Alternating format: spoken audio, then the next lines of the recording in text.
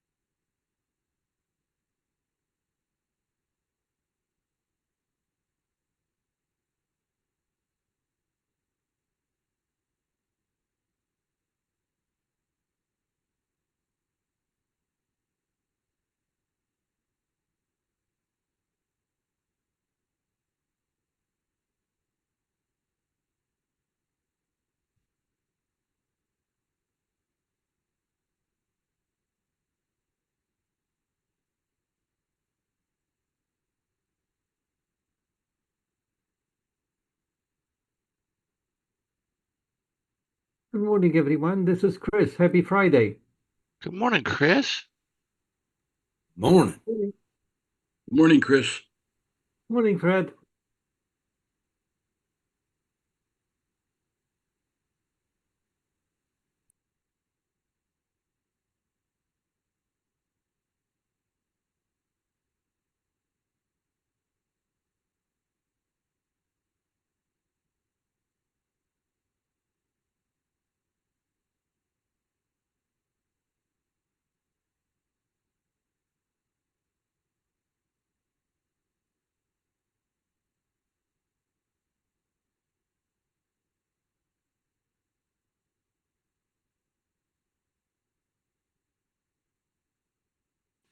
Good morning, everybody. Happy Friday. Morning, Sandra. Happy Friday, Sandra. Sandra, Yep. my tongue got tied. What? Sandra, you wrong? Sandra? I'm here. Oh my Good God, morning, call Sandra. 911. Dale's having a stroke. We're on 0.25 speed. Oh, Smells like toes. uh, Morning, Sandra. Good morning, Chris.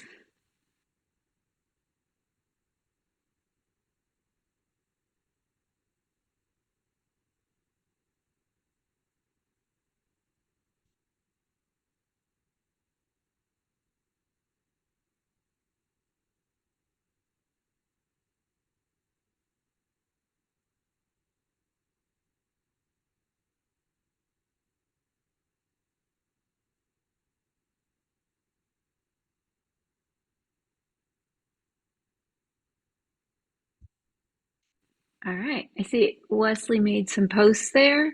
Okay. OPEC state results. All right. Those look pretty good.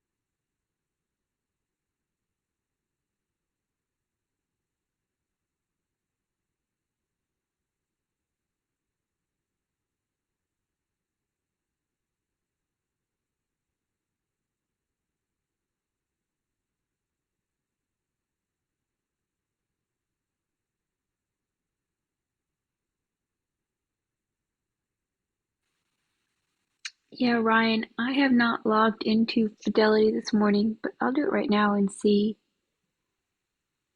Are you using the new version or the beta version?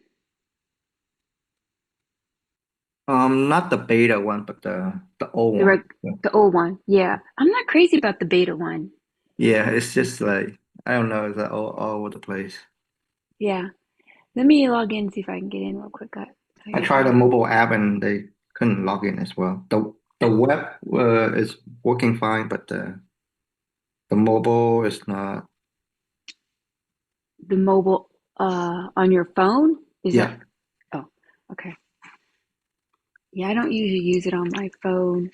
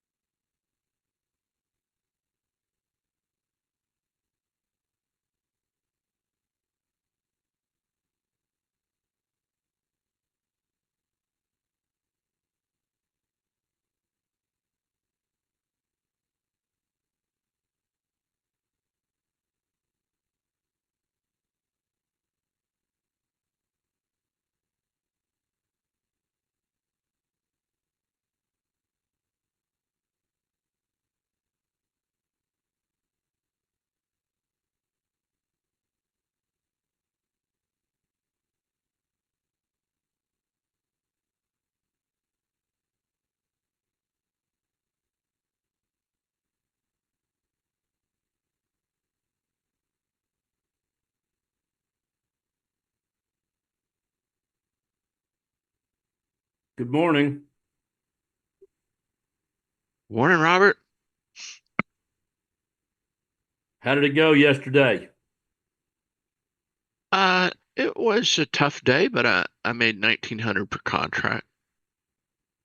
Awesome. It was holding premium, a lot of premium. I think we set the record. We had 8 flies on at one time. Wow. I don't remember the last time that happened, if ever.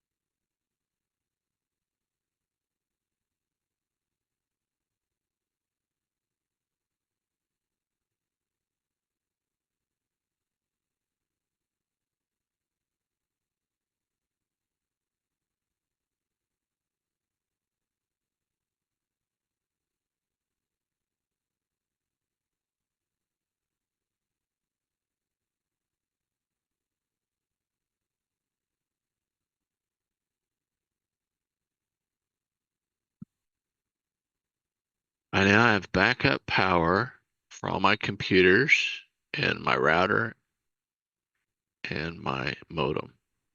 So that's awesome. I love it. I bumped into this issue yesterday. My second laptop restarted because I had some sort of screen that said your system has hit some sort of issue and needs to be restarted.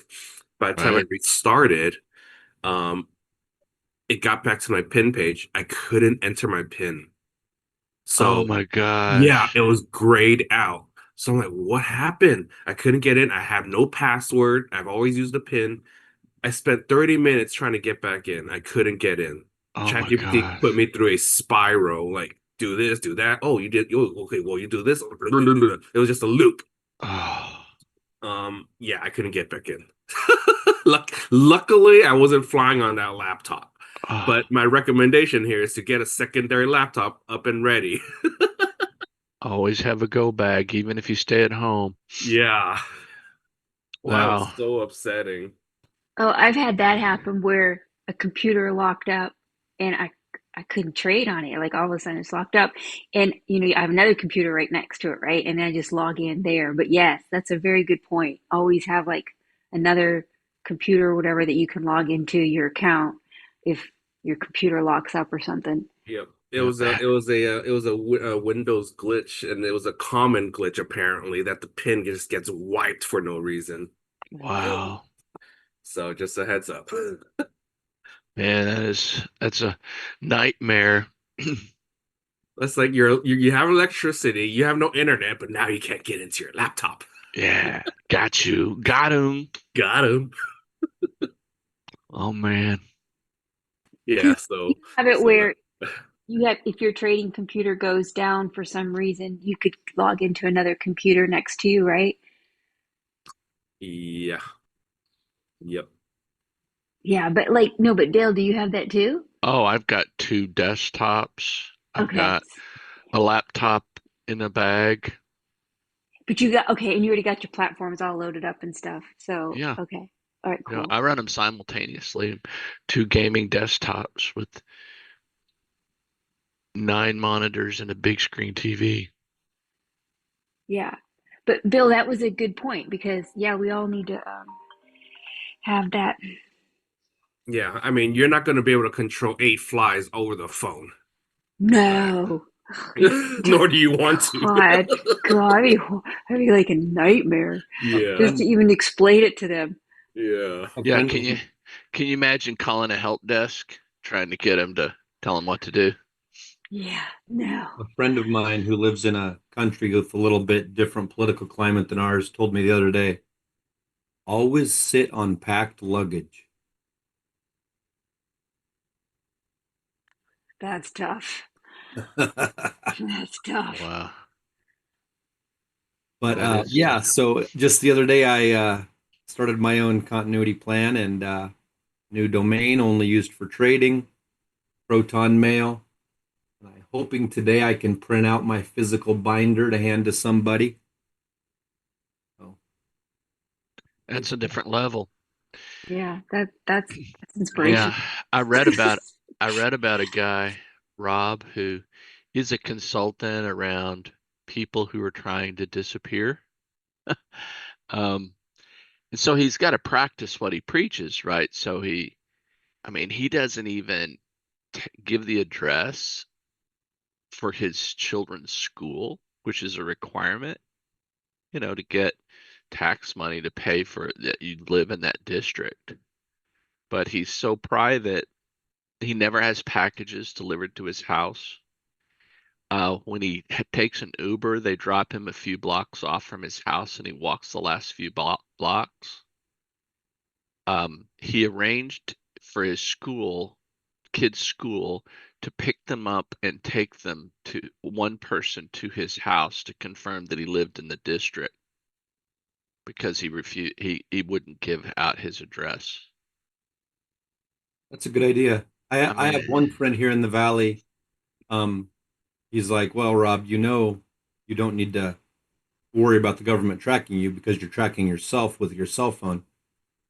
And I said yes. And so we were going to meet up at a mall one day. And so I needed to call him on his cell phone. And so what he does is he gets to the location, and when he's ready to talk to you, he takes the battery and he puts it into the cell phone. He checks his voicemail. He calls you if you need to. But then afterwards, that battery comes right back out of his cell phone because it tracks you based upon your cell towers you're talking to. right. Well, I'm not saying that that's me, but I'm aware of people that have a high degree. You think you have a high degree of privacy, and then you meet somebody like that. You're like, Yeah. wow. No, we have zero privacy once we have cell phones on our bodies. Yeah. The other guy, JJ Luna, I was looking into in the early aughts.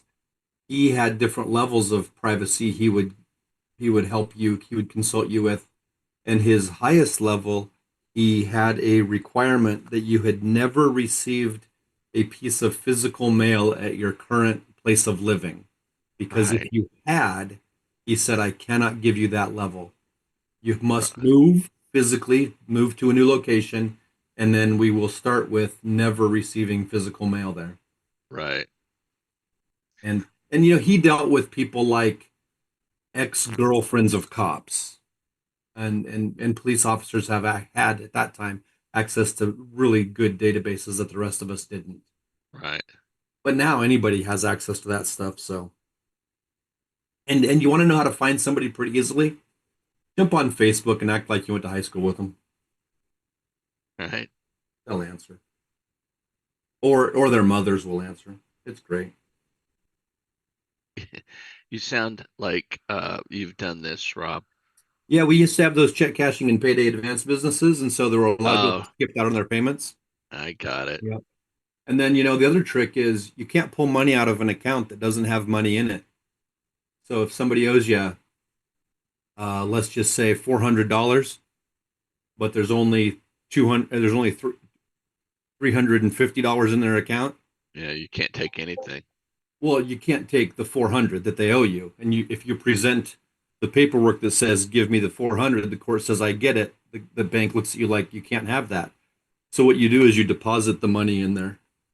So if there's 350 in there, we'll deposit, you know, $55, Oh, pull wow. out 400, and then they've got $5 in their account, and then they come screaming, and then you say, and by the way, you owe me $50. Give me my $50. Wow. That's Wow, shrewd. that's so scummy. That's shrewd. They were thieves, man. No wonder they always said they were scums. Jeez. I know people steal from me left and right. I can't believe it. Legalized loan sharking. Holy Not crap. at all, man. I'm helping out people you won't help. Oh man. And the bankers, man, you know what those guys will do to you? No. So, bankers used to do this. They got beat up on pretty hard, so they stopped. But they would receive all of your checks during the day and get ready to apply them to your account. And they would apply them, the checks that you wrote first, the going out money first, and then the depositing money second. So that way there's a better chance it's going to bounce. God, is Um, that why it's credits before debits now? Yes. But that's not the end of it, because one enterprising young banker who wanted to get a raise realized, wait a minute, when we're putting these the debits in first, shouldn't we do the biggest ones first? Because if there's 10 of them in a row and the first 9 are small, but the last one's big and it's the only one that's going to bounce, we only get one set of fees. So wouldn't our company do better if we did the big one first, it bounced, and then the other 9 also bounced? We get 10 sets of fees. And so they used to do the largest bounce, the largest outgoing flow first, and then all the smaller ones after that, and in that order, just to do that on purpose. Makes sense. Yeah. And I thought Congress made that illegal. well, exactly. But they had to make it illegal because those of us with the power, the people, did not vote with our feet and say, this is bad behavior, we're leaving you. I mean, Wells Fargo's still in business, and how many accounts do they open without people's knowledge? Well, Yeah, I just had that one was open part of that too. legislation, is that they wouldn't let you, or wouldn't let the financial institutions do that deposit scheme where the payments had to go out first, or were going out first. Yeah, that's exactly my point. We shouldn't have had to use the force of law where the clients should have all said, wait a minute, this is bad behavior. We're going to go to a bank that doesn't do that. The market did not do that, which is, you know, kind of interesting. Speaking of Wells Fargo opening up fraudulent accounts, they just opened one for me 2 months ago. I had to clear it up with the branch manager. Yeah, I mean, why isn't that the death penalty? Yeah, seriously. I'd be okay with that. And I think that if we put it to a vote in America, you know, you'd kill 1 or 2 people, 1 or 2 bank managers trying to hit their quota, and then it would no longer occur. I had Yeah. I had my electrical changed to another company without my consent. And in Texas, you guys got a great story about your electrical grid, man. Mm. That whole free go to the market rates. Oh, we didn't warn you it would go to $1,000 or whatever. Oh, I got a horror story about that. There was this company that where you could buy electricity spot pricing. Those of you who understand futures, there's a spot price. And in order to guarantee a rate, they've got to make enough, companies have to make enough money off of you so that they could eat the loss when there's scarcity of electricity and prices skyrocket. Well, for a long time, I was getting a great deal by buying spot price electricity pricing until all of a sudden there was this electrical outage and electricity was so, uh, a lot of people's was getting shut off. Not mine, but I was paying like $1,000 a month for electricity.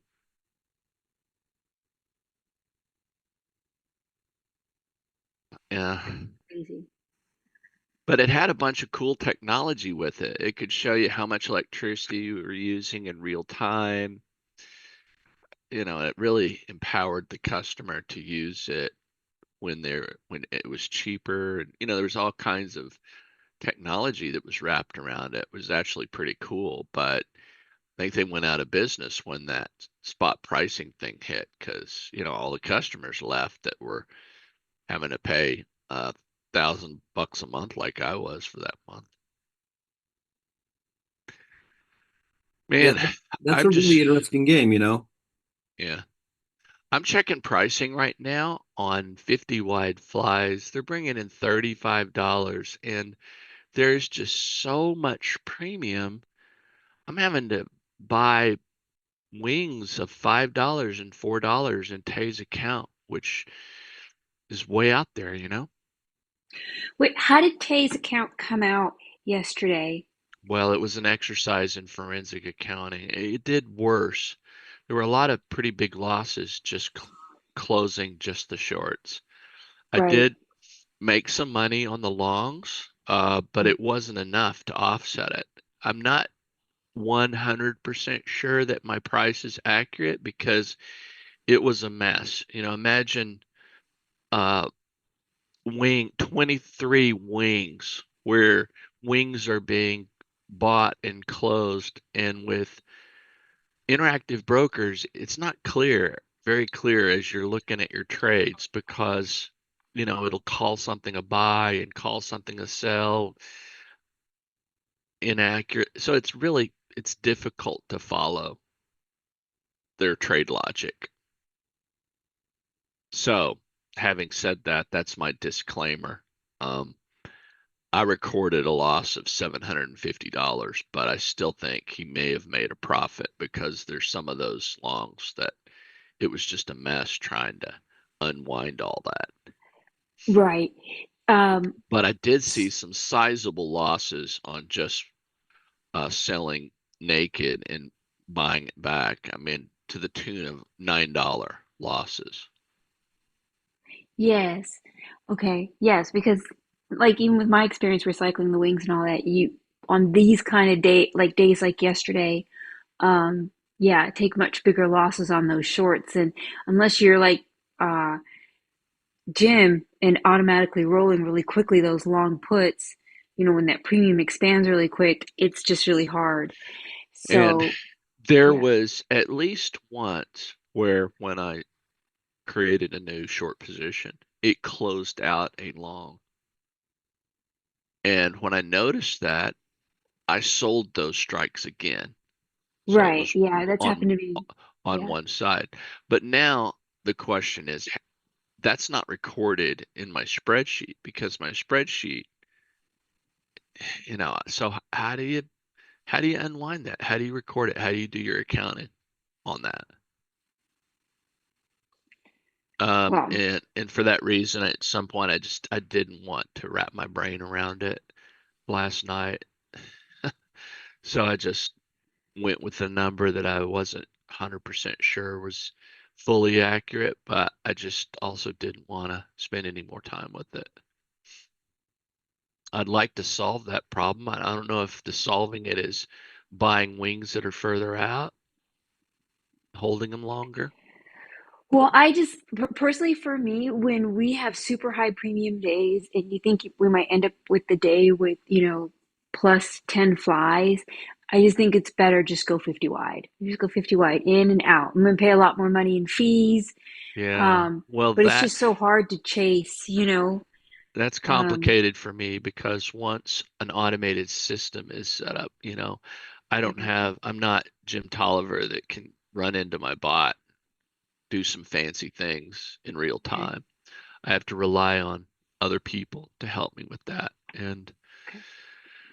I'm not even sure I wouldn't have the capabilities to toggle that off in Tay's account. So for now, it's kind of set. It is what it is, as Okay. NK would say. It is what it is. Okay.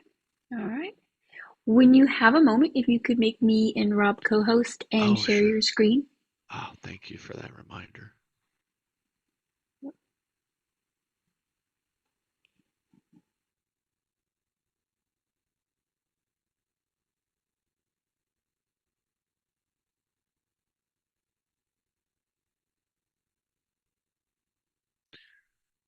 The thing about buying wings, you got to figure out that balance between buying power, how much buying power do I have? Um,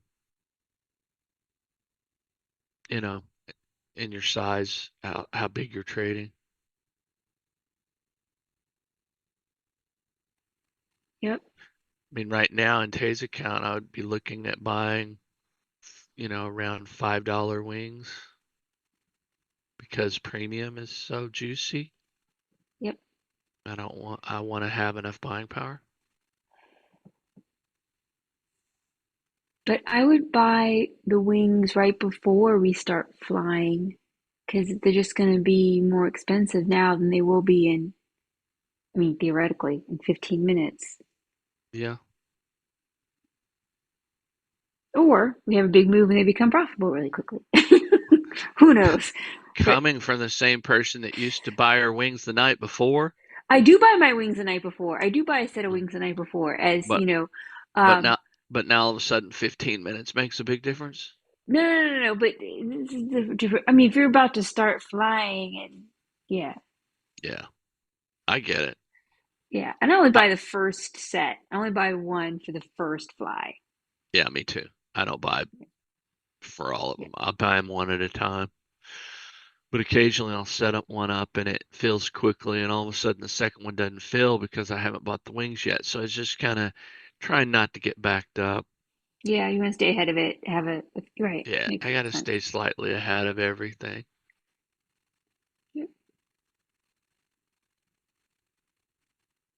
I don't see any major news today, as far as He's Fed meeting with speakers or any of that. The meeting Ukrainian with guy. Ukraine, right? Yeah. We always have the trumpeter. Do do do do. Here it comes.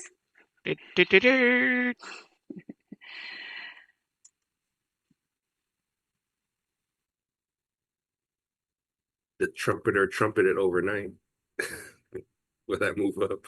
What was that? No, no. What was that huge move down and then the huge move up? Move down was something about China, I think it was. Okay. And then what was the move up?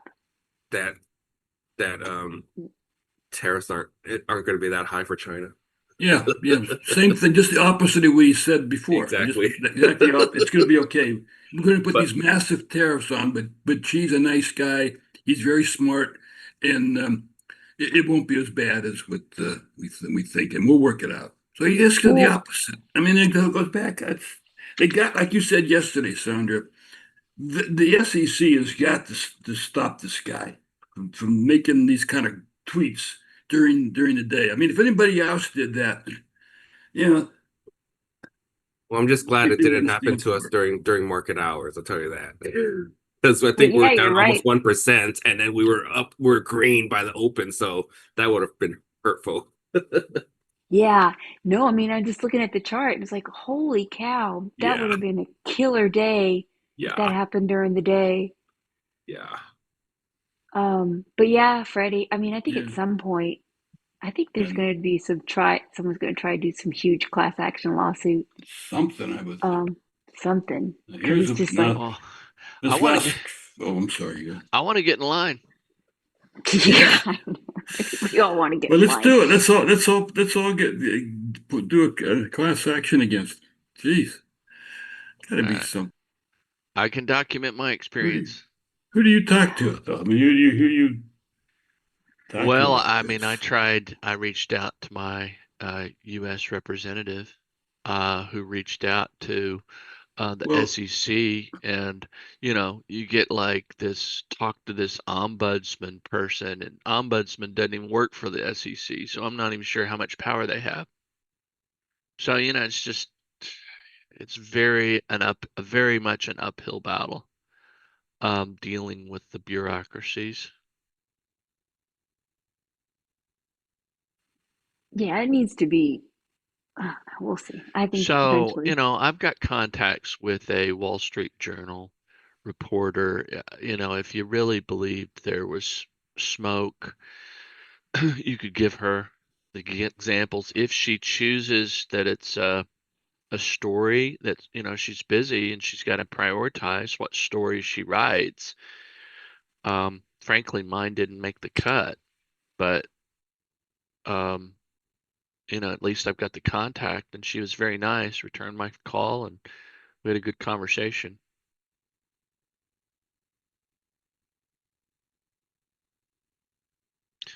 Um, Jitesh also has a contact with a person that writes an option newsletter that goes out to all the brokers, and it gets a lot of attention from them. He could write an article if he chose to, and Jitesh has his contact information. So, it's just people who have a large following. If you don't have a large following, you could make your own YouTube video, and if it becomes viral, all of a sudden you're the spokesperson. Um, yeah, but I don't trust the brokers because when you get those wild swings, they're just making double their money. I know, and that's the problem. I mean, who do you complain to when they're all in bed with each other? I mean, because they're not going to bite the hand that feeds them. So a broker's not going to take on CBOE. For God's sakes, Tasty Trade was wearing around the CBOE t-shirts. I mean, how, as a symbol of how much in bed you're with, these quote unquote independent agencies. So, it's difficult. It's not easy. And no attorney wants to take your case because it's so small. I mean, they only take these huge class actions. They'll talk to you. You'll talk to 20 of them, and you might find somebody, but you may not. Then you go to schools, universities that are trying to do something as a school project. Um, oh, might get rejected from them. I sent an email to the guy who created what is the Black-Scholes model. One of those guys. What happened with that? Because I found a quote of his that's basically saying they shouldn't allow busted trades because it encourages bad behavior. If you know that a trade can get busted, if you know a trade can get busted, it promotes sloppiness. Whereas if that couldn't happen, you'd be more careful. You'd create better systems. And I was like, wow, this guy's in my corner. So I emailed him. He actually emailed me back, but he's basically saying, well, if you lost that much money, you must have done something wrong. He was kind of a Tom Sosnoff flippant remark without really connecting. So I was like, all right, thanks, bro. It's kind of like Tom Sosnoff's response. When I heard about this guy, I said, something's wrong. Yeah.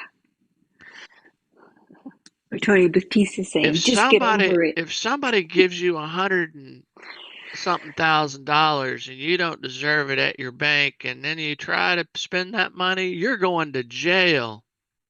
Thanks, Tom. Thanks for all the time you spent understanding it. Yeah, that was so lame. And I think I posted in my video. It was kind of like Princess Leia talking to Obi-Wan Kenobi, thinking that she'll support him, and then getting shanked in the neck. Yeah, but he's no Obi-Wan Kenobi.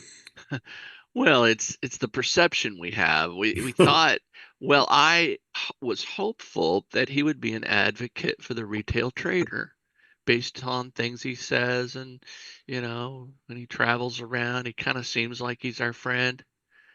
But in between being our quote unquote friend and supporting the CBOE group that feeds you, they're not biting the hand that feeds them. Yeah. Yep. That's just the harsh realities of the financial industry.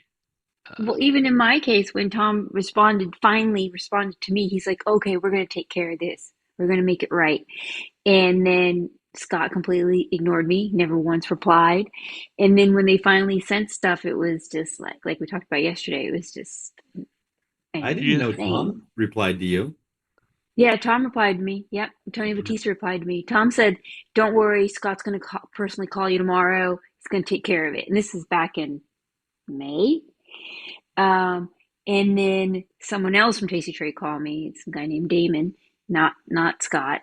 And he's like, yeah, we're going to take care of it. We're going to take care of it. And then they sent over the settlement agreement, and its terms were like, what? And they were all about me. And I wasn't even I just saw it happen and reported it. I would, anyway. Well, you know what they were trying to do with you was they were trying to run out the clock. Just like in basketball, where you're ahead and you just try and run out the clock. Deep down, they knew they were about to move on to another thing. And then they would just turn over whatever was left over to whoever else was in charge. Well, they also knew they were dealing with a nice person. And they knew a lot. Yeah. So like, yeah. like for instance, Tom said to you, Scott will call you tomorrow. Right? That's a clear statement. It's a clear claim.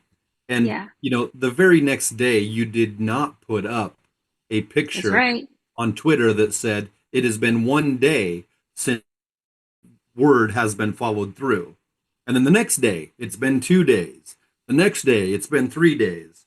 And once they realize you're not that person, they pull what Dale said was just shine her on. She'll move away. By the way, though, I got some great news for you. You ready? Got this trader I've known for like 5 years now. We've been hanging out in different Discords and stuff. And he comes to me yesterday and he goes, Rob, I'm doing this options thing, man. So I start talking to him about it a little bit. And he's like, I'm doing it at Robinhood. I'm like, you can't do that, man. You got to move to Schwab. Like, really? Like, yeah. So we talk some more.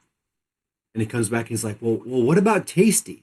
I said, yeah, open a Tasty account, put $100 in it and never trade there. Why not? They're bad people. And let me show you what I know about this. Do a quick DuckDuckGo search. Tasty Trade, VIX, scam. Boom. There's your Better Business Bureau report from your brother. Showed it to him and he's like, whoa, these guys are scumbags. I'm like, yep. Do not trade at Tasty. Funny. They are that Better Business Bureau one came up. That's cool. And, they never responded to that. Yeah.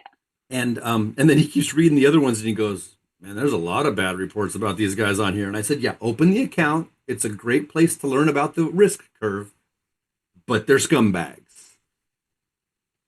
They will watch you being stolen from and then not be an advocate for you. Rob, there was this guy I used to play poker with who was an unsavory character, not very likable. And he used to have a knife store. I guess they sold knives and sharpened them or whatever. And we started reading his Yelp reviews for his store, Oh my. you know, while, because we all knew him and we played with him. And you're reading them and you're going, yep, sounds exactly like that guy. But it was just, it's kind of like reading bad tweets. Uh-huh. Have you ever seen those shows on TV where Yep. somebody famous will read the nasty tweets they receive? Yep.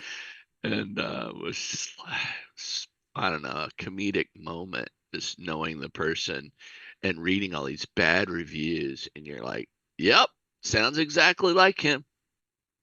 See, now, Sandra, the other thing you could have put on there is, like today is a milestone.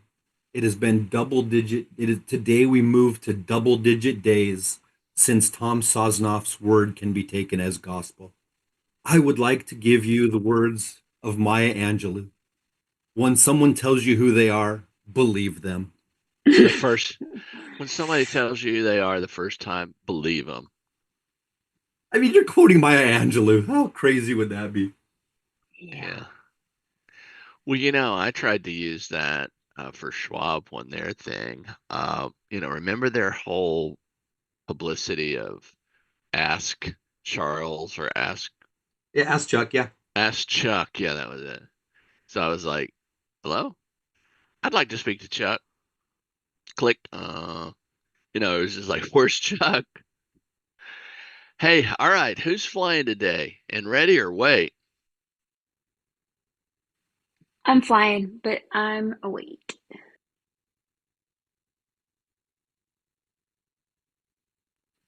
Ryan, I am having trouble logging into Fidelity on my desktop. It's saying my internet's slow with AT&T and everything else. My internet's fine. And so yeah. And so what you just wrote there, they have an issue with AT&T. That's so weird, but I have AT&T right now, fiber, and everything's working perfectly except for Fidelity Active Trader Pro will not load up, and Yes, it says yeah. specifically I called them and then they AT&T. said that it's a known issue. So That's weird. It's not only Fidelity. Yeah, it's only on Fidelity. It's Yeah. not only Fidelity. I troubleshooted from this morning. I use AT&T Fiber as well. Uh-huh. Oh, it's And not only it's not only Fidelity. Fidelity. Yeah, I'm seeing Oh, it okay. across the board. I encountered some problems with Thinkorswim as well. So Really? yeah. Okay, So because be cautious. Make sure you have a backup. like a And hotspot. Yeah. yeah, hotspot or a different internet connection. I have a Okay. solution for it. If anyone is technical enough, all you need to do is update the DNS. Their DNS failed from I don't know, from a few hours ago. Okay. So whose GMS failed? No, DNS. AT&T's? It's a service G that's responsible to resolving the address you're trying to browse or open. Okay. Yeah, so So yeah. Wait, so I'm seeing it on Fidelity, but you're saying it's affecting other platforms also, or just the yes, whole it's not only a AT&T platform, network? different websites, different platforms. Okay. So, and you know how to fix it? Um, oh yeah, Mike Jackson wrote the resolution, but you'll have to modify your Mike settings. Jackson knows everything. Yeah. You'll If have you to ever, modify your settings in your okay. router if you want a global fix for that. Okay. But So do you I'm recommend? suggesting if it's like Well, I can hold. I mean, I yeah, I got if it's not pages of urgent, trades to do on Fidelity, but on Fidelity that I've got to get done by the market close. But I can wait on that if they can fix it during the market trading hours. Um, but Thinkorswim right now is for me and is looking okay. okay. I don't- Do you know which router do you use? Which router do I use? No. No? Okay. What do you mean, which router do I use? Like, Did you Well, mean the brand of router? yeah, brand model. I can show you, like I can guide you how to update DNS in your router. like go to the router and look at it? Is what you're saying? No, you'll have to open the portal of the router and configure that DNS. Instead of using AT&T DNS, it's a service that they have. You can set it to Google DNS server, and that will resolve the problem. So Dale, the problem I experienced with the Thinkorswim and my APIs, it was because of that. Okay. All right. Well, my Thinkorswim right now seems okay. Good. Yeah, I've done a couple trades this morning on some other stuff, and they've gone through fine. And So hopefully I they'll didn't see any hiccups. resolve it quickly. Hey, Dale, what do you don't use AT&T, do you, Dale? No, I do not. Oh, you use something Spectrum or something, is that right? Spectrum, yeah. Yeah. Okay. Okay. All right, I'm gonna give this. Yeah, Fidelity's not working at all. It's just weird. But it's weird that Fidelity doesn't come up at all, but the other platforms will. And everything else seems to be okay, just not this. All right, I'll just hold off. Let's see what happens. But Ryan, you were saying they know it's an issue, so they're working on it, right? Yeah, they say they're working on it, but I mean, in the meantime, I'm just like switching my spot. Yeah. Okay. Thanks, Mike, and I see your post there. Take a look at that. I love Mike's in here because when things get really hard, he always knows an answer. I don't know. Ask Mike. Right.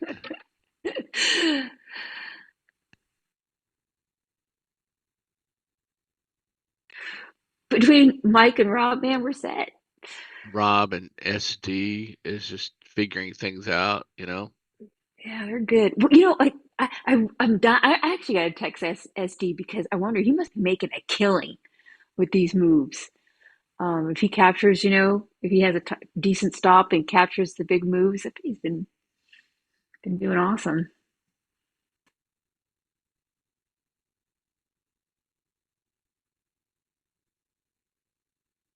Yeah, if he's on the right side of the trade. Yeah, but he's pretty good at having stops, you know. I'm sure he has decent size stops. Yeah, but right. but he's also good at letting winners run.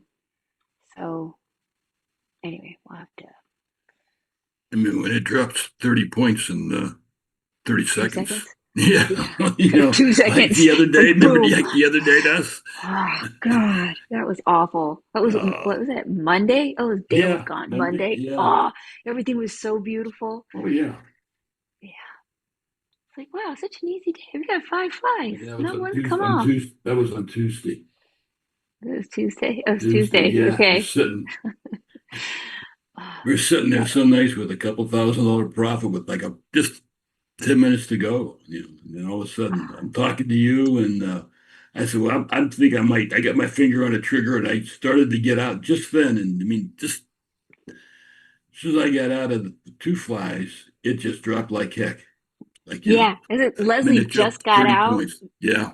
Yeah. Leslie just completely got out and you were I got half out. And, I got half out. So I didn't.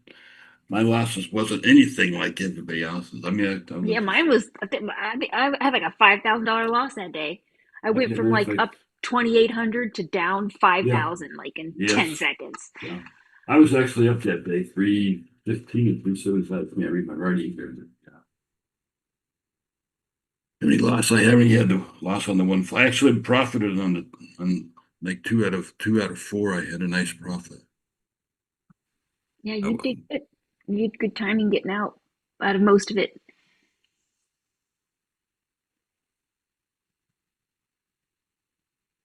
I think the whole point with any broker at the end of this story, real quick, is they got to have some kind of security guarantee for if people get into your accounts and if you report it and all that. So Tasty will not offer that. I've been trying to push back on that for them to offer that, but they don't want to.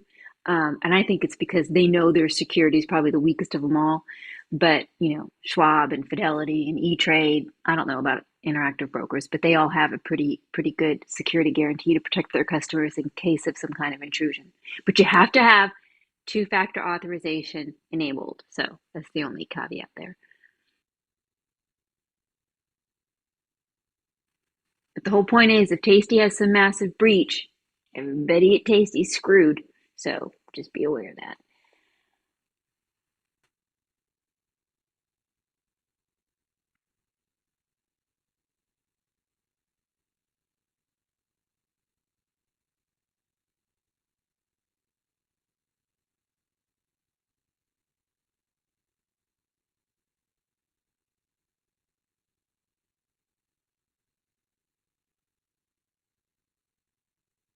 Good afternoon. Hello, Gino. Buongiorno, Gino.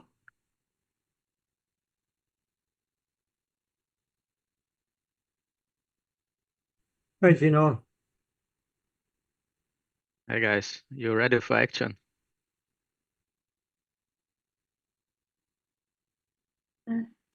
I'm not yet.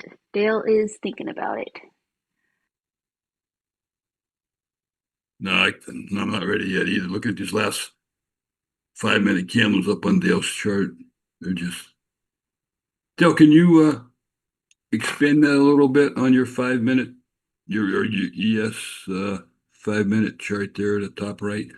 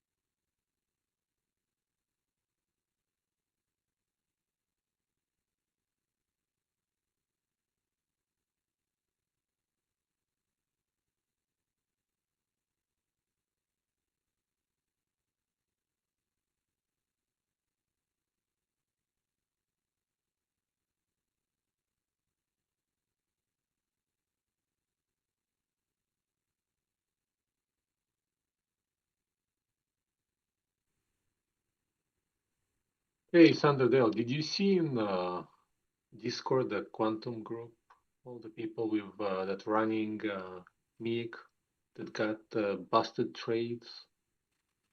No, I didn't see that. He got Yeah. his trade busted? He did? No, I saw some people that are running MAIC got Okay. busted trades in the last week because of those high moves. Oh, all yeah, of they them, got, yeah, I and did all of see them some are of that. in Schwab, right? I didn't see anyone from different broker.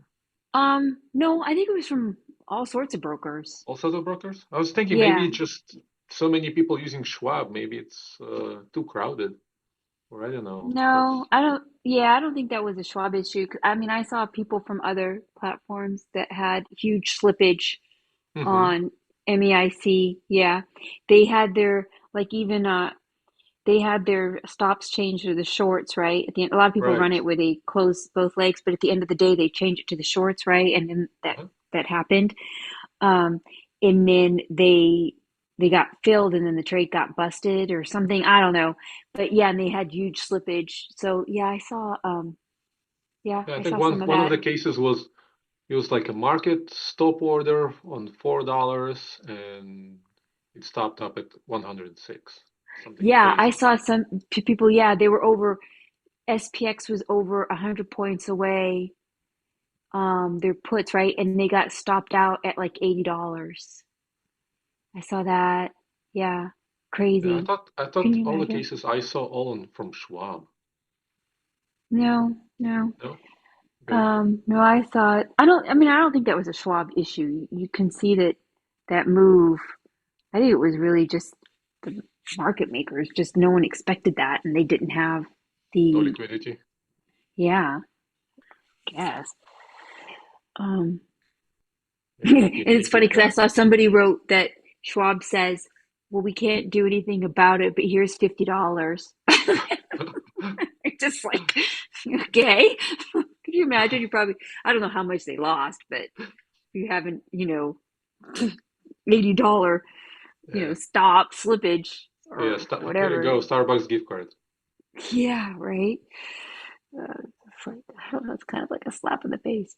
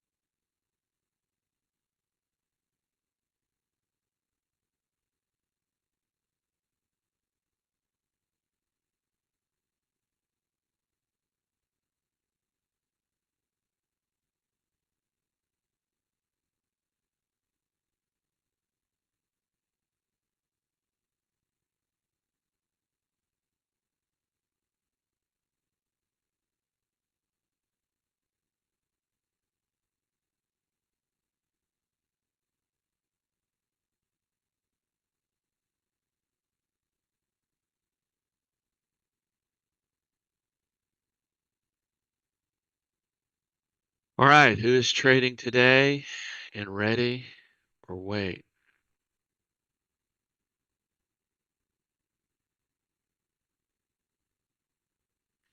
I'm trading today, but I'm a wait. Same here.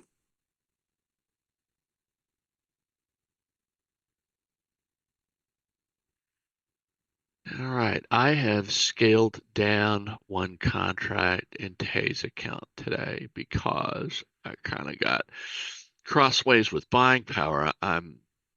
It's kind of a new thing for me to have to buy $5 wings, and they get so far away. I'm trying to figure out, recalibrate, so to speak, to a different fixed environment. That makes sense.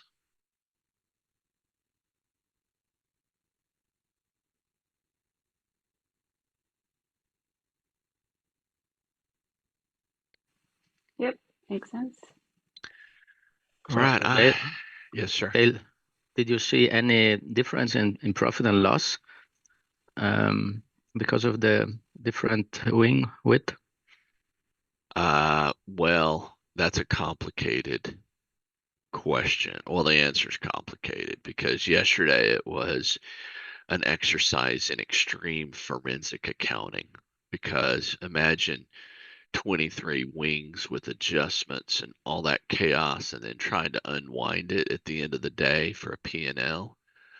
So, short answer is, yeah, it appears that it didn't do as well, but part of that may have been my forensic accounting.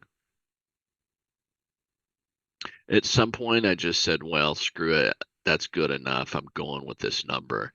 And it was a small loss yesterday as opposed to a decent win, because there were some cases where the shorts were taking a $9 per contract loss.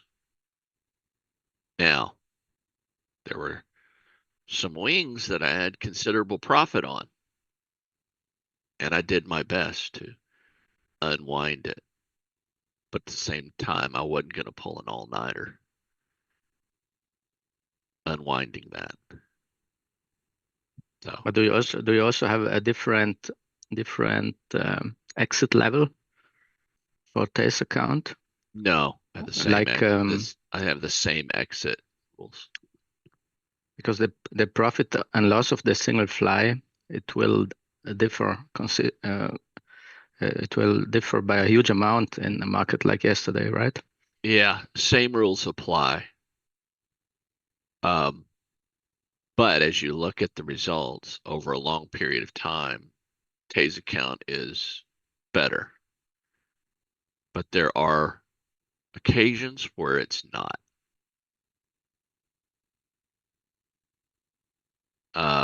You never know which, but we're not adjusting the strategy based upon some fixed levels because the automation. I'm not a Jim Tolliver. I can't go in the middle of a trading day create some rules or toggle. I rely on other people to help me do that. Maybe it might be on future versions of the automation, but it doesn't currently exist. So I use what I've got with the rules that I have. And so short answers, no. All right, Okay. I'm looking 6630s. I'm ready to start. 50 wide, loading them up. All right, let's wait for it to break the tie between 30 and 35. Now I'm leading towards 6635s. Loading those up.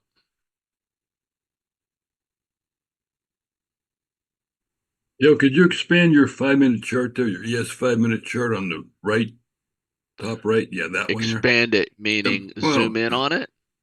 A little bit, yeah. Like so I can see those 5-minute candles. There you go. Perfect. That's perfect. Thank you. All right, you're welcome. I'm ready to go. 6635. Checking my systems, double checking. Sure everything's ready. Wings are purchased. 6635, submitting to toss now. $49.05 naked.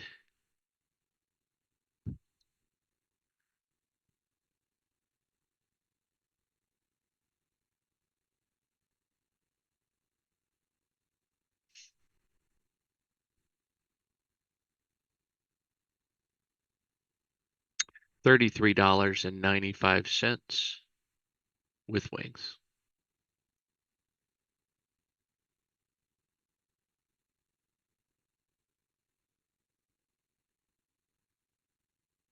Don't panic when you see these numbers. Takes a second to update.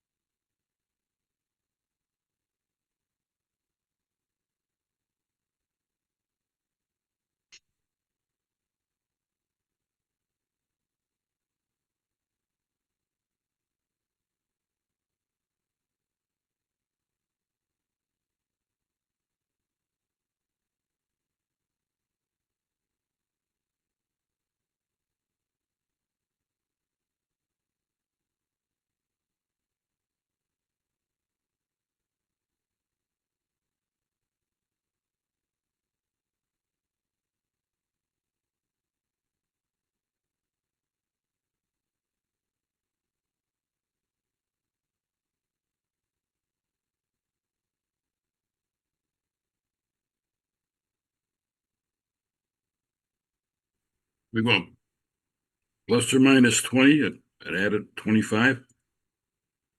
Hold please. Plus or minus 25 with an added 30. Okay, copy.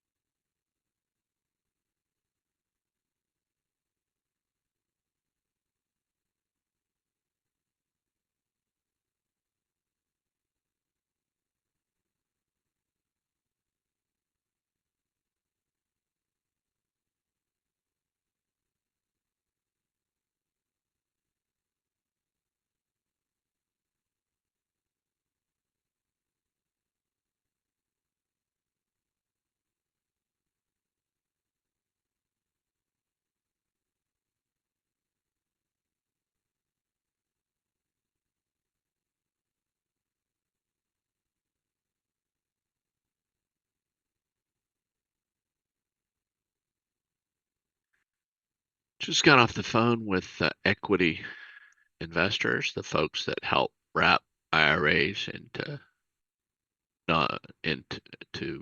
investments that can invest in non-traditional IRAs. NK has used them. They were formerly known as Midland, and I think they merged, and now it's Equity Institutional Services that's going to help us. So are you thinking about using them?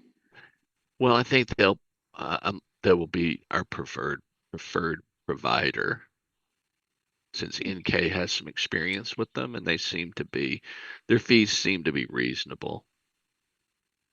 All right, And super. and it's a large established company with a good reputation.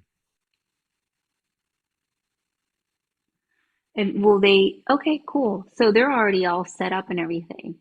Yeah, they're all set Yeah. up. So, it'll be between the investor, this company, and our front end admin person that does all of the paperwork to get things working for an IRA. Okay, and is this paperwork going to start in December, November? Probably. Yeah, well, I think a person, if they're sure they want it, I told them, I said, well, there's a few of our investors who are just on the line, like, I'm not sure if I want to do our IRA money or not. They just need to know kind of a general idea of how this works, and then they can make that decision. I said, once they make the decision, yeah, I think I want to do that, then I'll do a three-way email between this company, and Tay, and then the coordination will start. So they've got some links that kind of show you the process, how it works, and what the pricing is. Awesome. All right. Yeah. So I just needed the details of kind of how things would work so that I can communicate with you guys. Then they'll start handling the details once they. So I just sent Tay an email of this person that's our contact person. So I think they'll be good. It's just be a preferred provider. So what we don't want is would prefer not to have a lot of different companies, because each, once you get it set up, it's easy to do again. But if you're doing it with 10 different companies, 10 different ways, 10 different people, that's the thing that gets messy. No, I agree. I like that. Yeah. That's cool. All right, awesome. So, Cool. Pansy's using her own because she already has it established, and that's fine. We'll make accommodations for her because it's Pansy. And we love her. Yes, we do. Pansy's awesome. And if you don't think she's awesome, she has a lot of guns and she'll kill you. That's right. She'll hunt you down. You'll get fed to the alligators. She's out probably right now in some tree house. Exactly. Calling in from her treehouse. Howdy, folks. Just out here shooting alligators. I thought that one was dead and it came back to life. I was like, oh, good Lord. She sent me a video of that.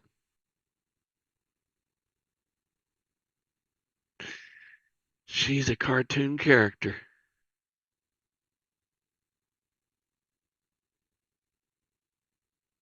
We do have our share of interesting folks. That's what makes it interesting, I think. I love people and their stories, and from taking walks out in the Alps past the yaks to pansy hunting alligators to people trading from boats.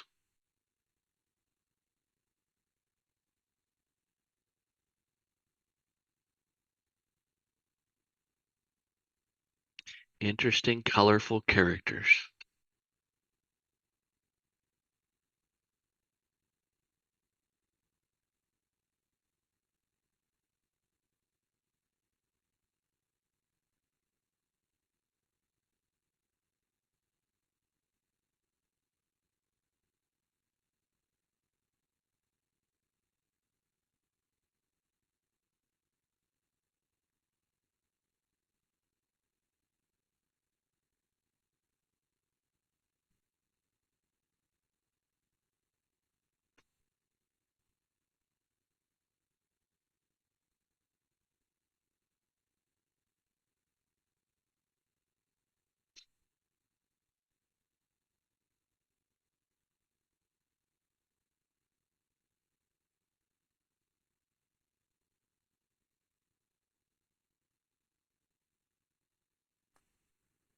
Oh man, I haven't gotten back to this spreadsheet in a minute. The EM1 is up 1,050.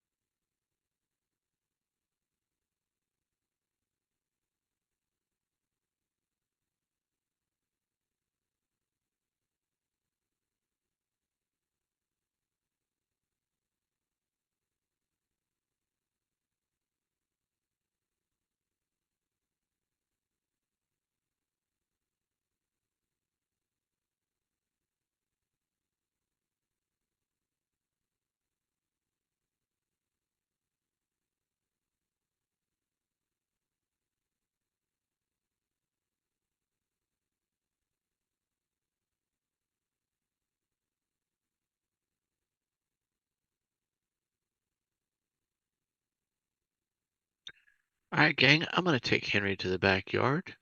I'll be right back.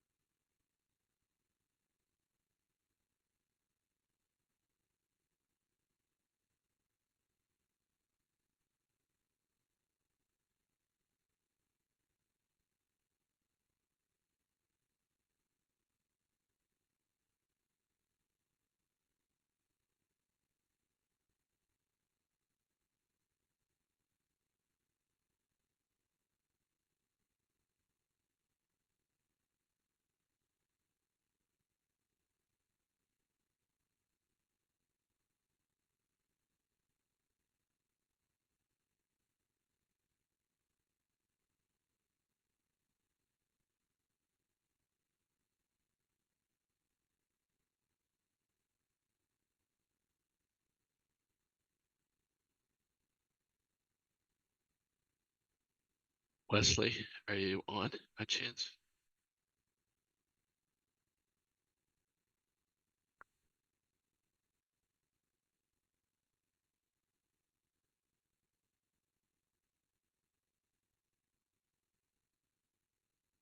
Those of you who are curious, my external battery looks like the output for everything I'm running off of it is about 814,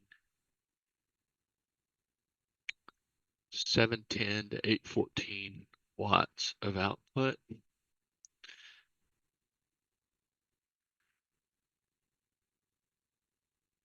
Granted, I could turn a few things off if I needed to in the event of a power outage.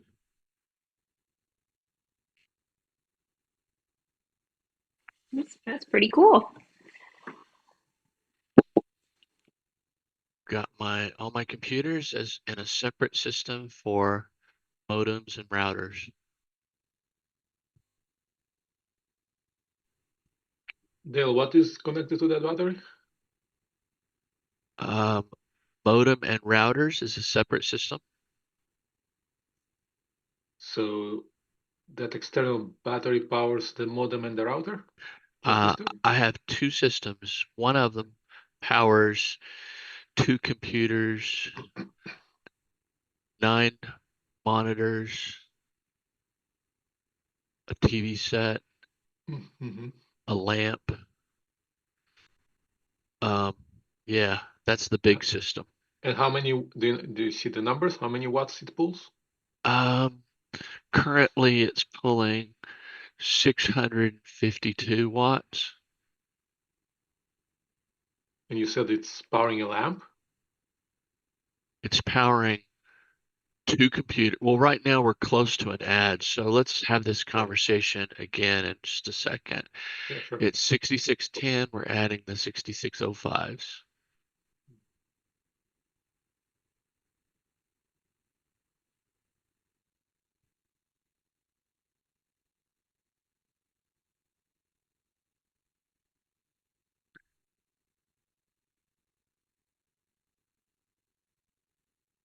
Adding the 6605s.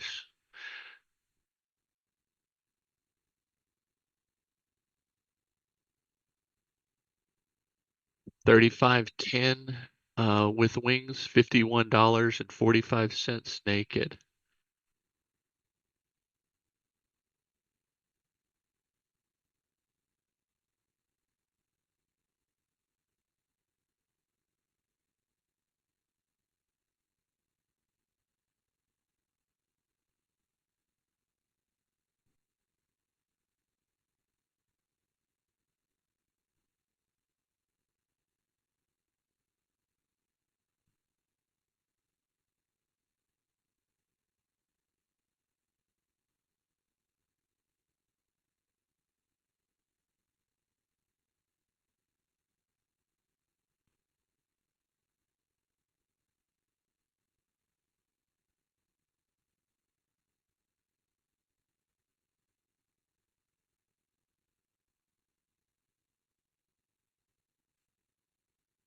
All right, so the question was, what all does it power?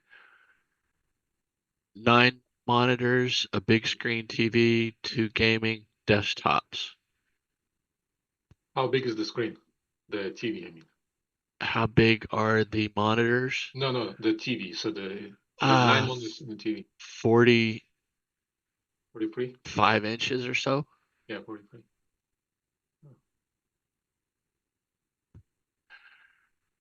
So I just kind of, and if you wanted to run the math, my math, I think I expect it to power all these devices for 10 hours.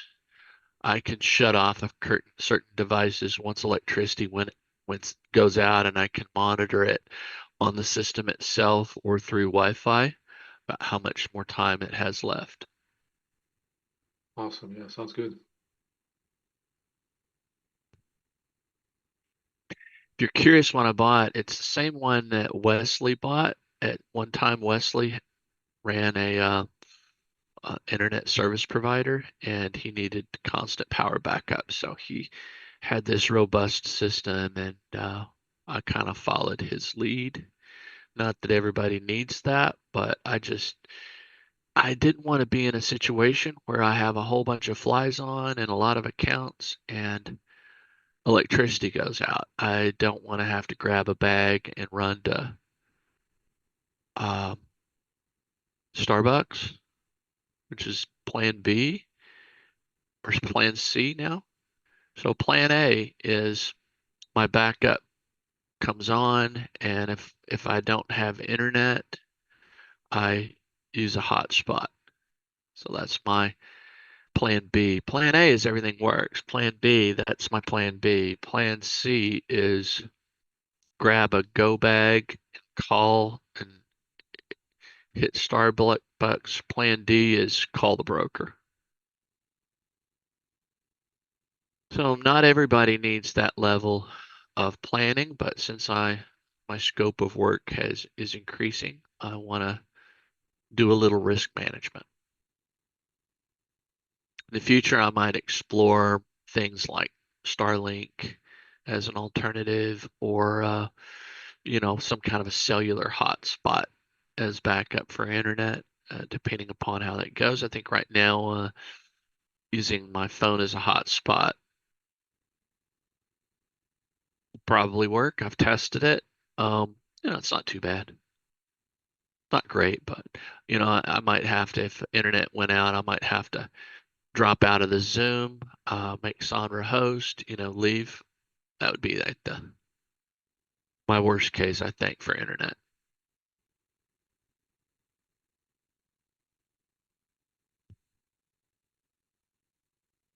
But just like Duckbill experienced problems with his laptop, locking him out, not able to get in, we all just need our own little risk management.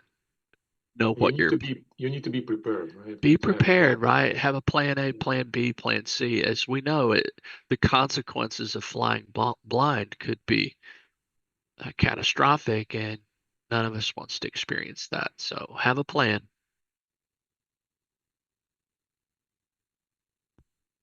I mean, if you're trading one or two accounts, your plan doesn't need to be as robust. You still need somewhat of a plan. Grab a to-go bag. Call ahead, make sure their internet and electricity works. Make sure you have a backup battery that you can plug your phone into. Trade at Denny's or Starbucks or whatever local establishments have internet access. Call ahead, make sure theirs works before you start traveling. Monitor your positions on your phone till you get there. That's a pretty good plan B. And I did that, frankly, and it only happens a handful of times. It's not that often. Some of you may live in areas where it happens more frequently.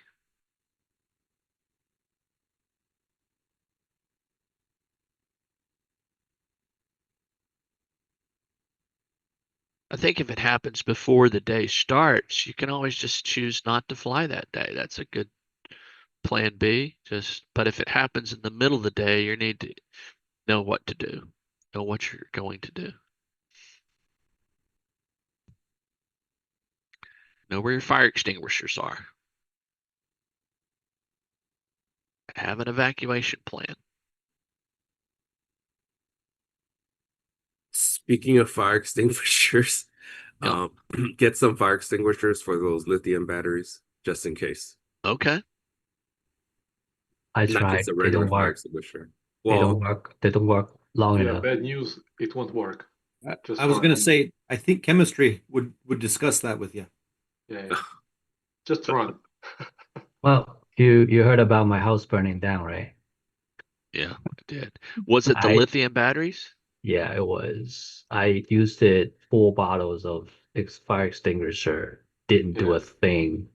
It's a self-sustaining fire. You cannot put it down. Yeah, the spark shooting out and getting everything on fire. There's nothing you can stop it. Wesley, The what best battery was way it? is What just battery a was it? big pack of lithium battery. Right. From my experience, the best route is even grab a blanket or anything, try to break a wall, break a window, break a door, throw everything on fire out. That's the only way.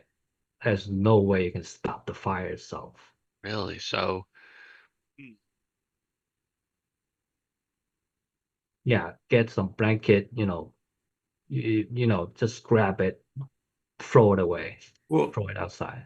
aren't these basically mini Teslas? Come again? Aren't these miniature Teslas? Miniature Tesla. well, he's I don't drawing think. he's drawing an analogy to the Tesla battery and Yes, batteries yes. catching on fire with the batteries we're using. So he's Oh, calling well, that a mini Tesla. And if well, you, here's the thing though. Most of the consumer product, they have a firewall to protect the fire from sparking out like that. But if you just get the naked battery, they don't have that kind of protection. well, All right. understood. Well, what about the batteries that I recently purchased? Do you know anything about those in terms of, because it was the first question my wife asked me was, those aren't going to burn our house down, are they? And I was like, no, of course not. But now our conversation is such that um, what's your understanding of the batteries that I currently own, which are the same as yours, as it relates to that danger? I do not believe these have any firewall. So if something really goes wrong, you have to reel it out the house. Well, mine's upstairs and it weighs 130 pounds, so Throw out the window, break the window, just dump it outside. it's a second story. Yeah. Well, he could have somebody come up and weld up a spark arrestor around it. Mhm. So Wow. I wasn't talking about the spark portion, So Wesley. so I'm now only I need risk management around my risk management. Oh my gosh. well, I wasn't talking about like Teslas with respect to sparks.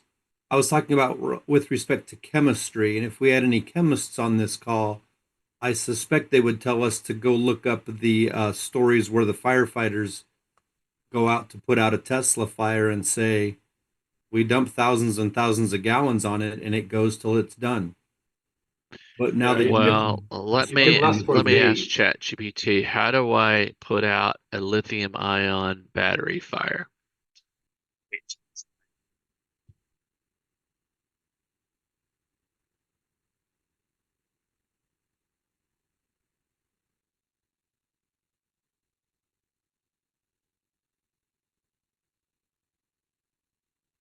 from what Wesley's telling me, it sounds even worse than just a normal old lithium ion fire.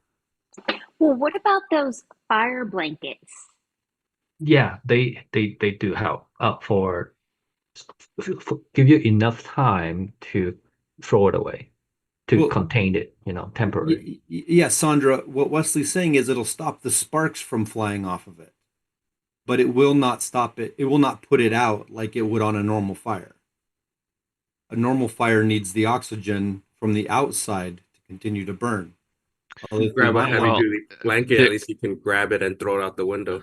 there yes. is a lithium ion rated fire extinguisher labeled Class D or 4 lithium battery.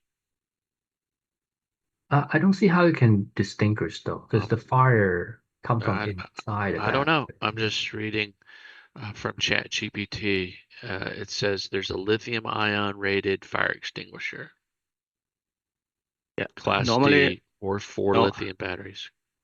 normally in an office you would have the CO2 fire extinguisher. The problem is the lithium reacts with the CO2, and you cannot stop the fire with that.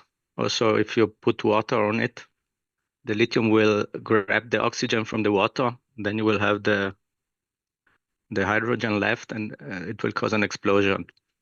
So the only thing you can have a powder extinguisher, but it will make a bigger mess with this powder. So I would recommend to have just a bucket or two with sand and throw that on the burning battery.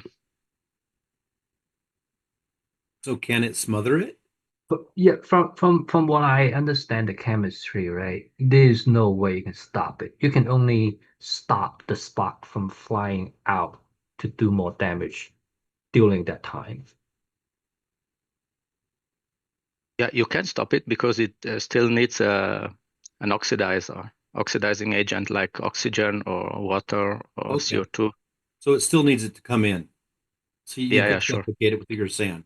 Yeah, you can suffocate it. Yes, definitely. Yes. Okay. So this is pretty, not cool, but not fun, and but not difficult.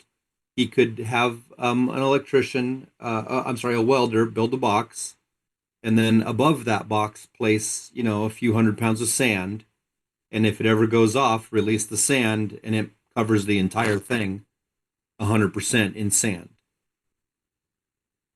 Yeah, okay. Thanks. I won't be doing that, but that's a great idea.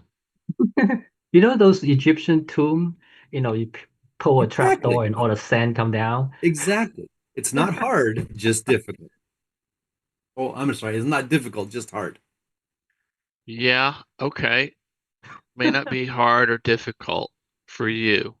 You don't have my wife. You wouldn't be, here's a welder coming in. He's gonna put a bunch of sand. It's really simple. Rob told me it's easy. She'd be like, Yes, it's go on the as second floor. okay, as I've told you before, she'll say, as I've told you before, you can go live with Rob. We couldn't even hang a Starlink off the wall. You get a 300-pound battery, you got 300 pounds of sand, and the 500-pound Yeah. steel cage it's in.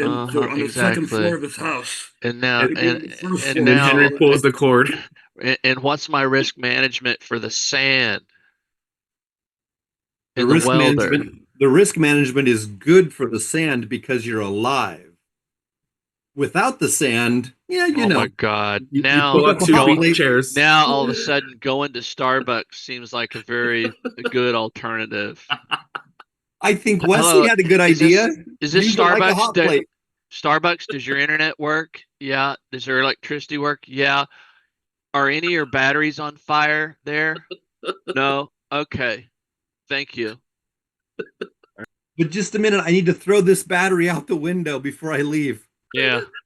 Tossing the battery onto the neighbor's house. So now I'm liable for their burned house too. Oh God. Can't win, man. Man, oh my God. Hey, Wesley, why didn't you tell me all this before we bought the battery? I should have picked up on a few clues when he told me his house burned down. Be like, huh, was that related? It's not. Here's the thing. Well, here's the thing. Watch the news. Have you heard of battery burning nowadays? Yeah, of course. I like everybody just thought it can't happen to me. So now that I learn it can happen to me, since I have a 130-pound battery that I'm sitting on, and I'm not gonna hire a welder and get a sand truck delivery. All right, so what are my realistic alternatives? And now I'm checking with ChatGPT. Can you put it outside somewhere? Wire and it, run yep. Yeah, Wire it that's- outside. That's not going to happen. I mean, it's any of those solutions, it gets returned based upon my stakeholders. Even if I told her this story, that this conversation we're having, it'll be like, how fast can you return that? Well, here's the thing though. Anchor is a pretty big name. If they have any fire risk, I'm sure you have heard of it for now. It's been quite a few years since, the popular what's that thing called that got on fire? All With right. 2 wheels? The Anchor uses LiFePO4 lithium ion phosphate chemistry, which is far more stable than the older lithium ion NMC or NCA batteries used in laptops, scooters, etc. That means the fire risk is much lower, but not zero, especially if you use high load, store it indoors, or charge near flammable materials. Which I don't charge near flammable materials. What I don't you think do- what I do is considered high load. But you charge Okay. it, you store it I can- indoors, you charge it on a carpet, that's flammable. And when the power goes off and all your computers are sucking from it, we don't know what high load means in that case, but That can be Well, we have some idea because I know the exact output that it's using right now, and I've unplugged it and tested it. and how many amps is it? And then I if just that's- described that. You want me to? we said watts. We didn't It's say amp. I don't know. I'm It not was 600 watt, I think. 657 watts on a full load. So the question is 6 amps high? Thing can do 6,000, so it's low. Yeah. Very, very low.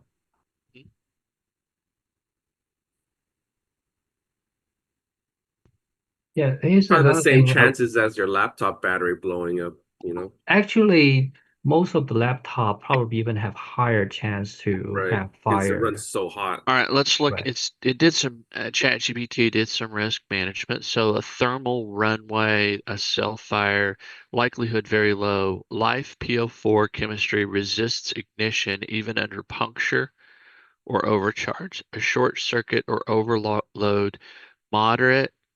Use manufacturer's AC and DC ports only. Avoid daisy chaining power strips.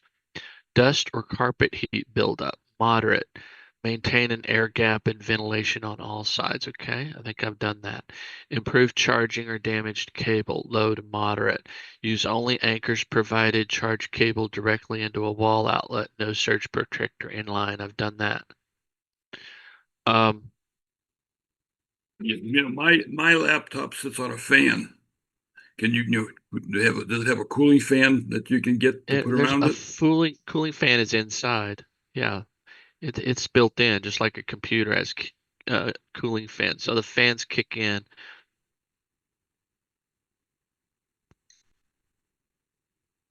What Fred's talking about is an extra platform that your laptop actually sits on top that has fans blowing into your. Right. Yeah, I'm familiar with right. those. Okay.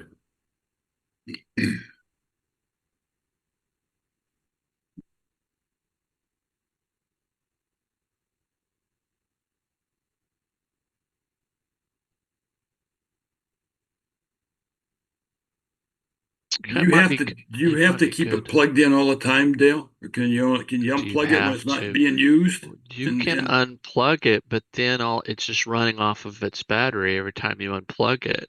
If you unplugged it and you still wanted access, then you got to unplug everything and plug it back into the main source. I guess if you go on vacation, unplug it and disconnect from all of your devices would be a good thing to do. Disconnecting it all the time, plugging things all back in, it's just not a good, I think So what I need to do is just, You're running everything right now off that battery? it's called a flow through.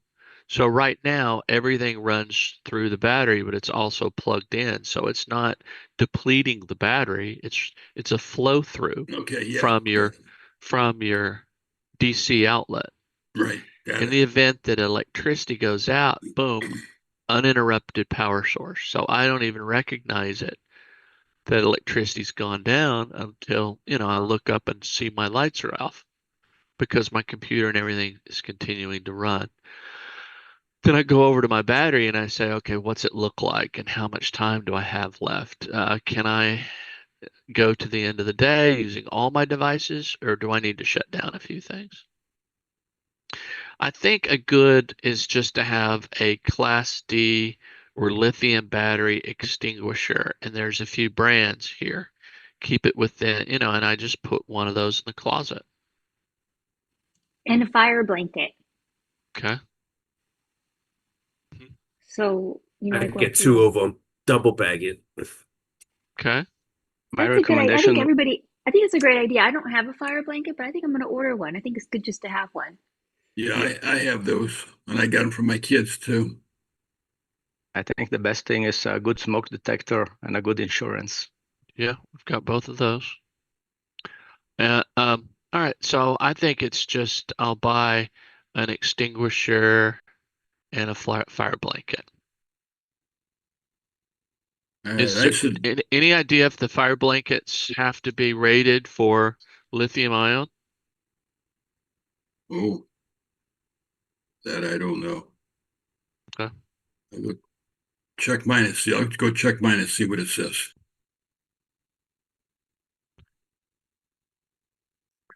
I'll ask ChatGPT.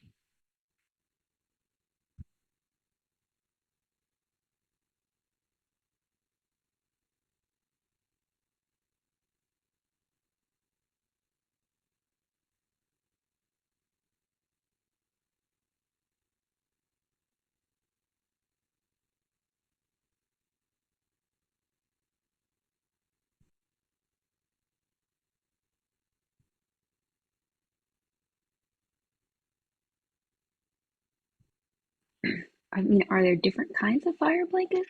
'Cause I look on It depends on Amazon. it depends upon what you want the blanket to do. Fire blankets come in two main categories, and only one is appropriate for lithium-ion batteries. Mm, You have standard fire blankets, which are kitchen or fabric type. They're made of fiberglass or woven glass cloth. It's okay. not suitable for battery fires Oh, interesting. Okay. because lithium cells generate their own oxygen during thermal runaway. Standard blanket might slow surface flames but can't stop the internal chemical reactions. They can even melt or burn through under sustained heat. Do not rely on a normal kitchen fire blanket for a battery fire. Battery rated fire blankets is a lithium battery fire blanket. Mm. It's made of multi-layer high temperature silica, Kevlar, or ceramic fibers. That seems like it's a good thing. They don't extinguish the fire, but buy you critical time by containing sparks and heat while you evacuate or wait for firefighters. So, looking on Amazon, there's one that says there's a 2-pack emergency fire blankets and lithium ion fire suppressant gel. Okay. Uh, lithium fire suppression gel. It comes in a canister.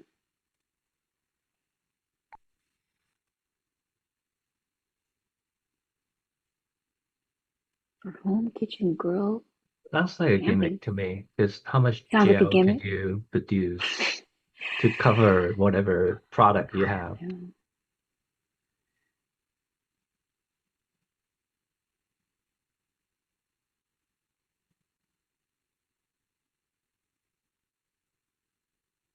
Yeah, to clarify, I was a hobbyist of making drones before Oh, drones was a word.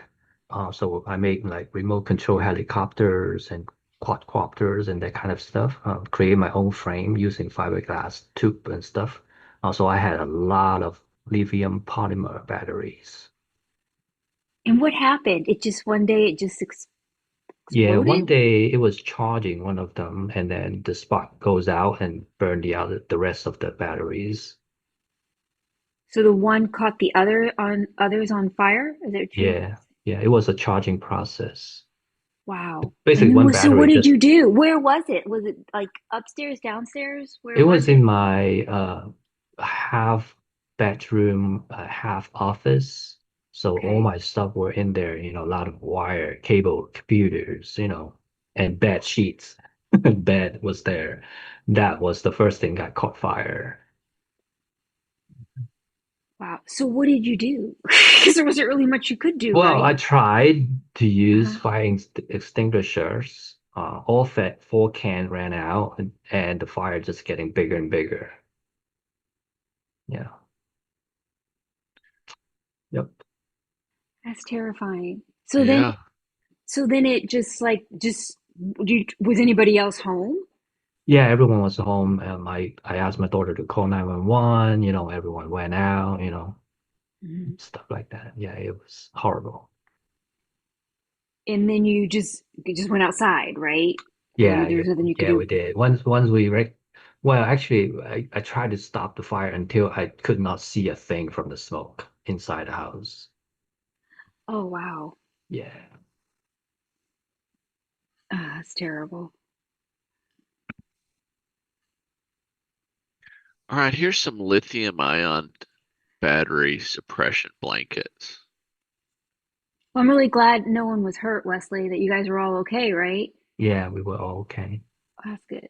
You know, a house in an old neighborhood we lived in, when we lived in North Carolina, on Christmas morning, it was like 12:30, just turned Christmas morning. I was getting ready to go to bed, and all of a sudden there's all this just crazy amount of light. And I'm like, what is that? And the house across, like a door down across the street, was just engulfed in flames. Like, and within like, I want to say like, felt like 10 minutes, the whole house was gone. It was like an 8,000 square foot home, just gone within like, felt like 10 minutes. Just, and it was apparently the low voltage outdoor lighting that started it. And the people were in bed already, and she was asleep, and she hears this noise, this crackling sound in the walls, and she realized her house was, and she looks out the window, and she can see the whole outside of her house is on fire. And so then her mother was there, so they grabbed her mother, her husband grabbed the dogs, and they just got out of the house. And I mean, within like minutes, the whole house just was gone. So All right, fires are, here's a fireproof lithium battery cover, 79 by 79 inches. It's made for like e-bikes. I think that might be good. What do you guys think? Yep. Put a plant on top of it. put Well, a plant on top of it. Make it look aesthetic. no, I'm not gonna permanently put it on top of there. I'm just gonna store it in the event something happens, you throw it over the top of it. Oh, okay. Yeah, that Yeah, makes sense. definitely. Yeah, that makes sense. Anything, Yeah, so get that in addition to the fire extinguisher rated for lithium ion. And then maybe like if you have smaller ones, like if it's your computer or something, you can, like Wesley said, things that you can throw out the window. I don't know. You could pick Yeah. up and throw out the window with the Well, blanket. those are I all don't know. small enough that I think you could deal with it. But if you had this blanket, you just throw it over whatever is happening. You have the fire extinguisher, and then you're calling the fire department. So it's just Yeah. just like trying to those would be- minimize the spread of the fire until they Yeah, get there. exactly. So, Or Just just throw it over to your neighbor and says, "Not my problem." yeah, you throw it out the window hello, and you literally hey, throw your knock, neighbor's my house on problem, no. fire. knock, knock, knock. I just threw a giant battery under your roof. Sorry. All right. There's extinguishers too, and this is the one that's coming up on Amazon. Well, look at what Philippe wrote there. Did you see that? I don't know what that is. APC 1500, $190 on Amazon. Too small for what he needs. Here's some lithium ion battery fire extinguisher. It's gel. Okay. So now, how much do you need? Here's a 14-ounce canister.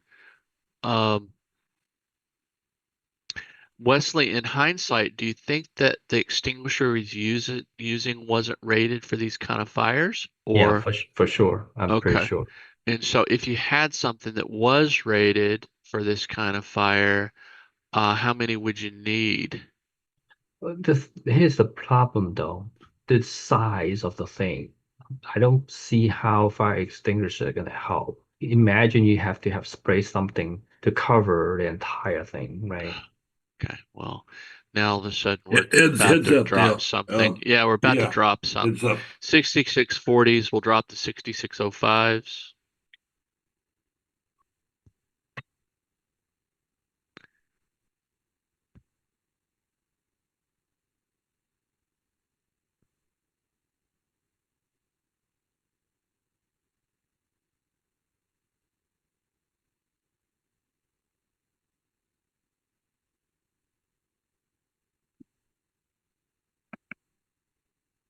Well, I'm gonna have multiple containment strategies, but I've just eliminated, with all due respect, Rob, welding a box with sand. So, but Yeah, I I think will. I'd go with the bike cover that you don't use. That's a good idea. Yeah, I'd go with the bike cover. and then combine it with some of these gel things. Now the question is, how many of them do you buy? Do you get 4 of them? Or do you, Check and see how if they expire and how often they expire first before you load up.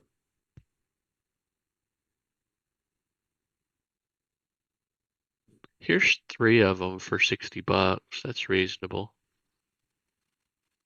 One of them is $26.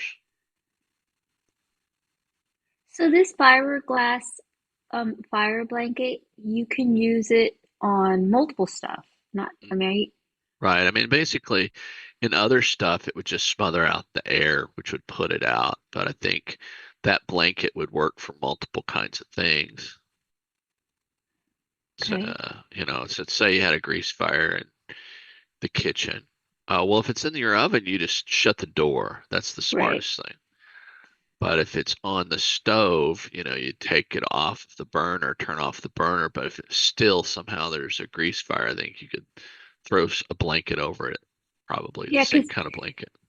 there's one here, a 2-pack, where you get the gel and then 2 fire blankets. Oh yeah, what's And that called? What yeah, do you search for?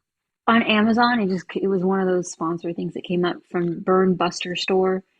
It's $69.99, and you get 2 blankets and a gel pack, a gel extinguisher. Mm. And these are probably smaller than what you're looking at, but it says you can use it for kitchen, camping, vehicles. But yeah, it's fiberglass.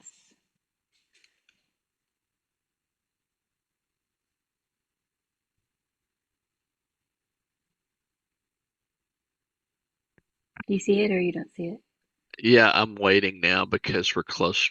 Okay, yeah, all closing right. the Gotcha. 6605, so I'm out 54.15. So there was a $3 loss in Tay's account and a $3 loss in the other ones too. So it's comparable. So now just in the 35s. Let's go to plus or minus 20 now with an add at 25. It says 3-year shelf life for the gel thing. Okay.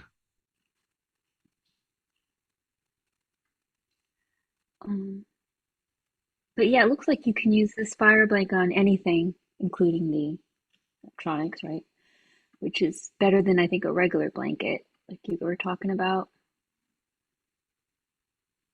Cooking, automotive, clothing, outdoor fires, all that stuff, and then the lithium ion battery fires, phones, laptops, power banks, power tools. Yeah, okay. But this I think is smaller. So anyway, you'd have to look at the size of the blanket, and then but you could have 2 small ones and a big one.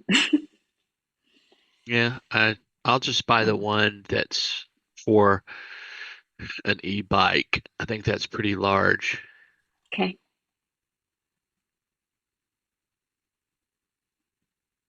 Is it contained in one area? You got that? So you're just Yeah, talking. it's pretty. I mean, it's kind of on the other side of my desk, so it's kind of away from the other Okay. computers. Yeah. Okay.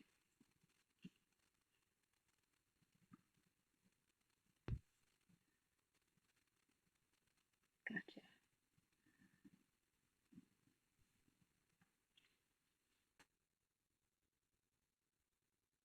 Here's a 3-pack.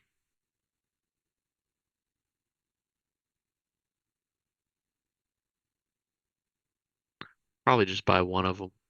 And if one of them doesn't work and the fire blanket doesn't work, I'm just vacating the premises. But even just slowing it down would make a big difference. So yeah. All right, so I'm buying the lithium ion fire extinguisher gel, a 14-ounce canister, and the fire blanket.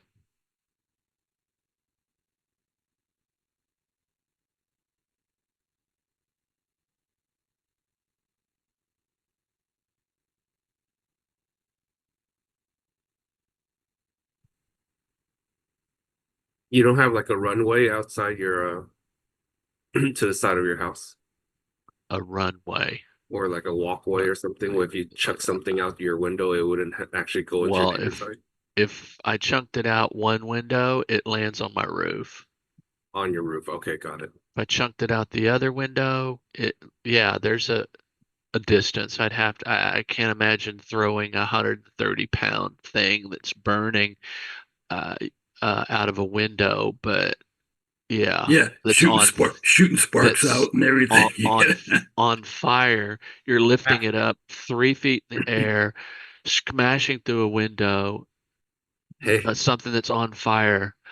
Yeah, I think I your probably odds are wouldn't pretty either, low. but the adrenaline would be rushing if You that better had get happened. you better get to the gym every day and start lifting weights.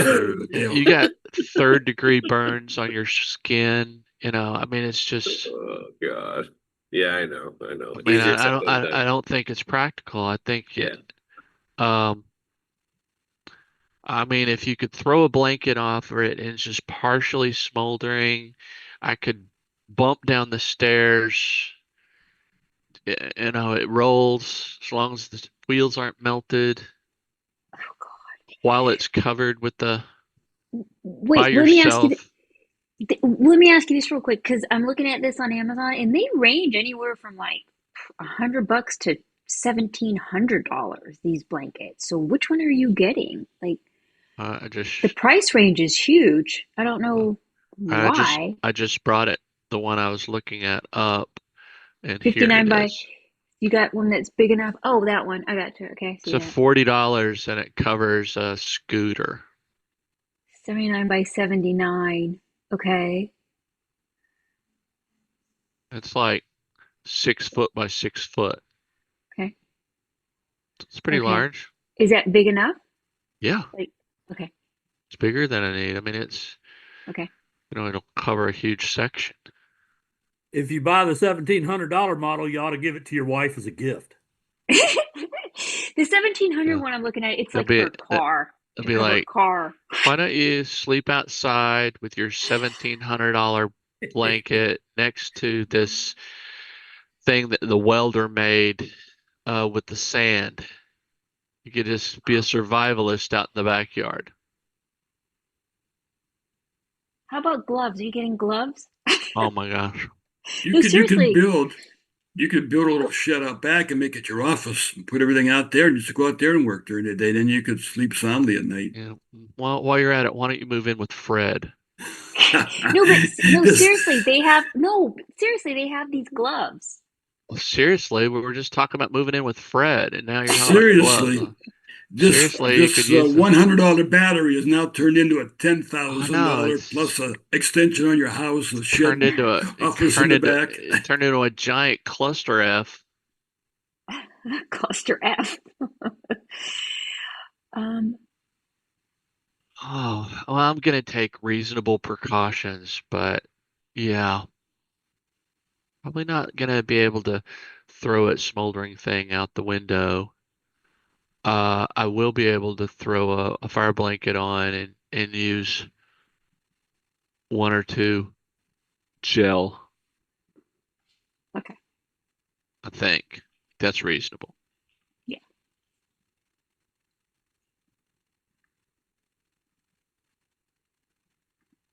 And the rest of it, the fire department can handle. Okay. I guess. But I showed you a picture of what I was Hey, looking and a lot of these are reusable. Oh yeah, that's great. So you can put out all the fires. Hey, so it's just for the first fire. So it's reusable. You can use it again. Oh my gosh.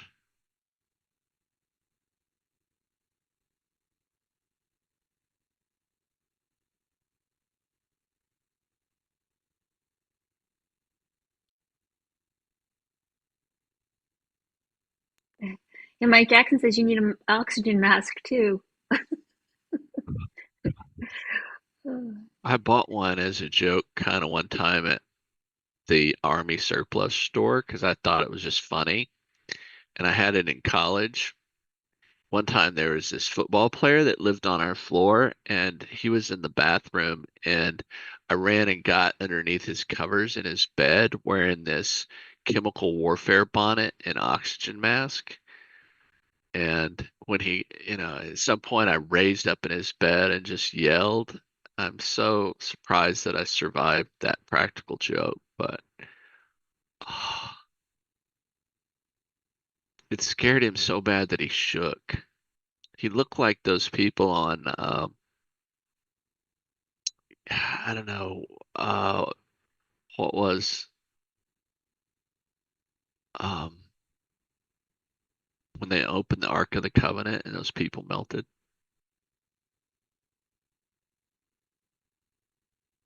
Yeah, it's pretty scary. He didn't want to kill you afterwards. I'm sure he did, but he also, I think he respected how much effort that I'd put into that not to just crush me.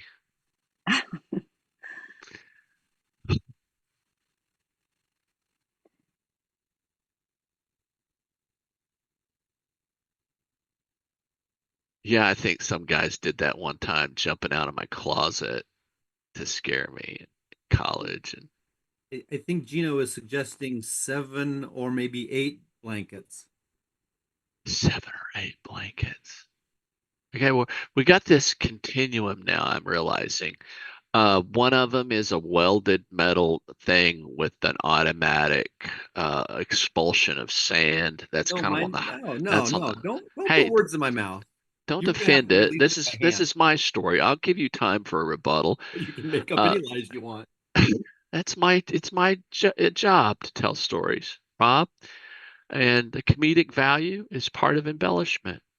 Okay, so that's kind of on the far end, and then there's living with Rob and Fred, and then there's building a separate, living outside in a tent with all of this shit that I've bought. All those this kind of I'm slowly getting down. There's like 5 blankets. And then there's, somewhere down the line is doing nothing. That's the far left end. And then there's buying 1 blanket and 1 can of gel. It's slightly down from 5 cans of gel, a blanket, fire mitts. At some point I got to find out what the risk is and find a reasonable risk management strategy.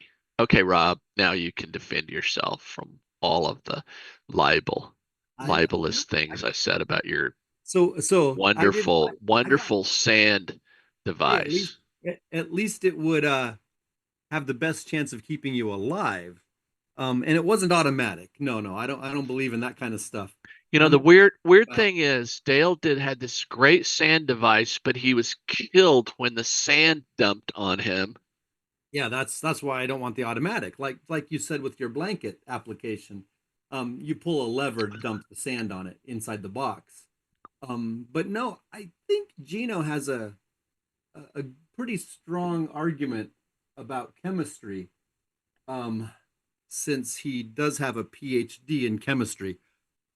Sorry, Gino, didn't mean to out you there, but he is the one that said that the bike has a 500 watt hour battery compared to your 3800, which is over 7 times bigger. So I don't know. All right, and he says the 5 blanket guy. No, 7 blanket. I would recommend just the insurance and run as fast as you can. Because there's no All right. chance. Well, kiss your ass goodbye. All right, that's a strategy. But in the short of that, I think I'll go ahead and buy 1 blanket and 1 can of gel.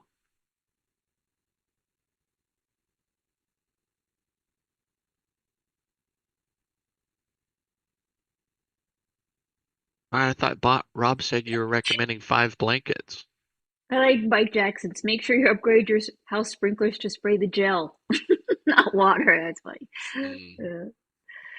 Yeah, this has turned weird. Okay, man.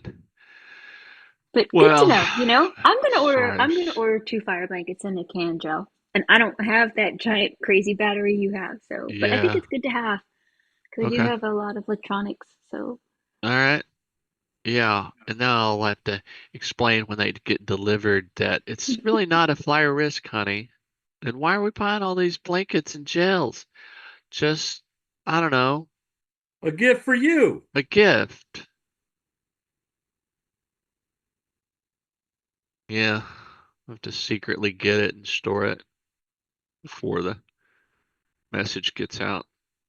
All right, at 6655, we're adding the 6660s.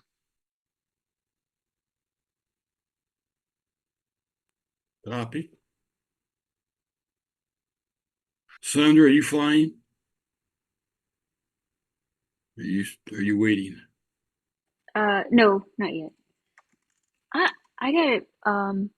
You My got in. internet. You got in late. Yeah. You got in late the other day and worked out well for you. But no, I came out kind of the same you guys did, honestly. Yeah, that's what I Yesterday, mean. Yeah. yeah, And yeah, I came out the same. What did I get? Like 1897 yesterday, which was pretty close to what whoever started earlier. And the difference being you collect a lot more premium than I did, right? And I kind of stopped out when you did, so my losses on those were bigger, and it all kind of washed to about the same. but we were already down a couple thousand by the time you got in, though. So No, you got left. actually, no.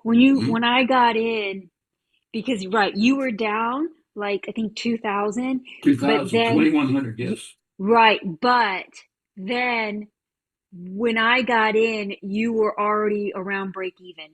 Were The we? Oh, yeah. flies that yeah, because I saw it and I'm like, oh, they were down like 2000. But when I got in, um, the captain's log was around break even. So the flies that you were in, those six or whatever there were pulling premium to cover the losses on the first two that I missed, right? So um yeah. So when I got in, the captain's log was showing around break even. So as I got in, I was collecting less premium on ones that you were already in profit. So, but yeah. So that's kind of why I ended up pretty close to, what everybody else did flying 50 wide. Hey, got that. Got it. Thanks.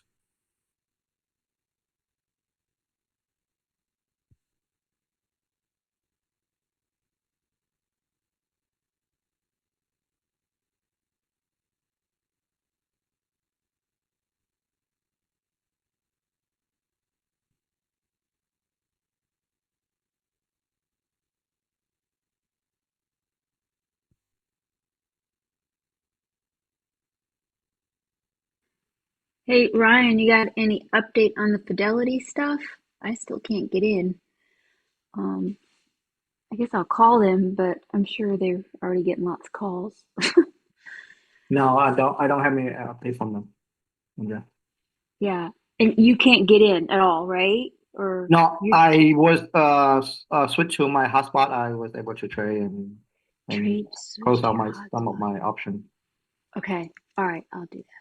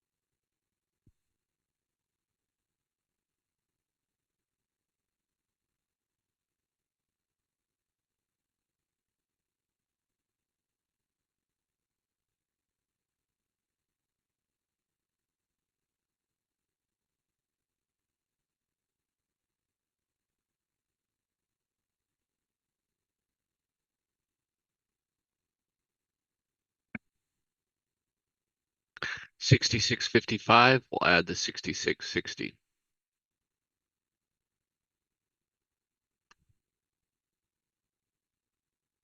Copy.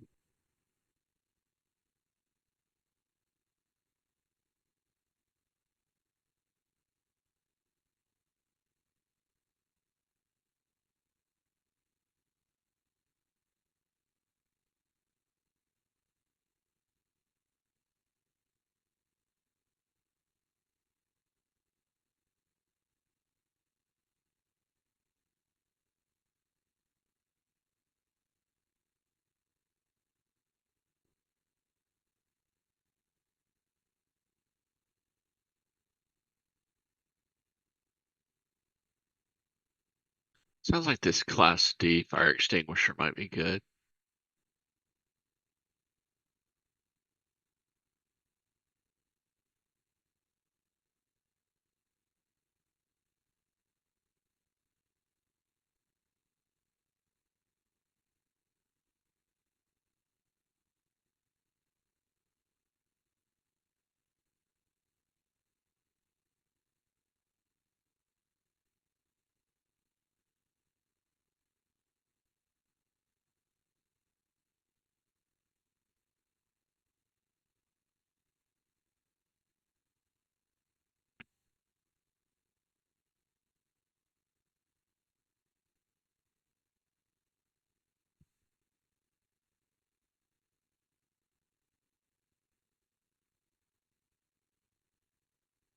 Yeah, this is a comedy bit, like Why I Live with Fred. It all started with the question, what are you guys doing, risk management in the event of a power outage?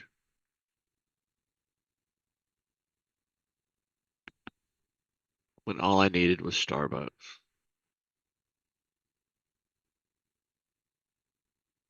Yeah, that's exactly right. That's how it all started. Why I Live with Fred. Yeah. That'll be my comedy bit. Yeah. That's when it all unraveled.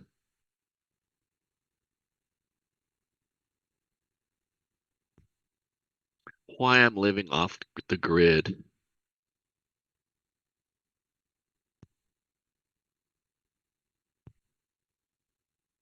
So I built a tree house in a national forest. You guys ever heard about there's some guy that wandered away into a national forest and he's lived there for 30 years or something like that?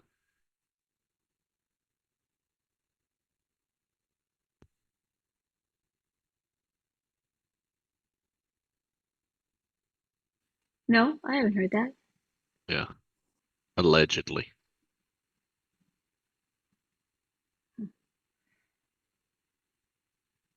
Some guy just disappeared, and years later, they discovered that he wandered off into some national forest or something, and I think he survived by I think he was stealing things and just living off the grid. I'm sure there was some kind of probably mental illness, uh, but I'm not sure of that.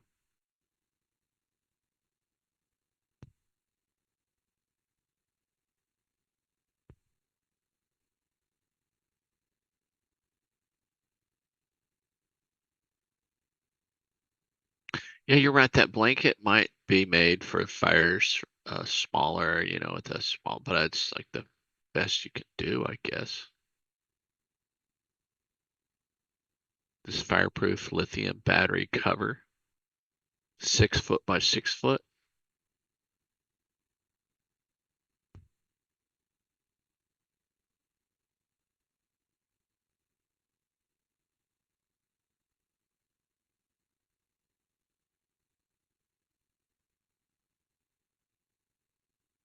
The good news about the blankets is their intended application is usually sitting on top of concrete. So as long as it stops the spread in a 360-degree circle around it, it's not going to burn down through the floor. You just want to isolate it. You want to dump it over there, isolate it, hose it down, and get out.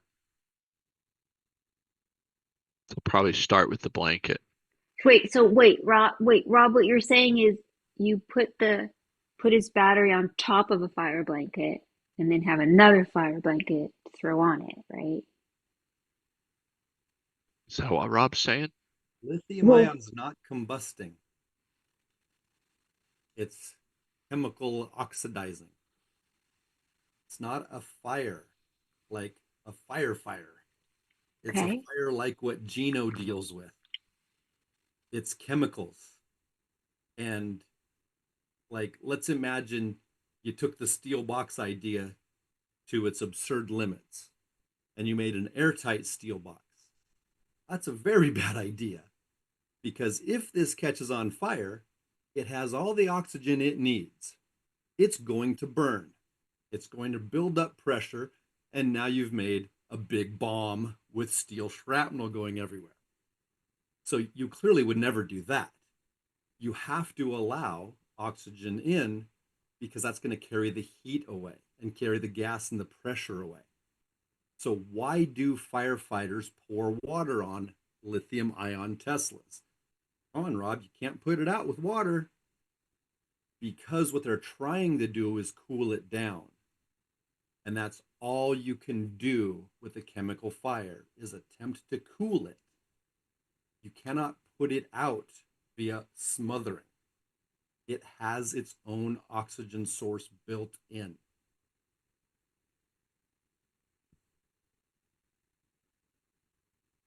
And so even if it were on a metal plate to protect the carpet, that metal plate's going to get real hot.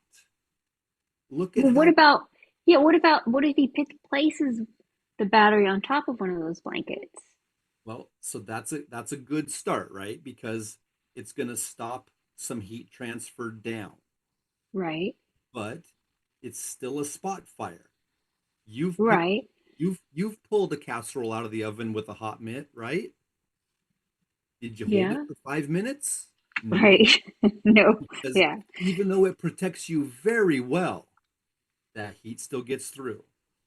Even yeah, gun safes with the steel and the airflow for allowing the pressure out, and the insulation to keep the heat from transferring through the metal plates, the multiple metal plates, they have fire time rating. Hey, Rob, Dale, so that battery has a live PO4 cells. It's, they are much safer than the lithium batteries you're talking about. That's good. Yeah, I think you can even puncture them and they will not catch fire. That's good. Do they not carry their own oxygenation? They do. They do carry their own oxygen. Yeah, but the fire is much, I think, containable. So they're puncture proof, but if they start, do they go? But not the same way as lithium. Good. Much safer than lithium. That's great. So, a fire blanket and one canister of gel. and a fire suit so you can trade in. That's what Mike suggested. God. Oh, comedic value. It's great. Very valuable. All right, I'm going with these two. Not getting the fire suit. I'm not moving in with Fred yet. That's reasonable protection. A fire blanket and one can of gel coming up.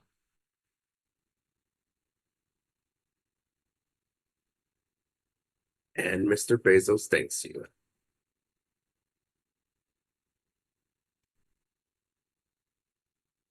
All right.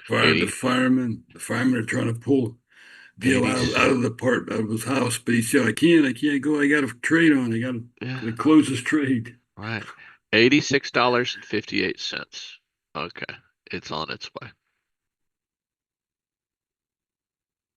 Okay. So now you're up to about $12,000, are you? That's something like that. All right. Now let's talk. It's 11:30. Let's begin to look at the next compromise, which is might be plus or minus, well, let's stay at 20 and 25. We're close to that 55, so we may still get to the 60s.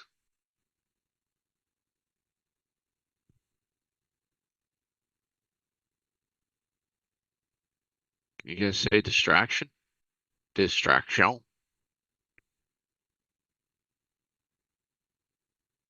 We need Philippe to say it so it's said correctly. Distraction. 66.55. We're gonna add 66.60s.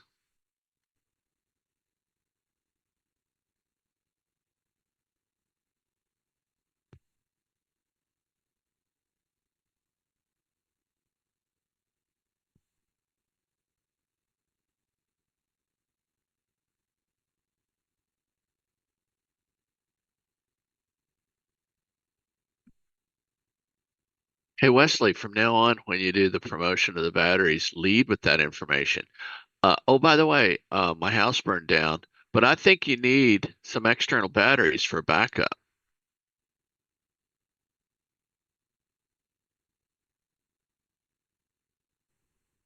Sandra, did you roll your cues for the day yet? Not yet. I have, Freddie. Did you? Yeah. Did you do it daily on the cues or weekly? I think I've asked you that before. Daily. Daily. The only time I roll them further than that is when I have a work assignment. Okay. Thank you. I rolled to 600. Copy that. That's what I did. I had the 600 yesterday. Well, just Yeah, I was at like the same day. I was at 604 and I rolled to 600 today.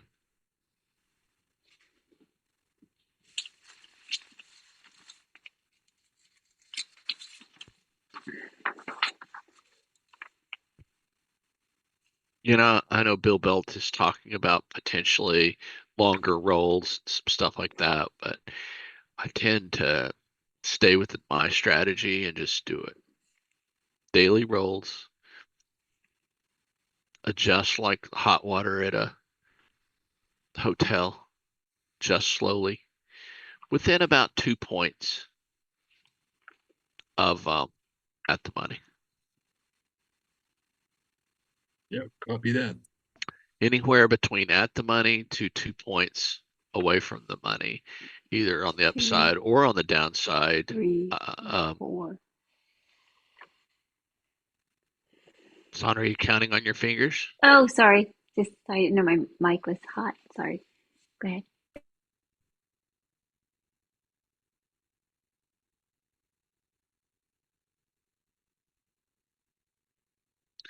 It's pretty wild how much premium there is.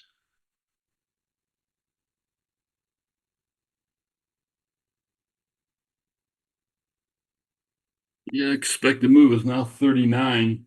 It was 52 early this morning when market first opened up. Trump's meeting with Zelensky, 30 minutes. PIX is at 23.27.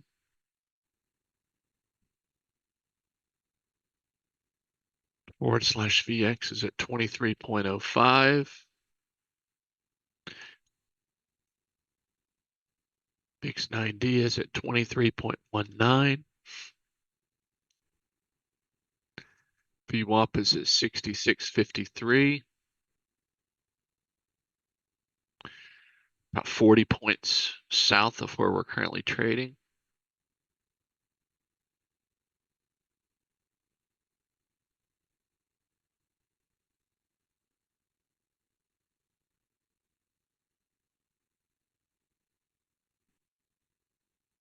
Ravi's range, bottom 65.54. Top 66.72.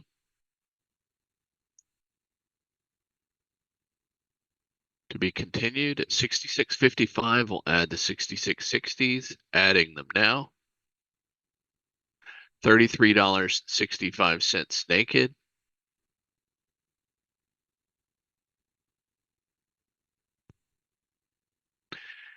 $26.45 with wings.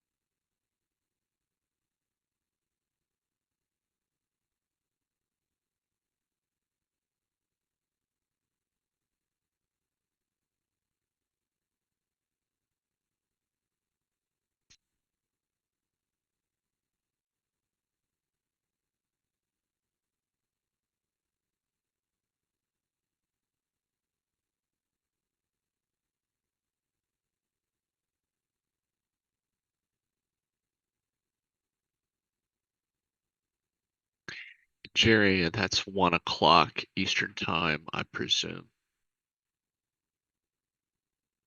Yes, 1 o'clock and 3 o'clock for the two events. Okay. Thank you. Sorry, I know the world doesn't revolve around the East Coast. Well, that's the way most of us kind of communicate financial markets, but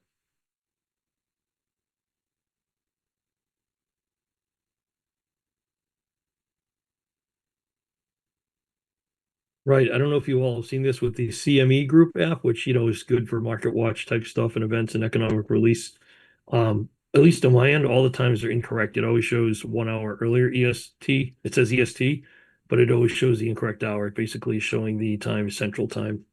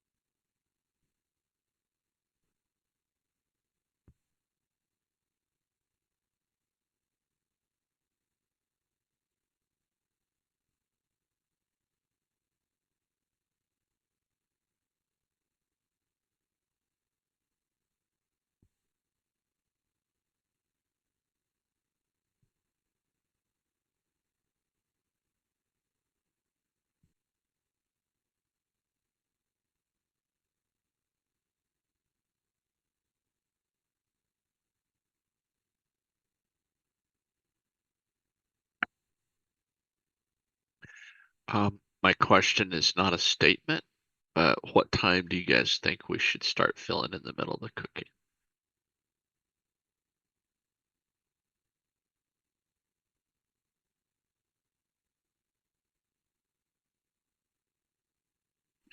Yeah, it's 12:30 Eastern time, yeah. Okay. Was I that think we no, is that no, I was just giving the time, that's all. Oh, Yeah, I okay. think shortly. I can say what time shortly. Well, I'm starting to I'm trying to anticipate because I gotta buy another set of wings when Yeah. it starts getting close. So I gotta plan a little bit ahead of time.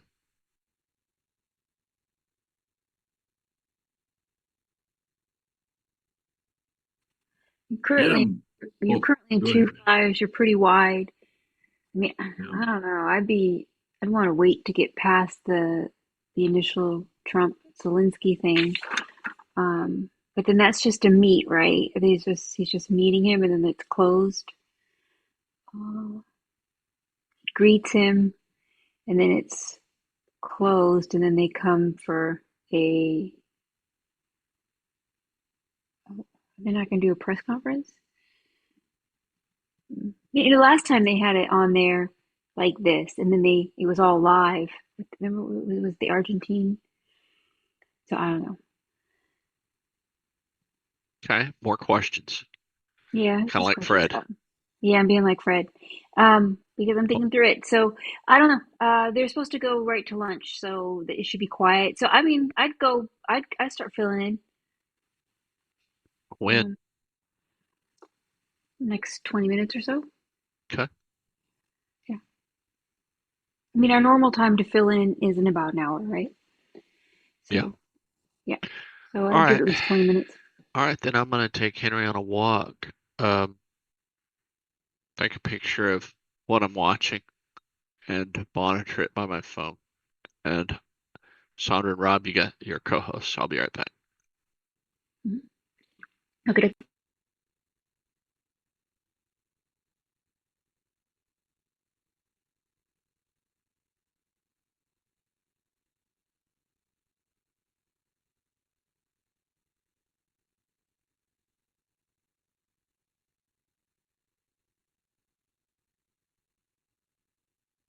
Nice and quiet so far.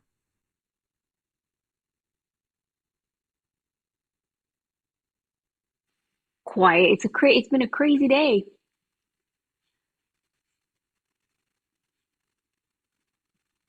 Well, we're green. It's not yet It's because you one, collected so much premium, yeah. But and we've only This got this 3 whole hours. week, the whole week has been, very stressful, really. But the way getting a lot of premium and it's a lot of movement.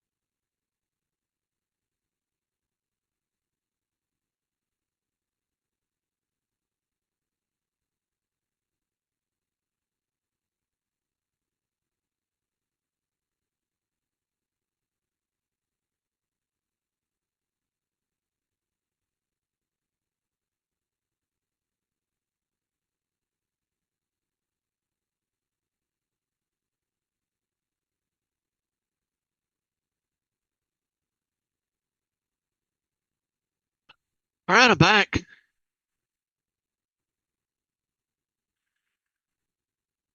Welcome back. Any new thoughts on Cookie Phil? Yeah, I'm ready. You are? Sandra, were you ready? Yeah, I think so. Checking in.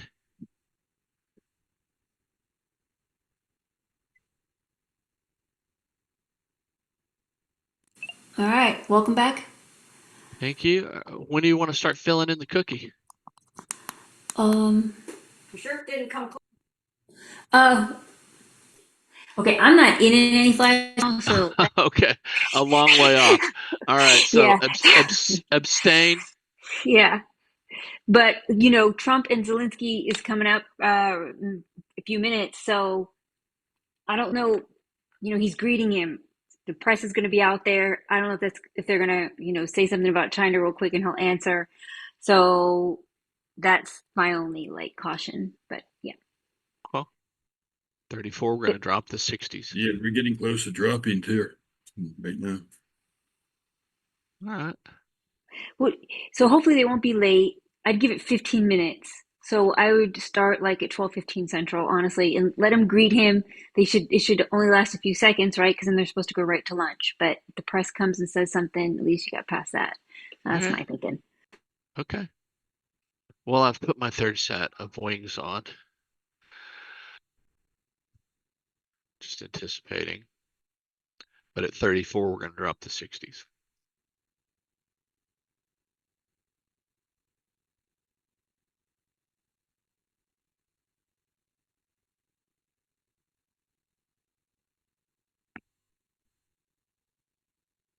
I'm going to go get another cup of coffee. I'll be right back.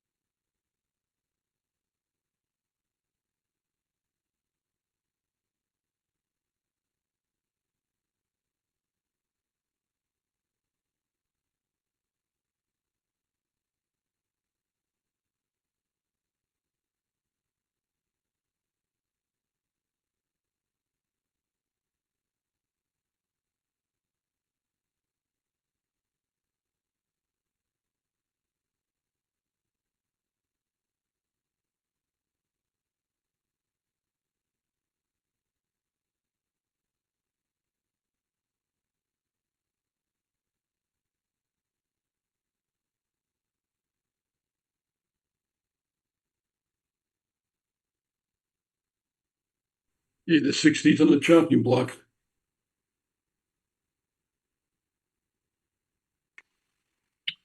All right.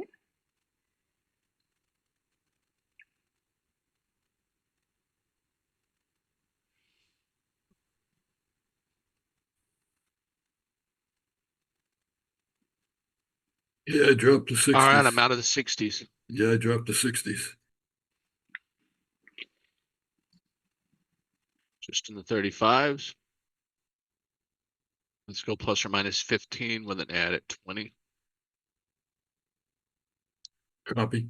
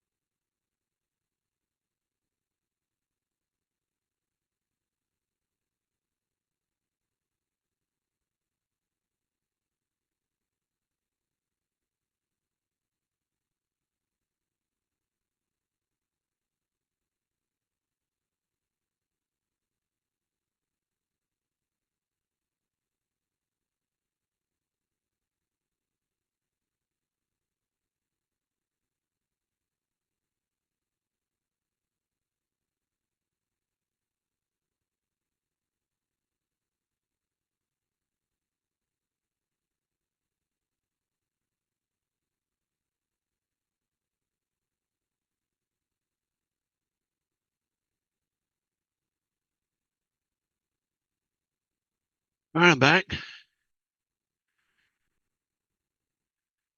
All right, I say let's go to ±7 with an add at 10. Copy. Well, I learned something today. Henry thinks chips are just a vessel to transfer cream cheese.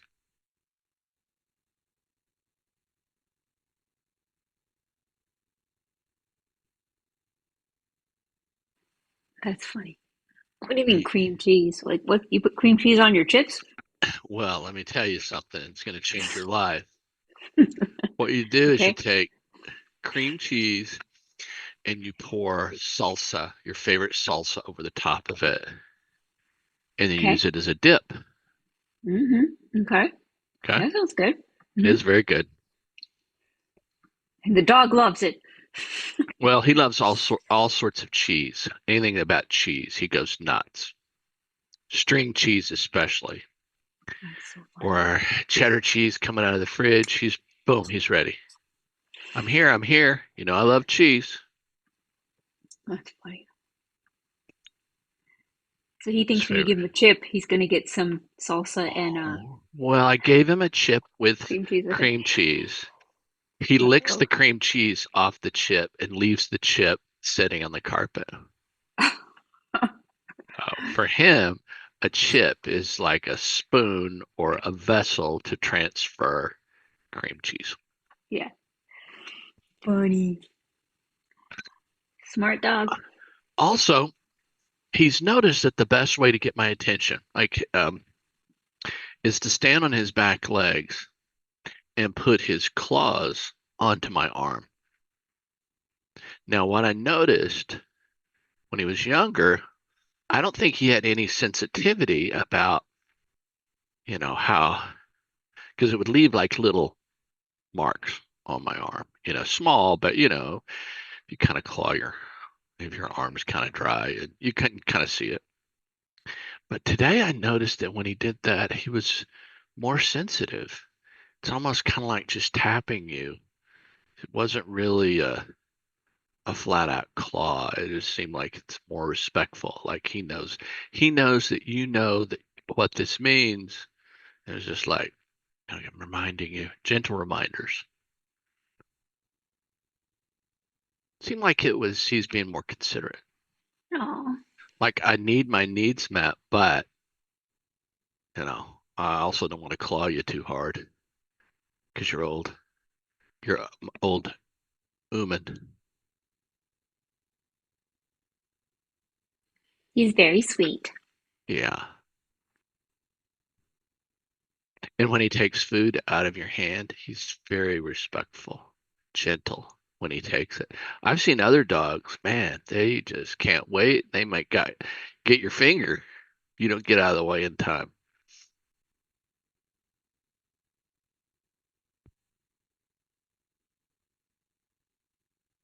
He's very careful not to accidentally get your finger.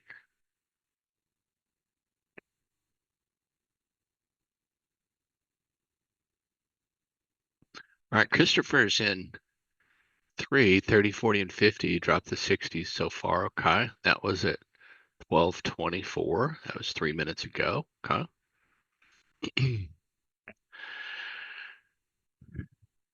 Well, what you think? Is it too late to go 2.5 and 5? Begin to ramp up. 12:30. It's 1:30 Eastern, so we're in one fly, so yeah, let's give it a shot. Well, Trump's coming out right now. Oh, all right. He's That coming change out your right now. mind? He's That waiting change- for Zelensky. Well, I'm not in No. any flies, so I'm gonna get in after this. But yeah. Sandra's abstaining. Yeah, I'm ready to go whenever you're ready. Yeah. I say I think I'll leave it ±7 with an add at 10. See what happens here. I would like some range, but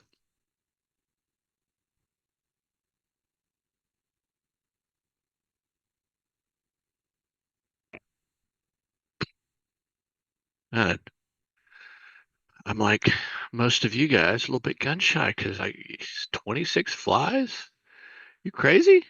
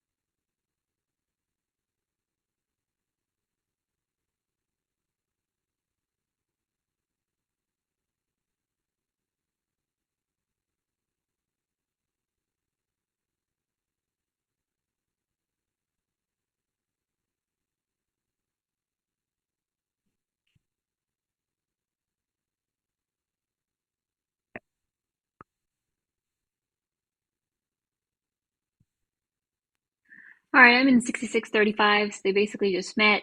They're saying that they might have an open meeting, kind of like how they ended up doing with that Argentine guy after lunch. So we'll see. But All anyway, right. I'm in the 6635s. You want to go 2.5 and 5? Yeah, I'm good with that. Yeah, maybe. Actually, hang on a second.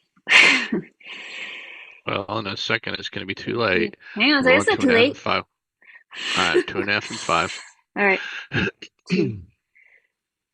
Okay. Okay. So they don't know whether or not it's going to be televised, as far as their meeting, but I don't know. We can go for it. So, We're just building a full cookie, starting from the beginning. okay. Getting into the 3250. 3250, I'll add the 30s. Okay. All right.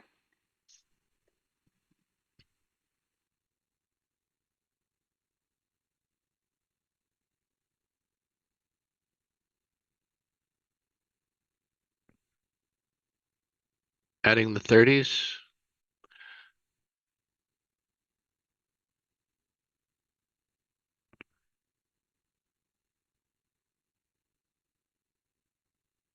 $25.95.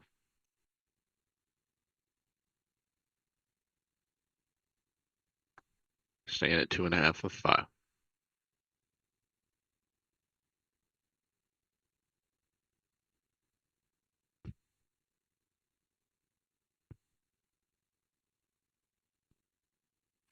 I'm in the 30s and 35s. 37.50, we'll add the 40s.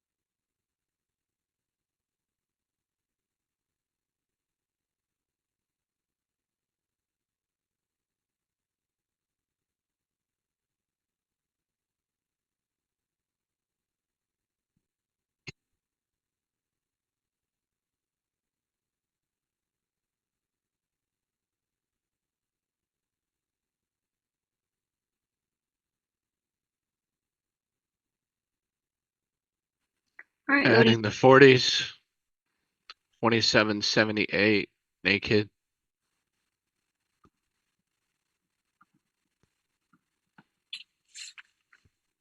I'm in the 40s. $24.25 with wings.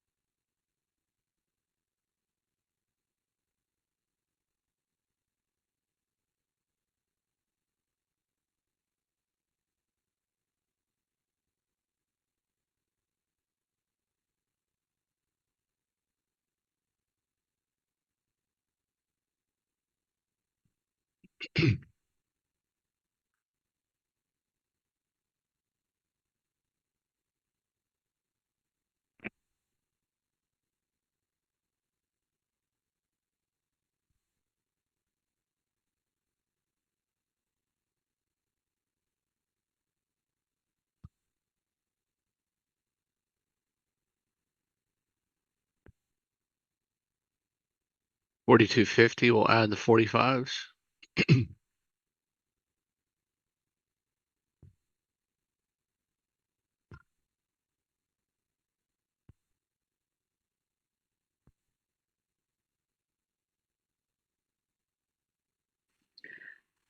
Oh, great. It's going to be live. Okay. So 4250 out in the 45s. Man, Yeah, it's supposed to be closed press. It's not closed press. So FYI, just heads up. all right, 2385. Man, I really thought that they would do this closed press with Zelensky, but guess not.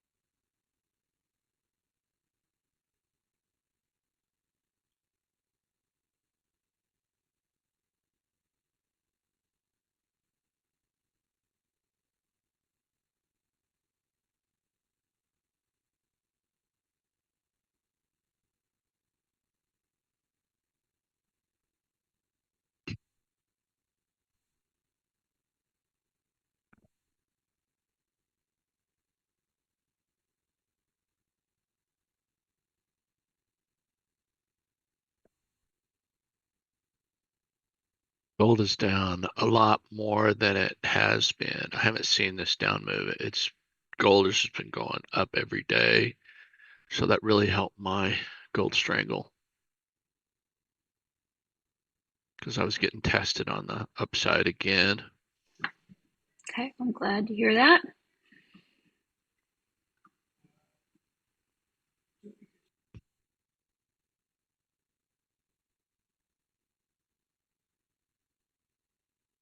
Well, Trump is live here, as you probably know, and talking. So If you have a link, if you could place it in the chat, that would be great. I just watch it on Fox News TV. It wasn't supposed to be live, right? But here we go.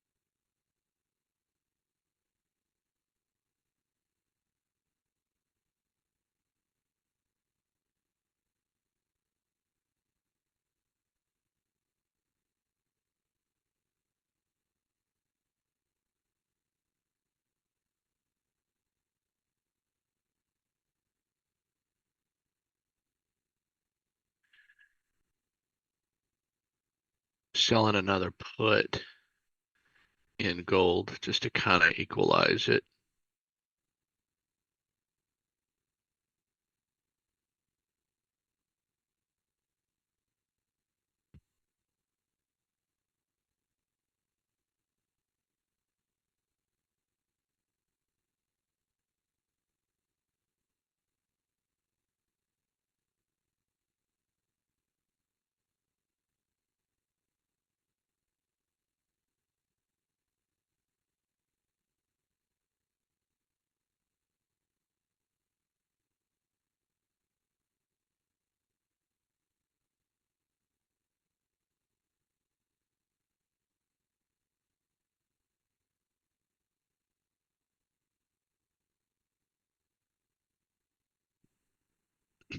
Hi, Dale. Hello, Jitesh. Hey, what strikes are you doing the gold puts? I'm doing 3830s, but I've got an existing strangle in there. It's really more of a trade around just adjustments because I was getting tested on the call side. Mm-hmm. So I'm selling 3830 puts. You're doing gold options futures. on futures, right? Yeah, options on futures, and it's only 11 days out. But I'm just adjusting a trade that I already have. Okay. I think I want to do something like that, but I'm thinking to sell the 4,000 since that's a big psychological level. And I'll do a vertical. Okay. Are you wanting to do a bullish trade, a bearish trade, or A neutral bullish. trade? So yeah, sell Bullish the trade. 4,000s and Uh-huh. I'm just pulling up the option sheet. Probably buy the 3,900 or 3,850. I want to take a look. And if you want to trade it smaller, you can do it in GLD. That's true. Like a poor man's covered call in GLD if you're bullish on gold. Yeah. Also, gold miners might be a possibility.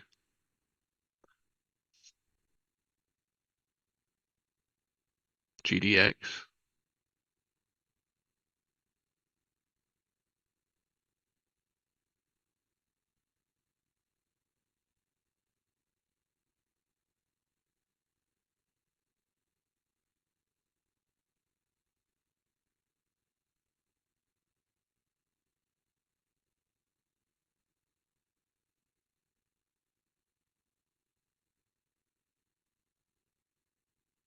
I've just currently got a bearish skewed strangle, and I'm trying to turn it into a neutral strangle by adding an extra put.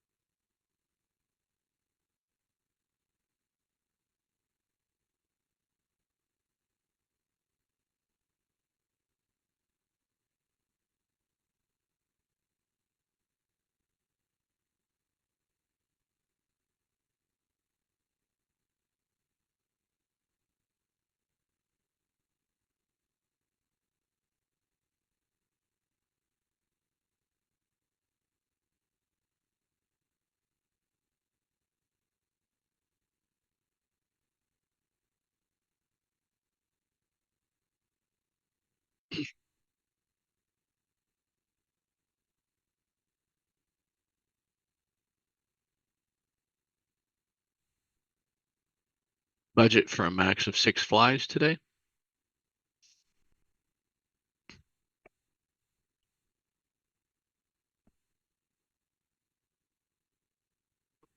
So Dale, I have a question about the flies. Okay.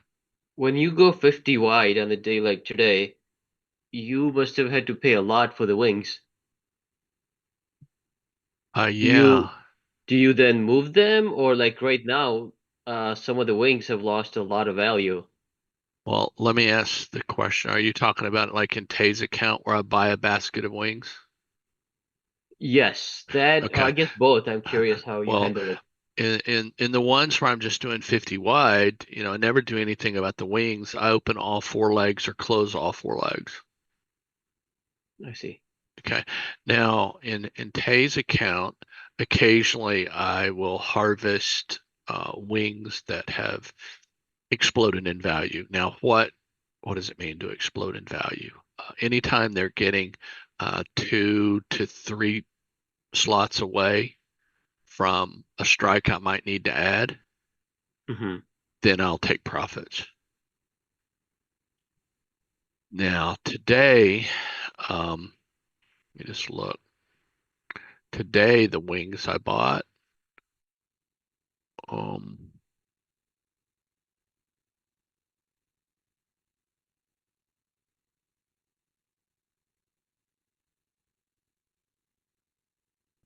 I have wings from on the put side 65.75 to 65.55. And on the call side, I have wings from 66.90 to 67.10. That's 5 sets of wings. I currently have 4 flies on, so I've got 1 more set of wings ready to add when I need to. Today, when I started, I think the wings were like $4 or something.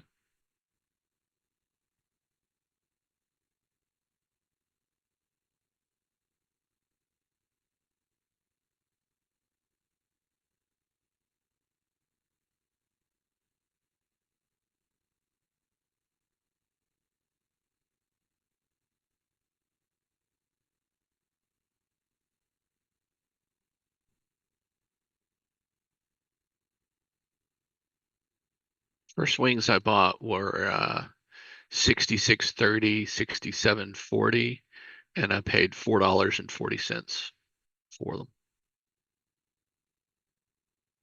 Oh man, wait a second. That's yesterday's.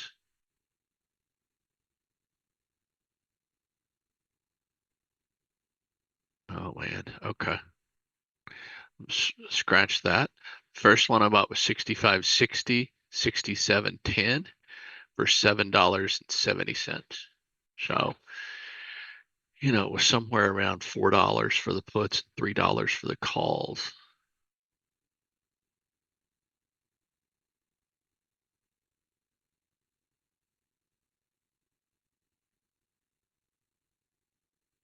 Second set I put on was on average $4.50 for each side. Then it went to $1.75 for both sides. Then it went to 95 cents for both sides. And then it went to $1.05 on each side. So slowly it's kind of getting smaller as the day went on. Hopefully that answered your question. Yeah, that's very helpful. What you're balancing is, how big are you trading? How much buying power do you have? How much buying power do you need? And because of the variance on wings, it requires more thought and more planning. So because I ran into some problems yesterday trading 7 contracts in Tay's account, and I didn't want to run into the same mess. So therefore I just traded 6 today, giving myself a little bit more room. And mainly it's because it's holding on to volatility so far away. So it's a little bit of an audible, like in sports, you call audibles if you look out the defense and you see something different. So it's kind of like a high volatility audible.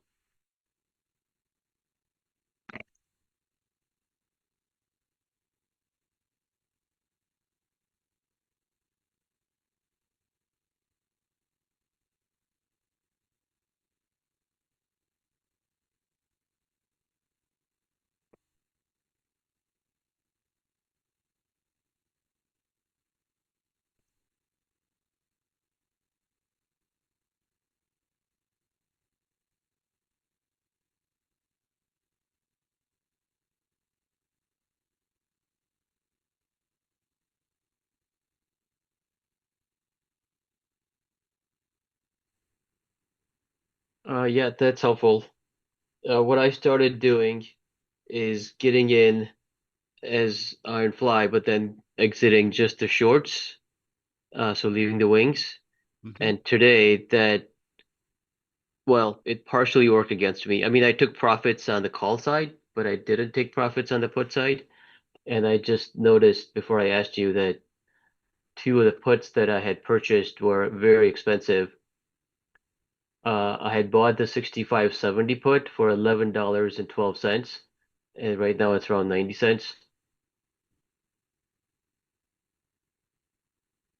And then I had bought the 6560 put around $8.47, and it's 70 cents now.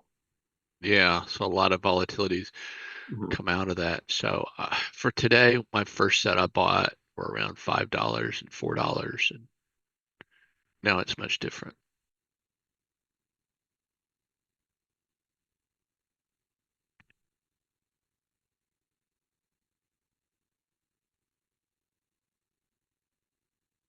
On the call side, I did roll 2 of my puts up, and that was I took 1100 profit on those.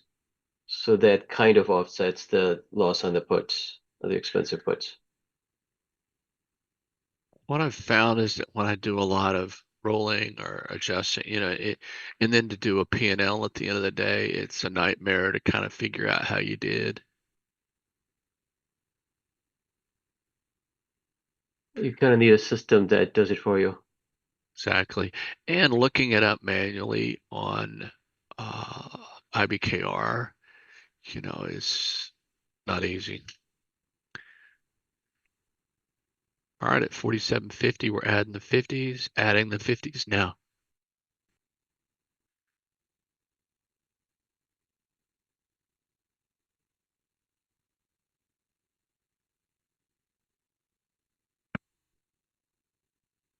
$22.20 with wings.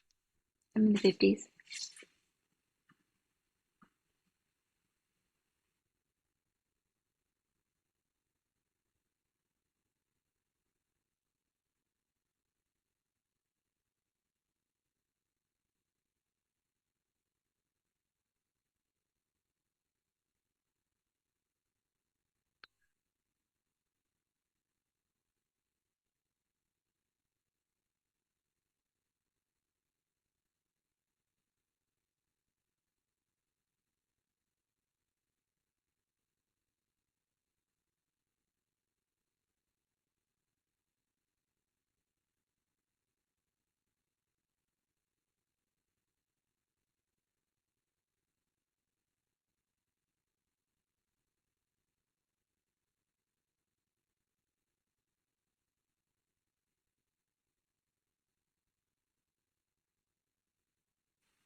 All right.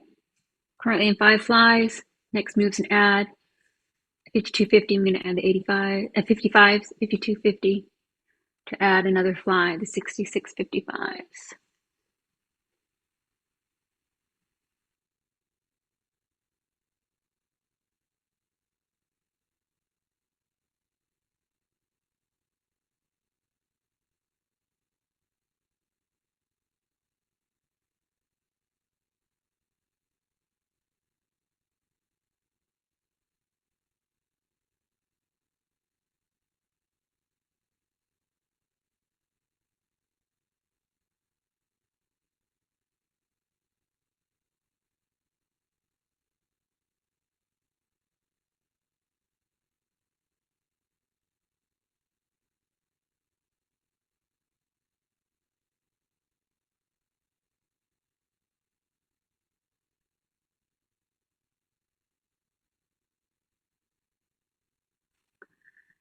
Freddie, I rolled the Qs to Monday at 6:02.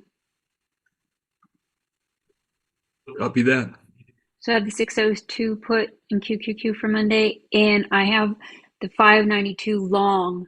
I rolled that too because mine was expiring on Monday, and I rolled it out 11 days to 592. So I have the 592 long and the 6:02 short. Hey, thank you. Mhm.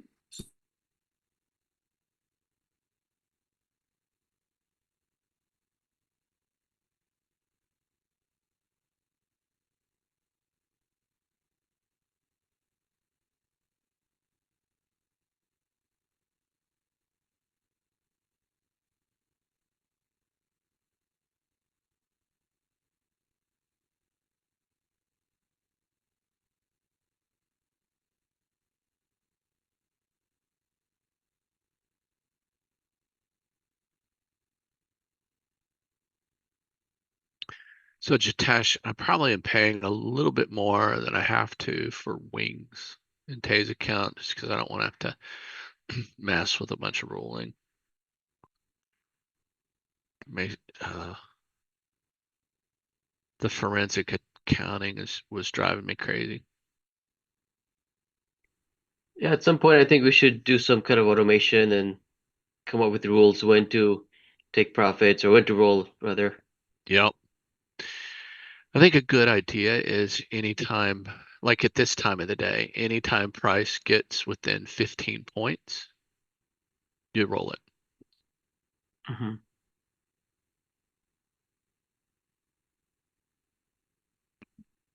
what I do is I reset my longs at a specific similar delta.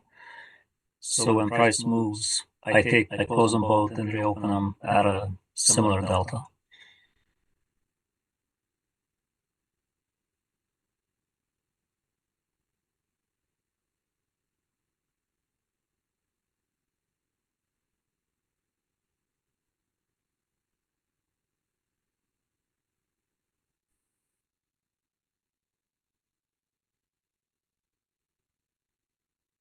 I scaled down from 7 contracts to 6 to give myself a little bit more room.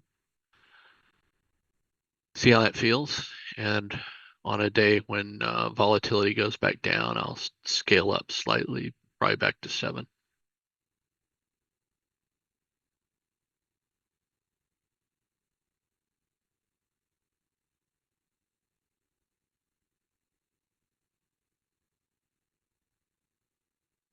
For every gimme, there's a gotcha, and the gimme of just buying the basket of wings is many times you'll do better. The gotcha is you lose the predictability around buying power.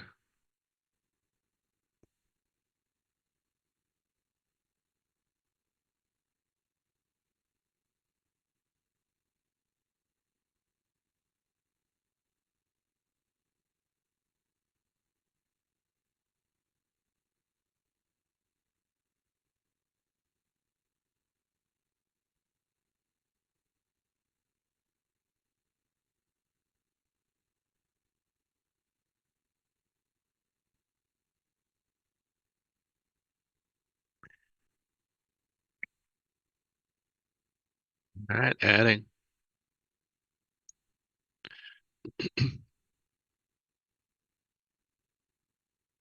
In the 6655s, $21.20 with wings.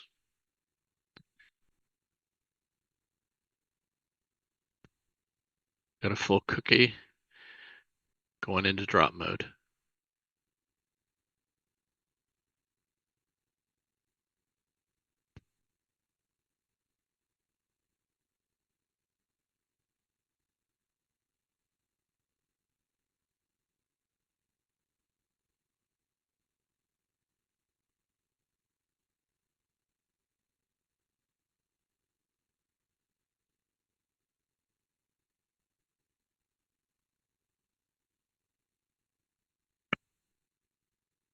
$66.56 will drop the 66.30s.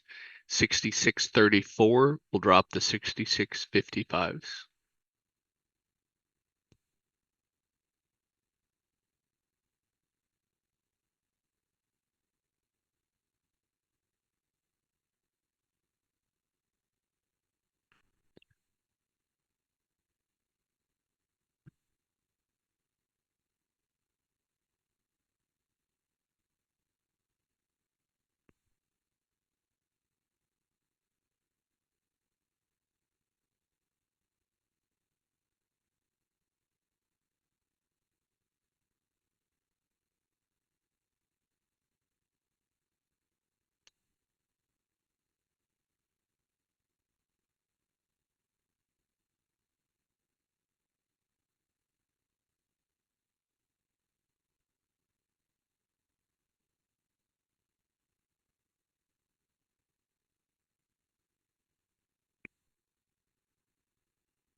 All right, 66.56, we're going to drop the 30s.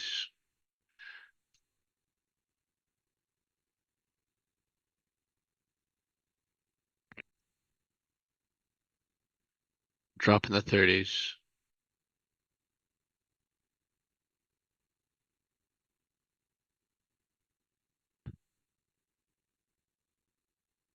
Out of them, about a $5 loss.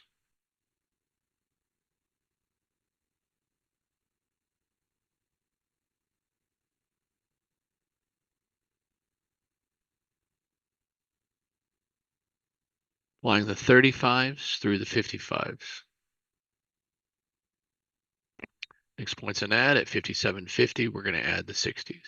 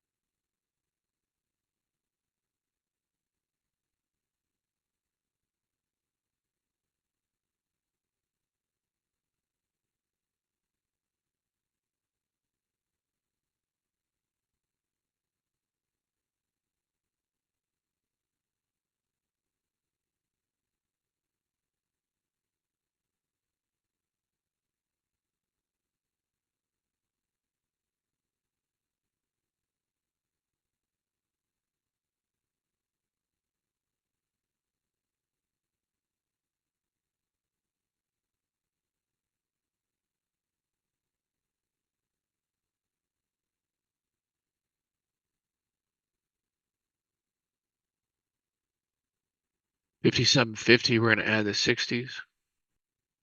Adding the 60s now. $34.42.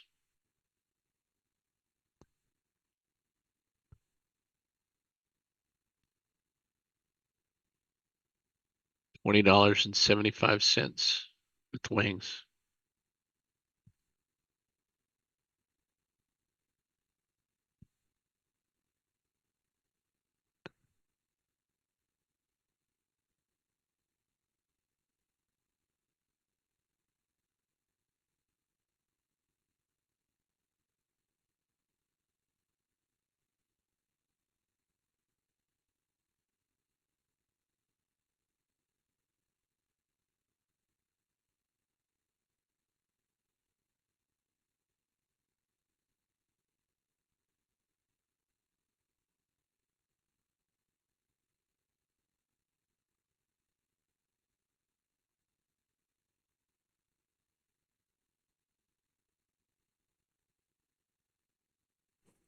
Dale, are we dropping the 40s first before the 35?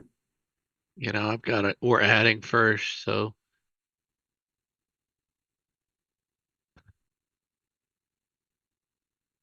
And we'll drop the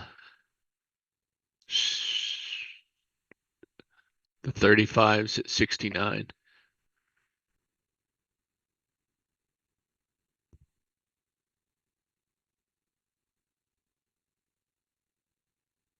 But the 40s are going to be, if we wait 69 to drop the 40s, they're going to be underwater. At about 500-600. You know, we might have to, can I keep us to the west of the same? We need to drop the 40s before the 35s. Take a look at it. See what you think. Yeah, I'll probably drop. I don't want to miss. I will drop the 35s and then immediately check and drop the 40s. All right, copy that.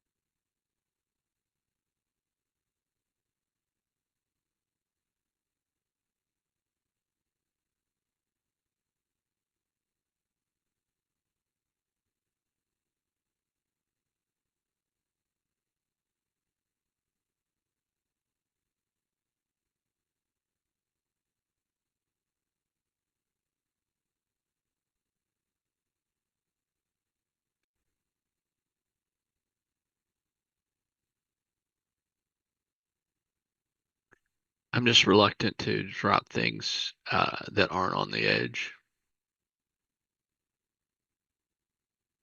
That's just me because I'm managing a lot.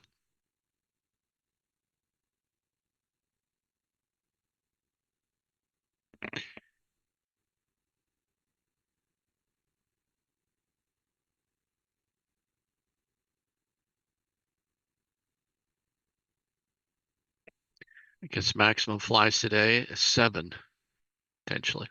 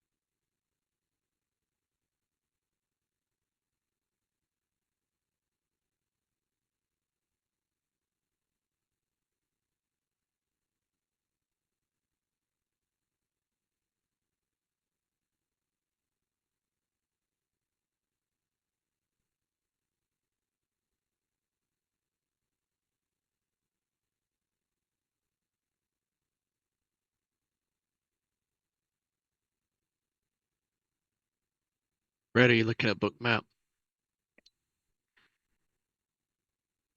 There's quite a few sellers at 67.0250, Okay. which is 4 points higher. There's a wave of sellers at 67.05 and 67.0750. Looks like quite a bit of like a mountain range in there. Should serve as some resistance, which I say would be good for us. Right. Copy that.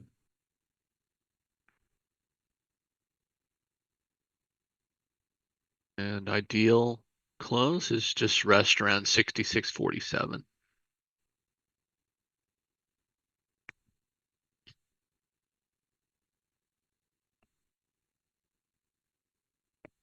Expected move right now is right around 22.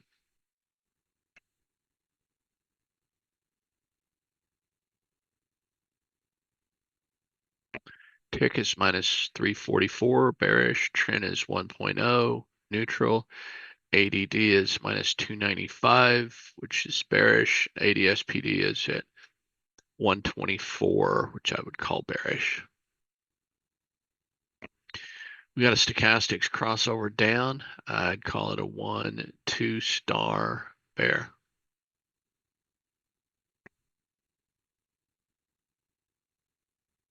Anybody out there have GEX levels?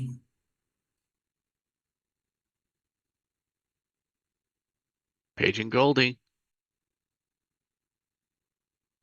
Or a dollar bill?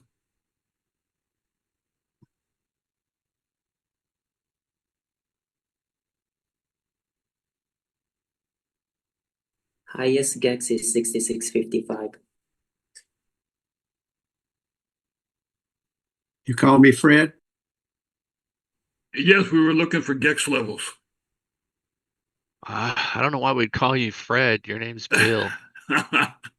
Now, we had a great discussion the other day about the GEX levels and so those services that provide those numbers. Okay. And there was some talk about maybe somehow we could I'll chip in and buy I think it's about $2,000 a year, $200 a month. All right. But if Okay. they chip in and we could put up on your screen or something, there was some talk about that. Maybe Sandra, do you remember that? And other people. Yep. If you think it's meaningful, we'll consider anything. We can talk about it sometime. Those of you who've used GEX levels, how helpful were they?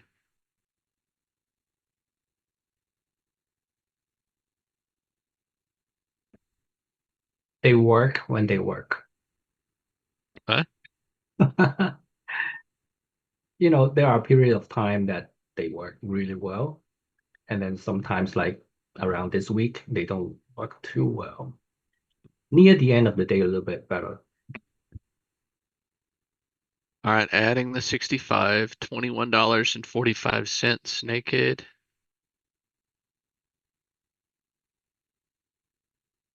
$19.80 with wings.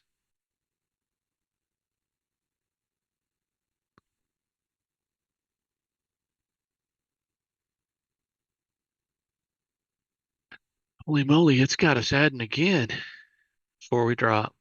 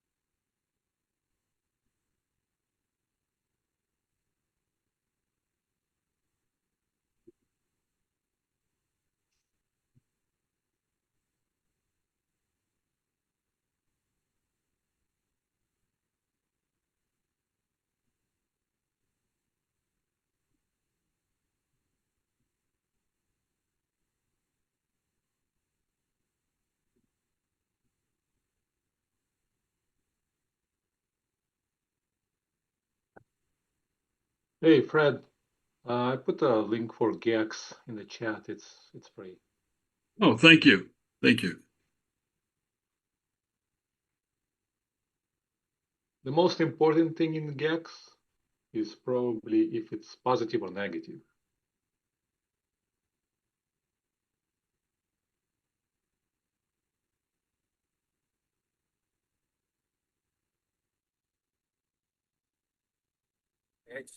Someone shared a free website yesterday. Let me see if I can find it. Yeah, I posted another one. I have two of them. This is more simple. This Was one it is okay? I think it was you, right, Alex, that shared it. yeah.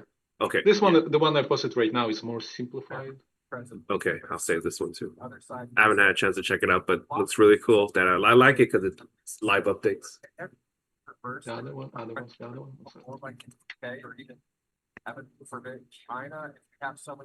All right, 6750. We're adding the 70s. Somebody's got a hot mic. Yeah, basically nothing's better. Thank you.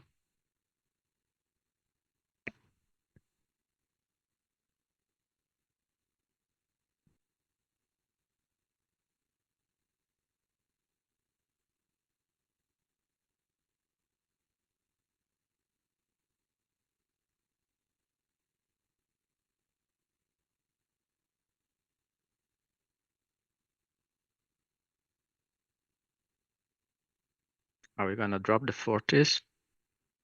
Yep, but we're adding the 70s first.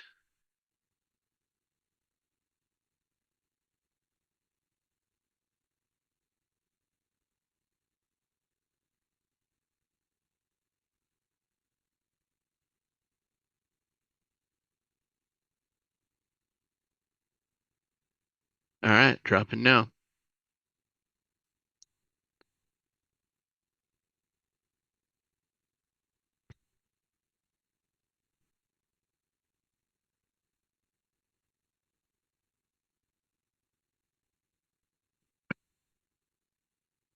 Dropping the 40s.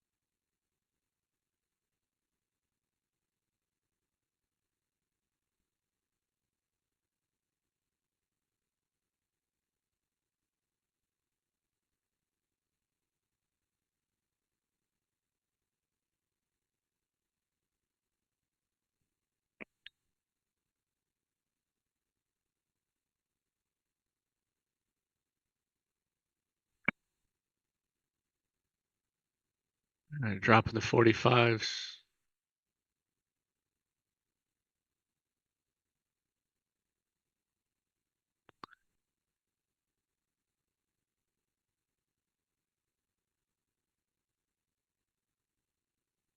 Out of the 45s.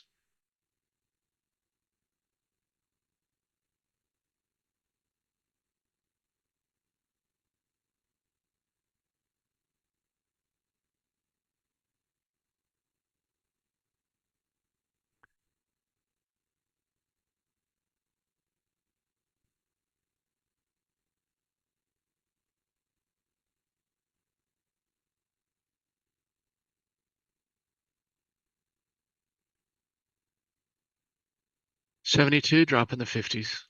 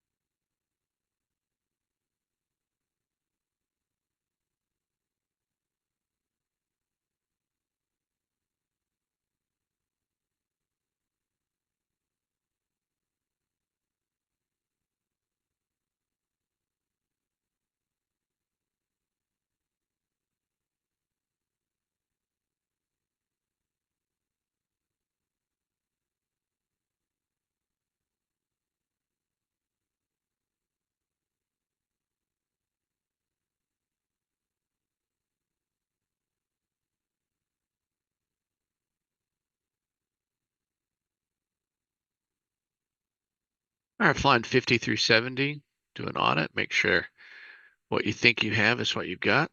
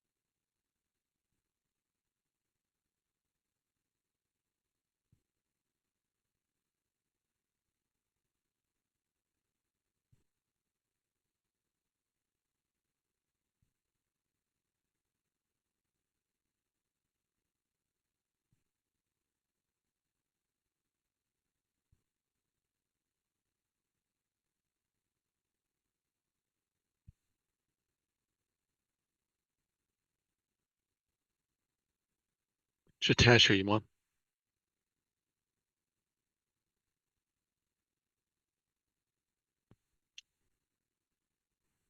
Yes, I'm here. Just to let you guys know how complicated it is to trade the just the shorts. I've bought 9 sets of longs and adjusted a few along the way today.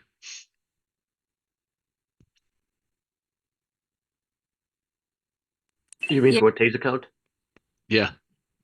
On big moving days, yeah, you gotta do. Normally, you don't adjust the longs because it's but on days like this, or the last few days, yep, you gotta really watch them.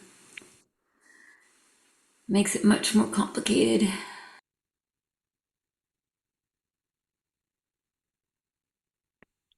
The 2 best ones, here's a set that I bought for $2.25 on both sides and closed one side for $2.40. And another one I bought for $2.45 and closed for $3.70. So, but it's a bear to kind of keep track of. So I look forward to the day when I can get some automation that might be able to pull some stuff down, and it'd be great with AI to make sense of all that.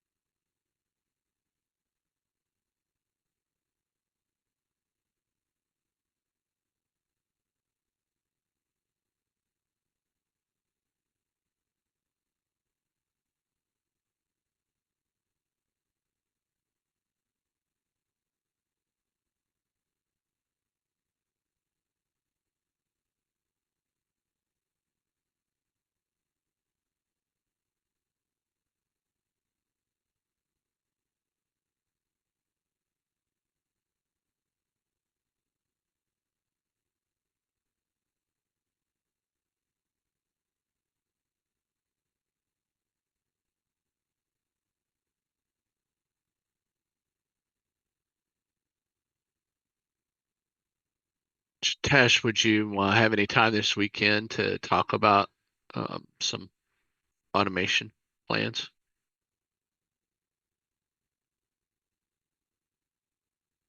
I do. Yeah. Let's just schedule it. Cool. You can shoot me a text on your availability. Okay, we'll do. Thanks. All right, at 72, we're going to drop the 50s.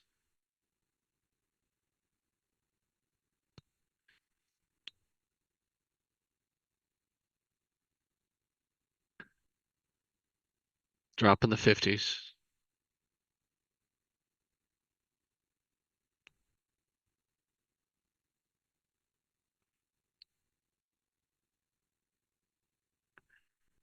$4 loss.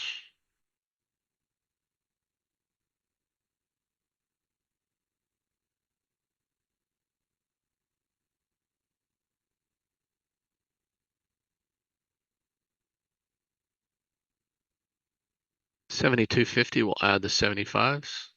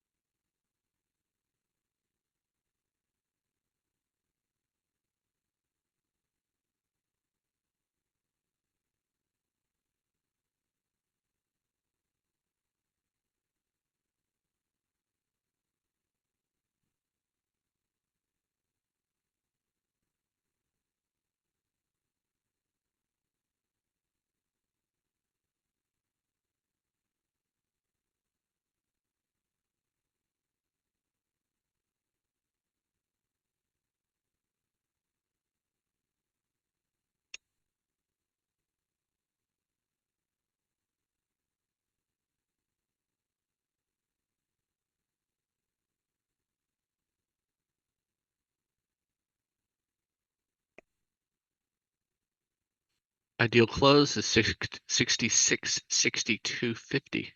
We're in 4 flies, 55 through 70s.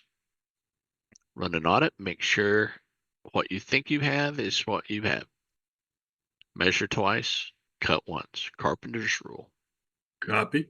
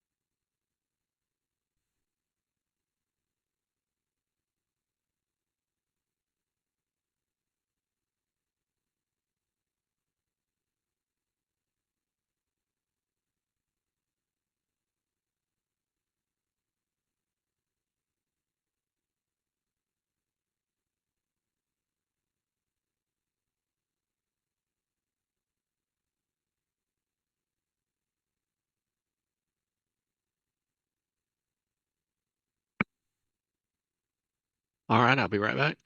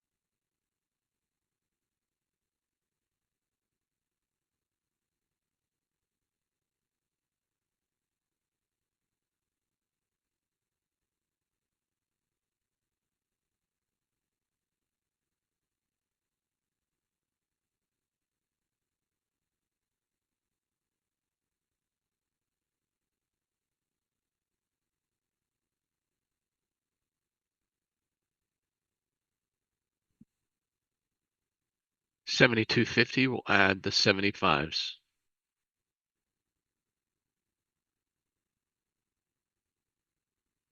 Copy. What does it mean when you get a pop-up that says that you're out of memory on Schwab? Do you get that? Yeah, there's a place when you log in where you can change your memory allocation. Uh-huh. It's just the amount of memory on your computer that it allocates to TOS. It's 7250 will add the 75s. All right. You know, there's things online that you can check to see what your optimal, and it kind of depends upon how much memory you have in your computer. Or do you have any problems running other things when TOS is running? All right, we're adding the 75s. $13.80 looks like naked.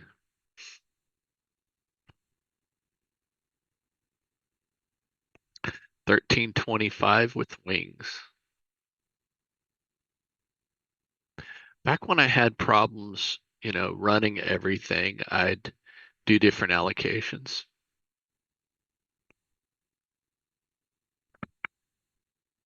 All right, dropping the 55s.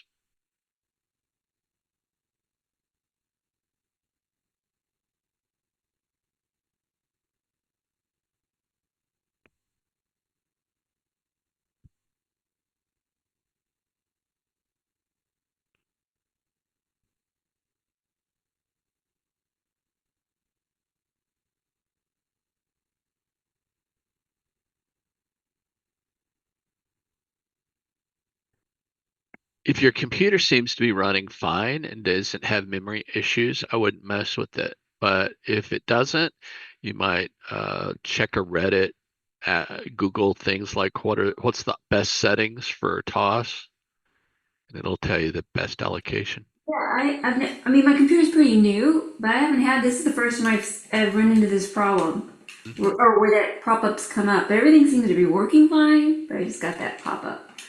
Yeah. So I want to address that after the close. Hopefully, it'll get me through. Yeah, it will. It's just it's giving you a suggestion because I think your computer seemed to be short on memory, and it was just giving you a suggestion to alter that might remedy the problem. If I close out some other stuff that's open, will that help it? Yeah. Okay.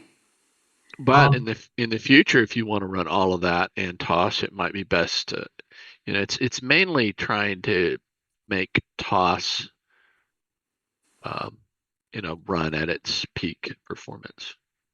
Yeah, there's a limit that TOS can access to. So if that part run out, you have to exit out of TOS and restart it. And restart it? Yeah, just restart the TOS. It will take a minute because when it ran out of memory, it's slow to close. Okay. Yeah, I mean, you know, I just closed out those open this. I didn't have a problem opening or closing just now. And then I closed out. But closing down, like I had Safari open, a bunch of other stuff. So I just closed that. Do you think that would help it or? Yeah, it'll help it. And I don't think it's going to be a problem for you. It's just giving you a suggestion for optimal performance in the future. But if you haven't been having problems with the speed of TOS, you know, if it ain't broke, don't fix it. I wouldn't mess with it. But if you have, maybe it's runs slow at times, you might experiment with the settings to see if that's better. Yeah, no, it's been great since that episode I had. Remember where it was like so slow and the trade would show up like 3 minutes later? That was insane. I think that was internet. No, it was TOS. Huh. It was no, a lot of people had that same problem. Okay. Yeah, a lot of people ended up having that same problem I did. I can't remember exactly what it was, but there was some update. You might also go to help and click collect garbage. Okay. Help and click garbage. Okay. Did you drop the 55s, right? Yeah, you did. Okay. Yeah. All right. Yeah, I got to.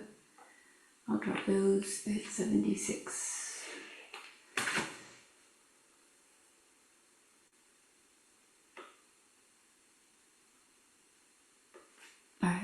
Yeah, do that. Help collect garbage. Oops.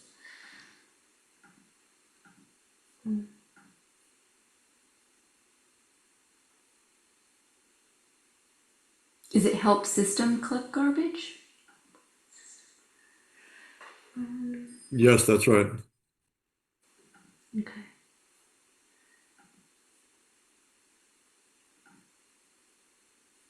Gotcha. Okay. And that's all you do is just click on that and that's it? Yeah. You don't have to do anything. Do you have to like empty the trash or anything?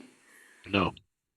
Oh, now it's showing me this memory low connected sign. Warning, memory low. You gotta get me through 45 minutes.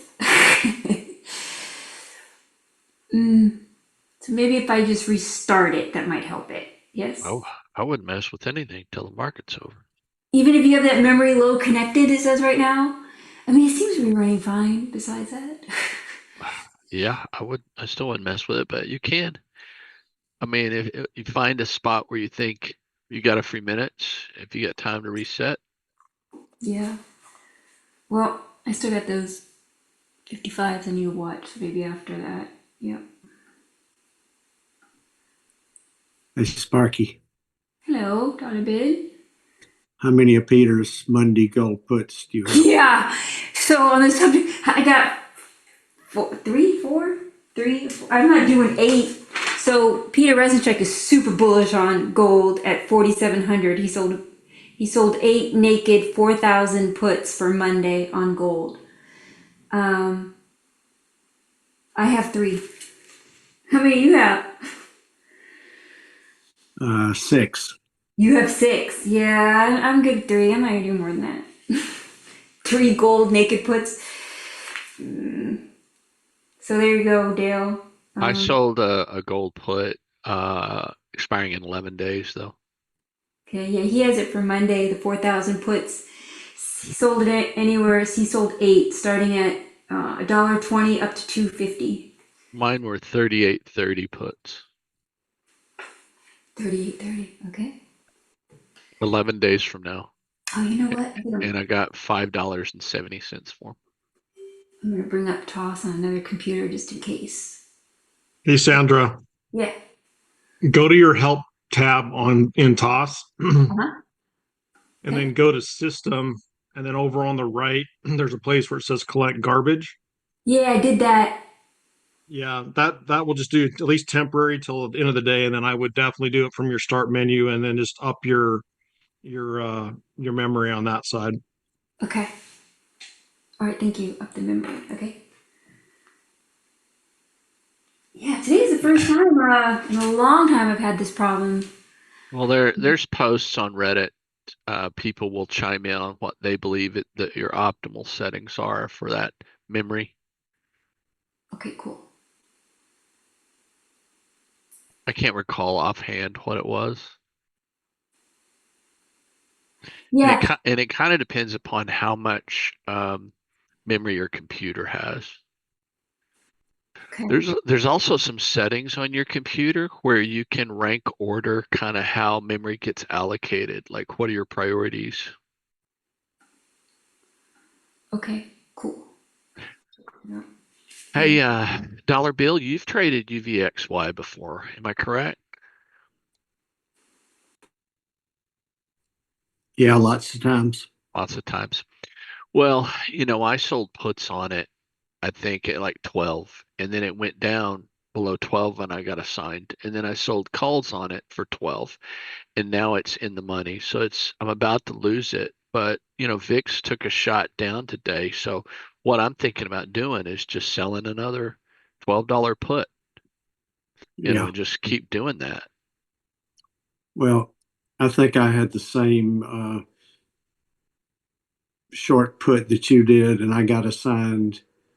And it's down on the day, but I'm still about break even overall.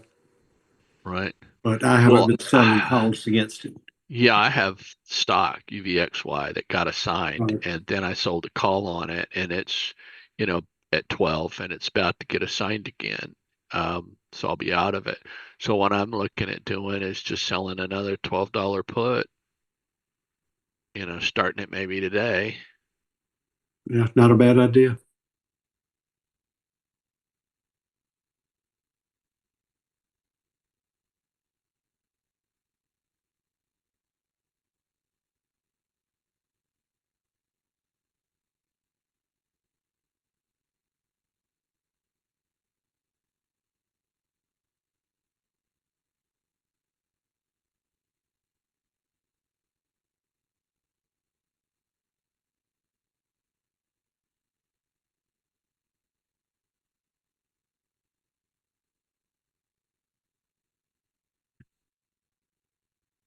$77.50, adding the 80s now.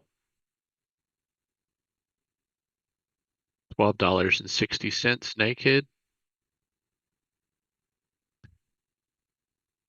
$12.25 with wings.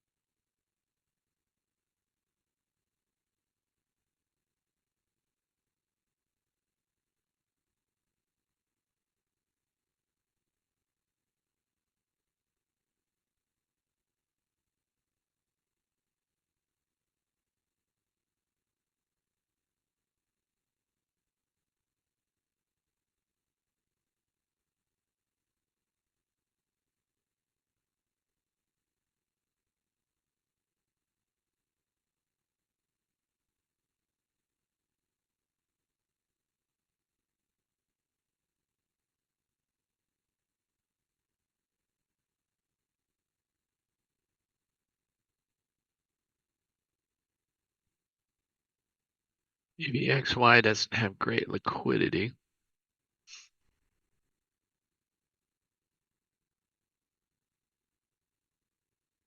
At least in November 28th, not very good liquidity.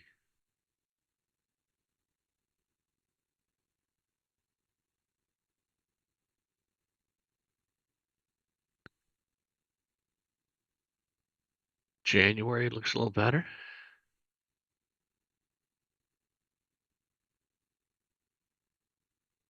Maybe I'll do December.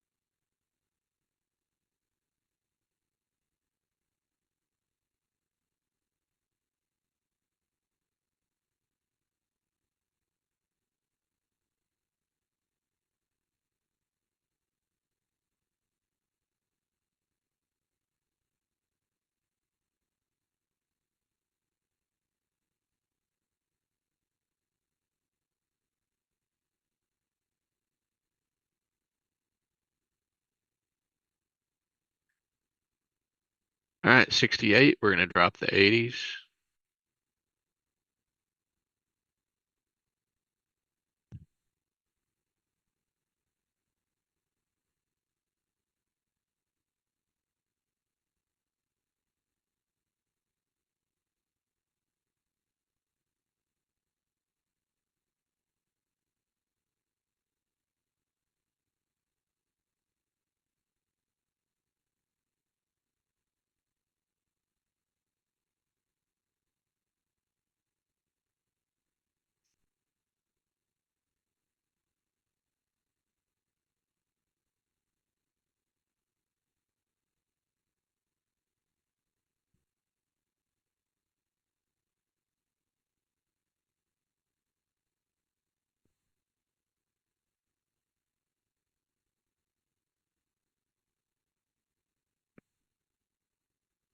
All right, dropping the 80s.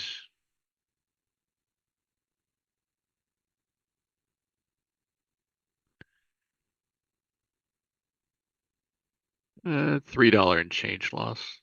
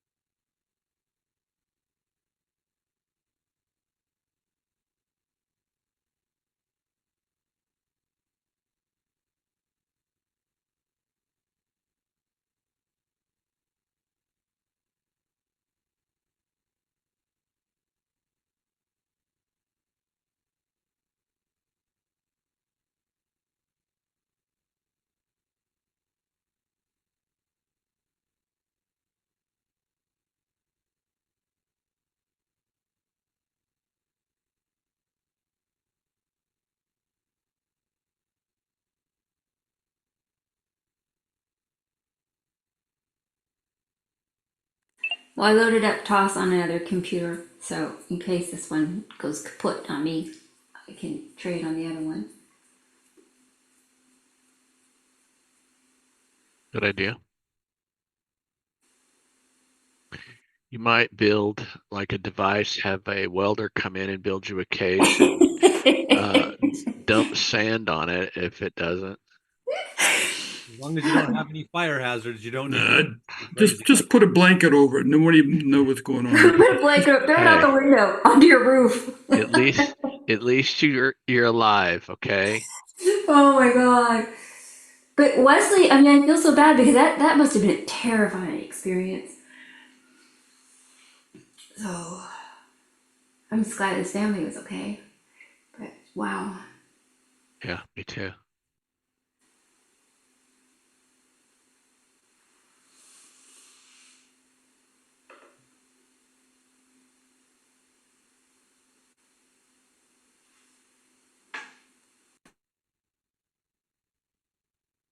All right, I'm selling some puts at $11 strike in UVXY. Just to play on if it gets down there, then I'll be long volatility.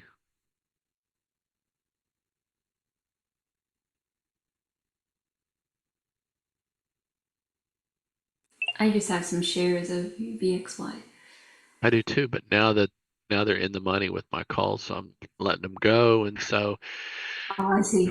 really running a wheel strategy on UVXY right around that $11 and $12 mark. That's the idea. I haven't sold calls against it, but maybe I'll do that. Well,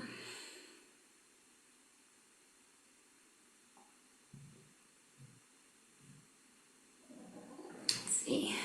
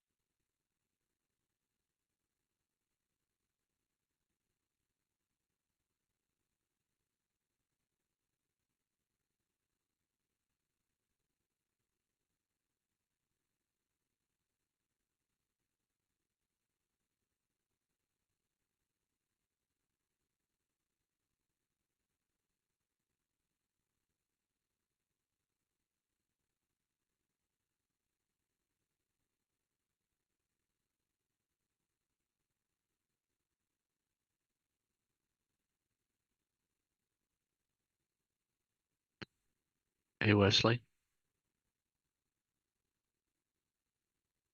Yeah. Adobe showed up on today's bullish scan. Oh, interesting. Adobe. Huh. I asked for its reasoning. Most of it was around fundamentals.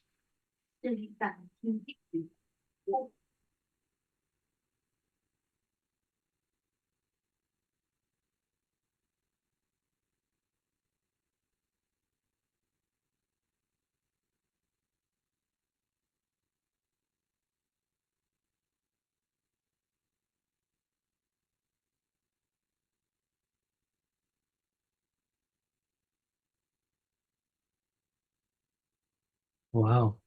Top rank. Huh. Interesting. I have it in some accounts. I may put it in a couple of others.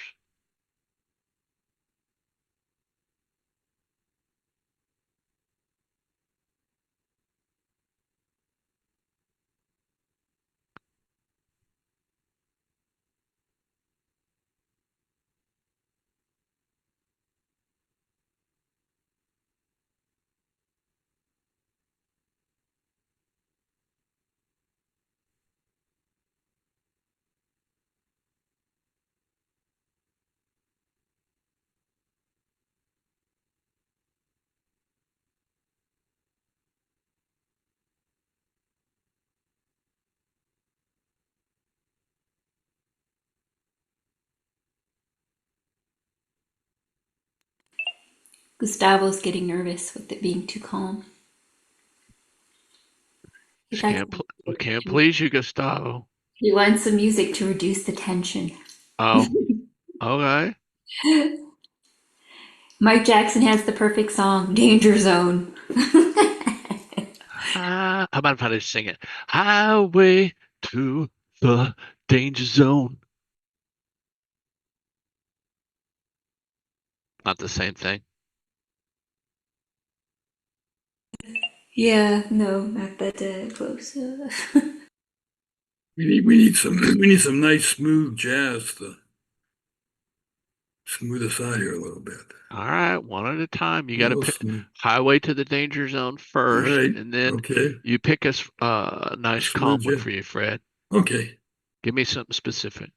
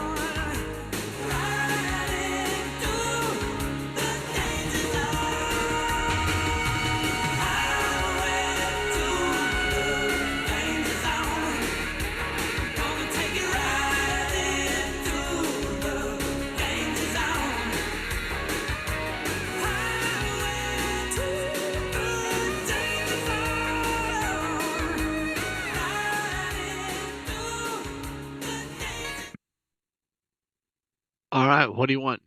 Something calm, Fred. How about I got you, man. Check the chat. Earl Clue? Dance with me. Yeah, we got 30 seconds to 50 bot. What this, Fred?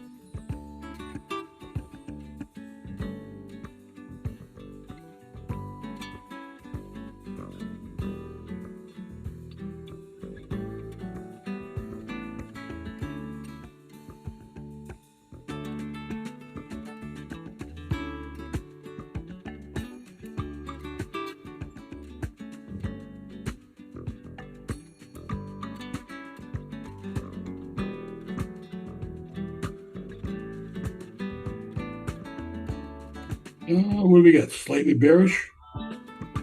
Bearish neutral?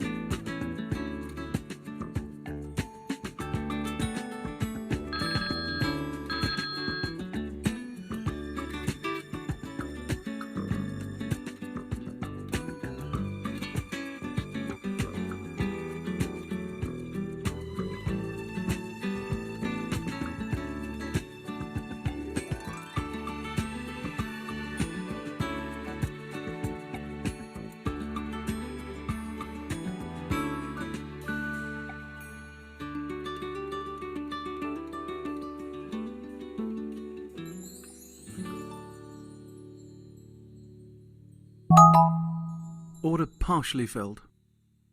Order filled.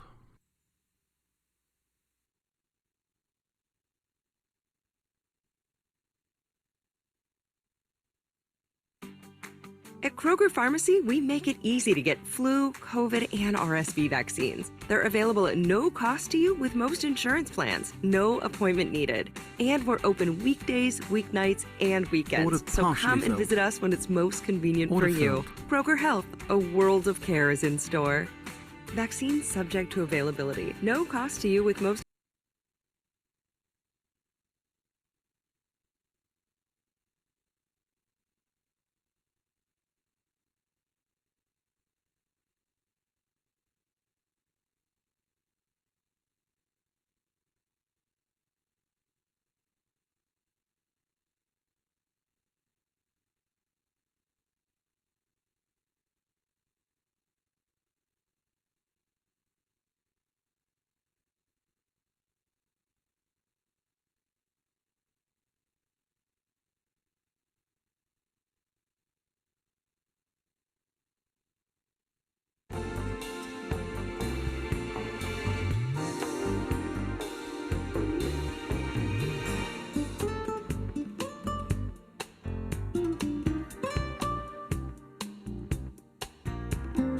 little chill out elevator music. Take us into the close.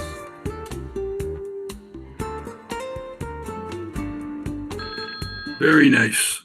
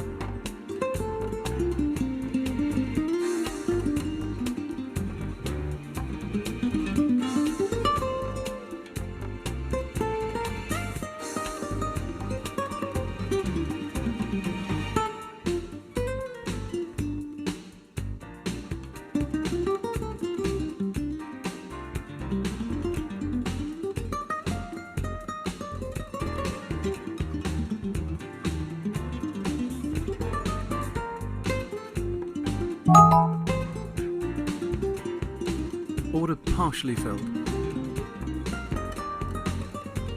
Order partially filled. Order filled.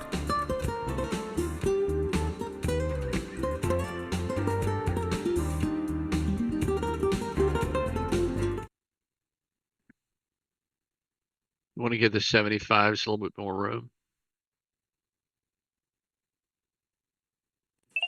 Yeah.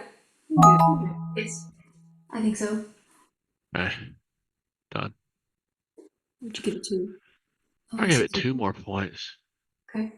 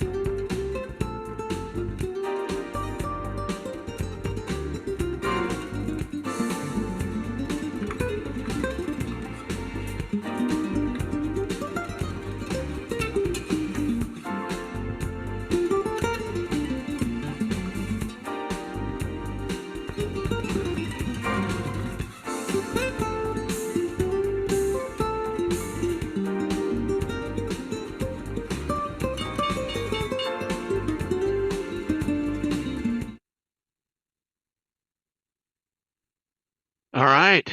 Good day. Looks like 1660-ish for contract. Very nice. All right, we're in the money for the end of the week. Okay.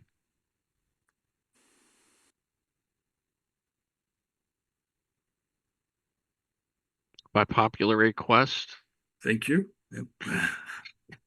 By Bing Crosby. Congratulations, everybody. Have a great weekend.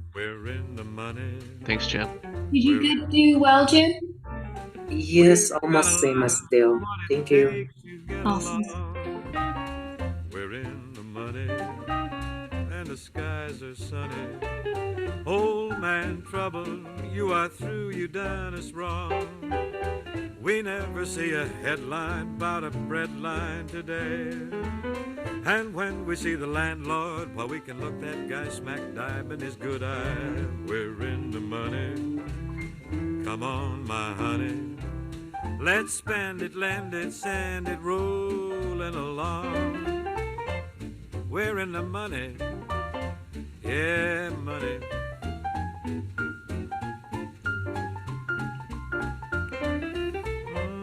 In the money. Money.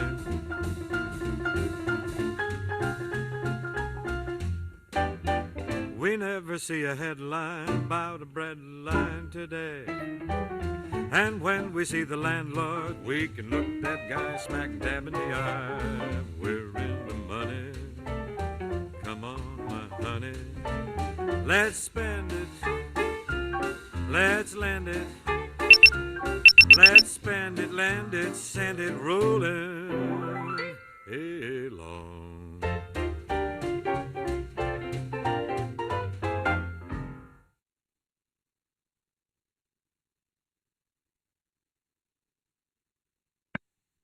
Looks like it'll be Applebee's tonight. Boy, we won't have to. We can order off the big menu too, not the 2 for Yeah, $25 baby. tonight. In dessert too. Oh man, I got a song for you, Fred.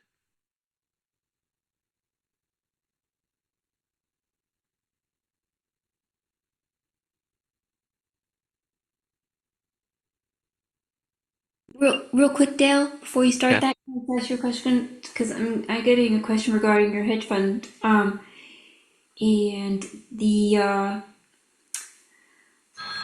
okay, so what was the company that you're going to be using? For IRAs, Yes, the recommended one. it was formerly Midland, and they've been acquired by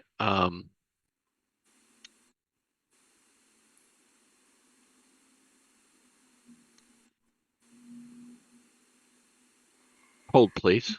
Yeah, no worries.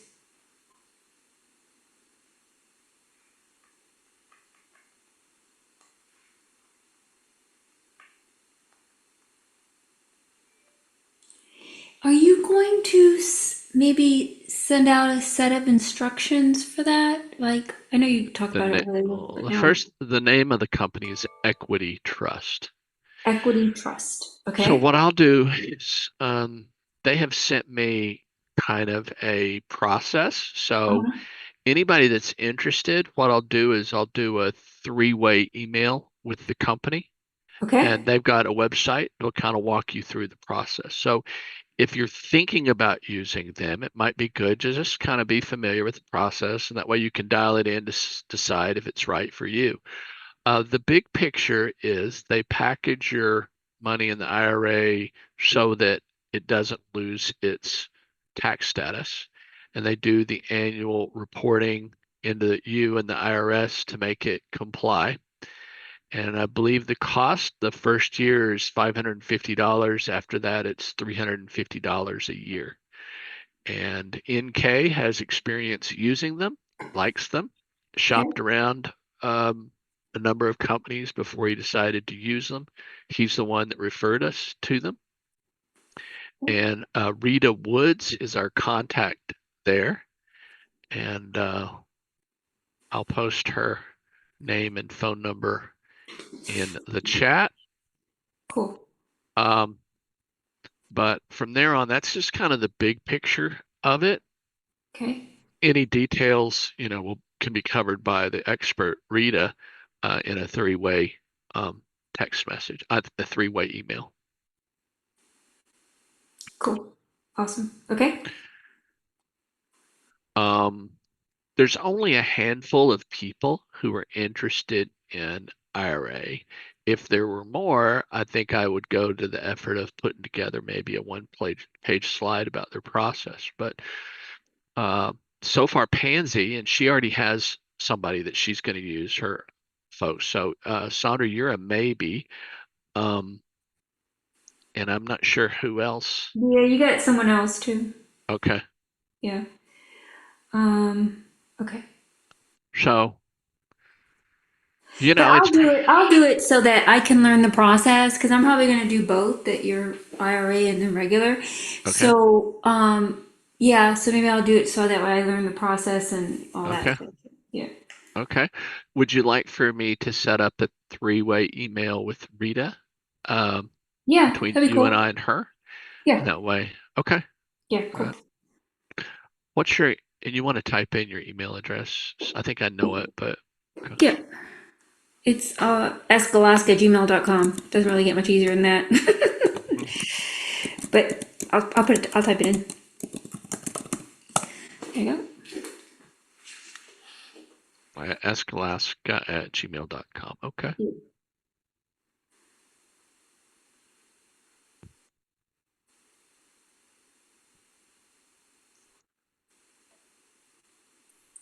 Thank you, Dale. Thanks, everybody. Great day today. Awesome. Ended up with 2,500 somehow, but anyway. Nice.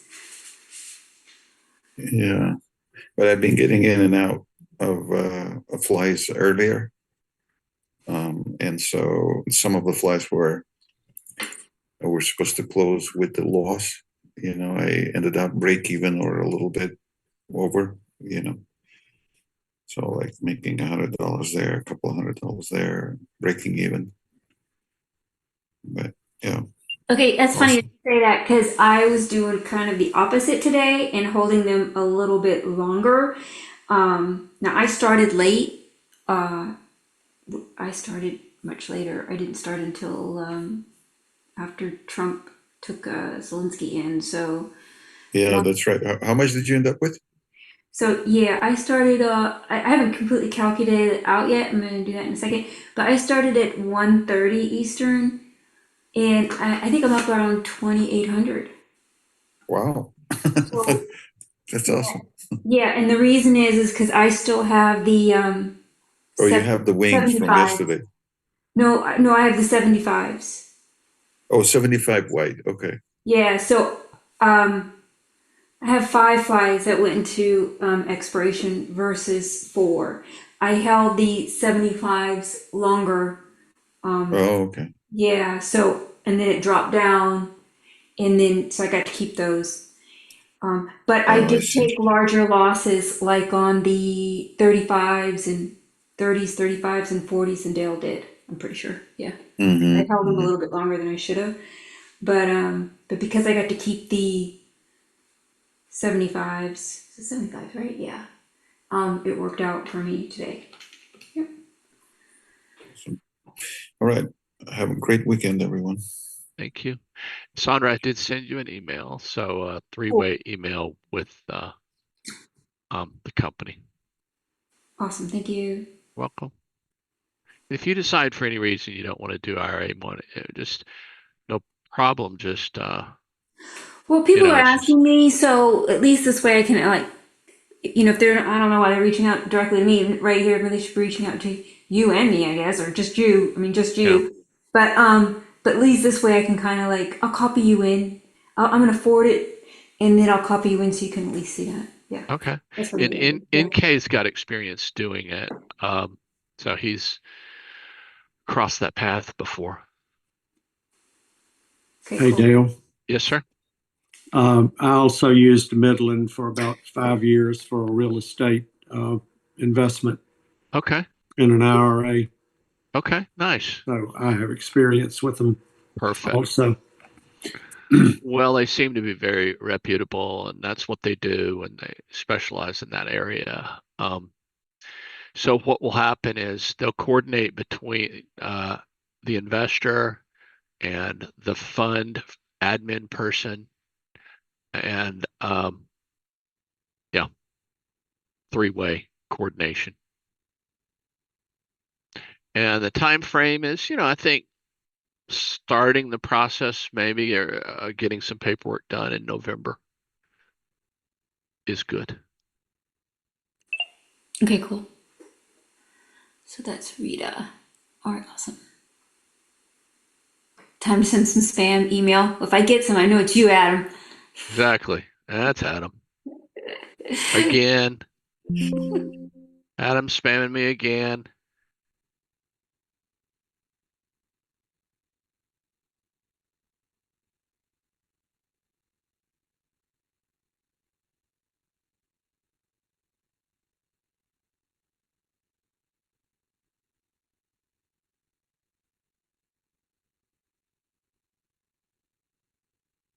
Dale, I just look at Adobe.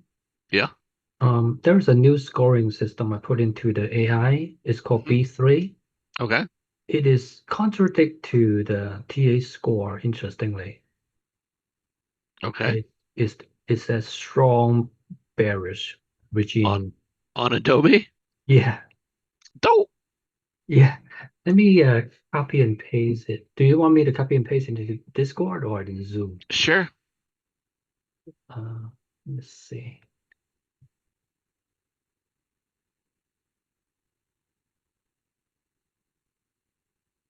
Copy. Have a great weekend, everyone. Great day today. Thanks.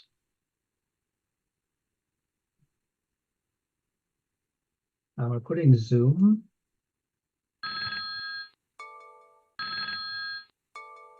Oh, you're putting it into Zoom? Oh, you want me to put it in Discord? I know it in Discord. That's more permanent because when I shut down Yeah. this Zoom, I won't have it. So True. Let me do that.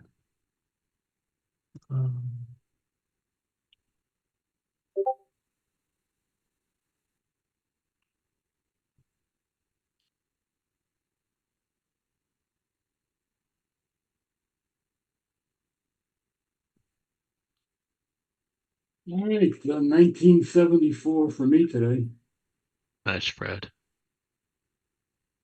13 flies and 4 in their close.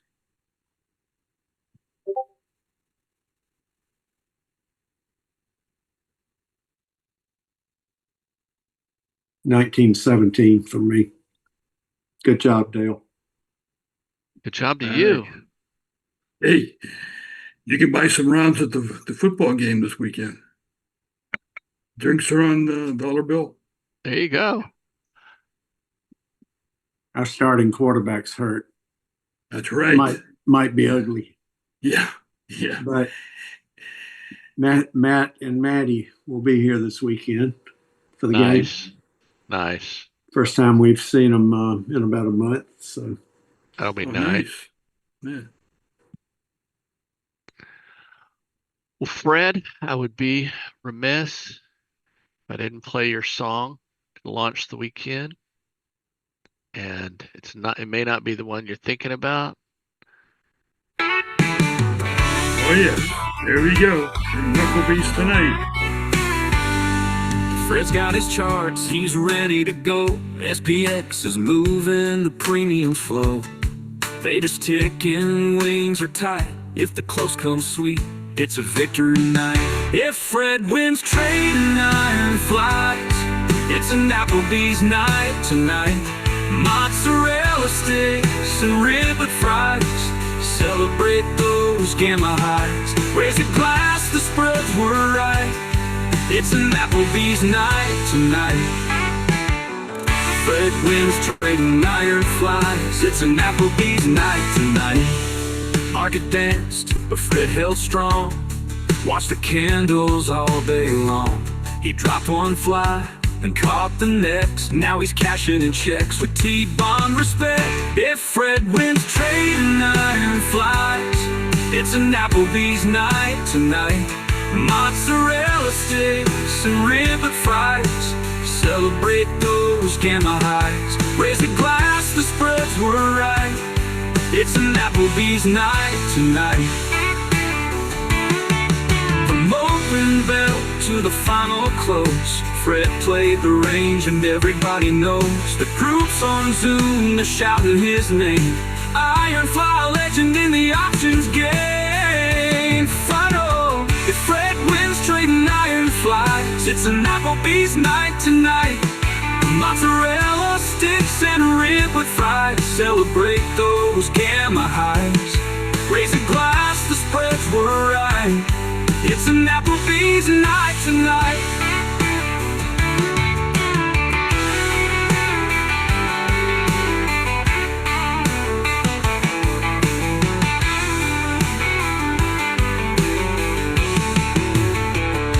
The market danced, but Fred held strong.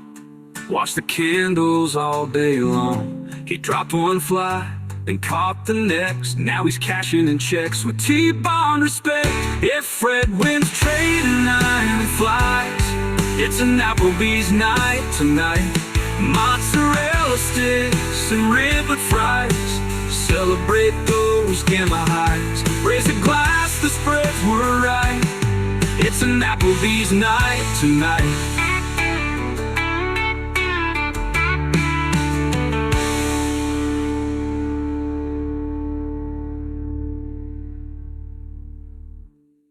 Yes, sir.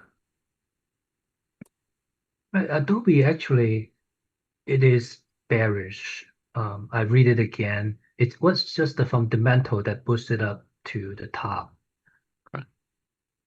Yeah, so actually they are in agreement. The technical analysis versus the B3 score, they are both in agreement that it's a bearish momentum. Well, I'm surprised that Tay did a little worse today.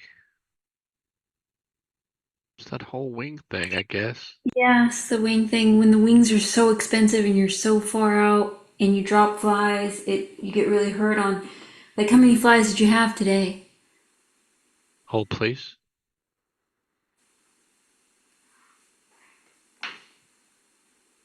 $13. Okay. Yeah, so it's those the ones that you dropped. If you compare them, that they dropped for a lot more loss. Unless you closed out your longs pretty quickly with the moves. So what did it take? Okay, yeah, 400. 1,092. Yeah. All right, nice. Yeah, I think when premium, it's funny, you think it's almost the opposite, but when premium's like really expensive and you're getting a lot of flies, the 50 wide works much better. That's what I've experienced. So like today I just did 50 wide, and yesterday because of that.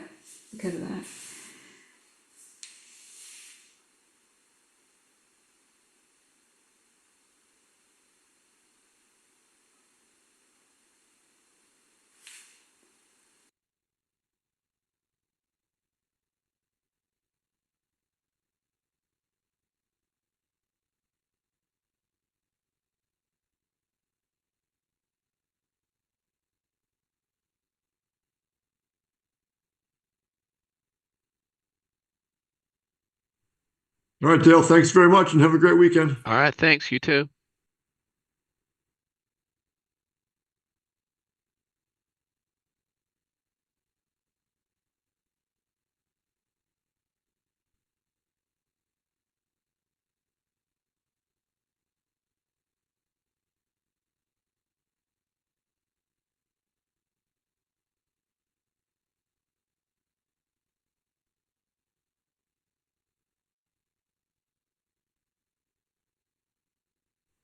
Hey, this is Jerry. I threw out the question in the chat. If anybody does plus ones over the weekend, I've done them before, but I didn't do them today, given the unpredictable nature of this market these days. Just curious if anyone had engages in the same like during the week. Wide iron flies? Yes, wide iron flies, right? When you have really good premium like this, I've done it with, good success, but usually one day to the next. I've very rarely done it over the weekend, but I have done it to take advantage of the theta decay by opening of Monday morning. Just curious if anybody else does that or has done it. I have Mm, not. no. I've done the opposite where I buy flies, 75 wide flies versus sell. I'm expecting, counting on a big move, but I haven't sold. Yes, yeah, no, that makes sense. I would agree with that. That's a good strategy too. Well, it works until it doesn't. Like it worked great for a while and then it didn't. So I stopped running that a while back actually. It's been a few months at least. Yeah, no, I've only done overnights, no over the weekends since the whole tariff war thing started in April. Just too many unpredictable factors between 3 or 4 days. Sandra, this is interesting. The 35s tated better. 6605s tated slightly worse. 6660s tated considerably worse. 30s minus 518 minus 637 slightly worse. 40s a couple $100 worse. 45s minus 498 slightly worse. 50s 398 484 slightly worse. 655s minus 298 minus 355 about the same. And now the ones that went into the close slightly better, slightly the same, slightly worse, slightly worse. So it's interesting. Yeah. Yeah. Okay.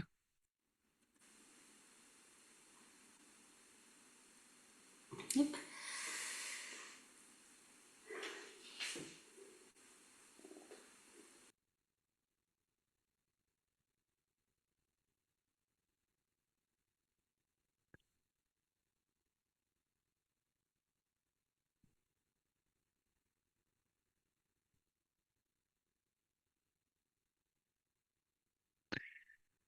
Seems like on high premium days, it's probably better to go 50 wide. Yeah, that's been On my low experience. premium days, it's best to, do like this. It's just the days you end up in a lot of flies. It's better to be with closer wings. Yeah. So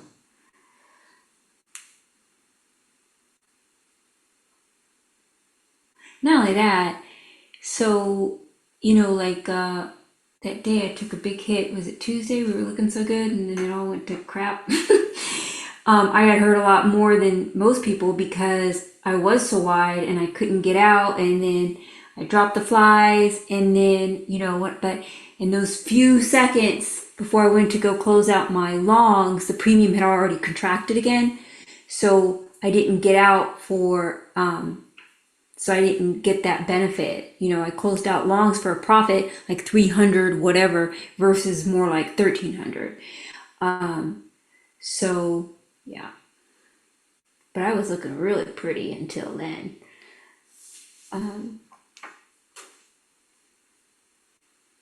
And then I became ugly. But yeah, it carries that risk, of also of that whiplash. Mhm. You protected better because the slippage. Remember, I told you that day I can't remember what fly it was now, but I mean, I got out for like 36 or something like that, but I saw it flash over 100. 100? Yeah, 100. Yeah, 100. I was like, oh my God. Because I didn't have wings with it. If it had wings, it would have been more normal-ish. But yeah, I ended up getting out for like 30 something. Anyway.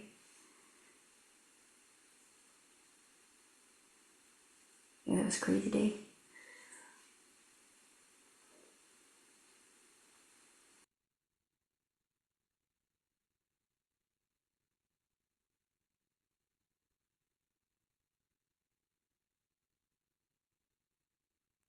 Yeah, Jerry, I like your idea, but the problem with that is it just carries so much then you're worried about it all night long. You know, I used to run the 1DTE puts and calls, and they call earn 3, 4. David Sun runs a lot of that. Man, I tell you, it was stressful because you didn't, you look at the market overnight. Like last night, if you would have looked at it, right? Be like, oh my God, my puts are all in the money and blah blah. And yeah, I just kind of don't like that overnight stuff that much. NK used to run a lot of overnight stuff also, and he stopped doing that because of that.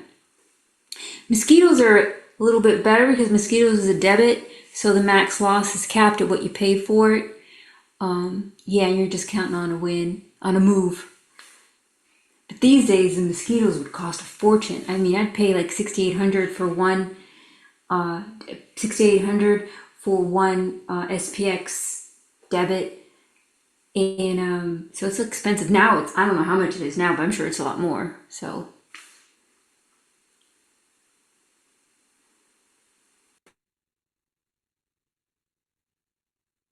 Well, there's the P&L. Grinding back from that 300K loss I took a week ago.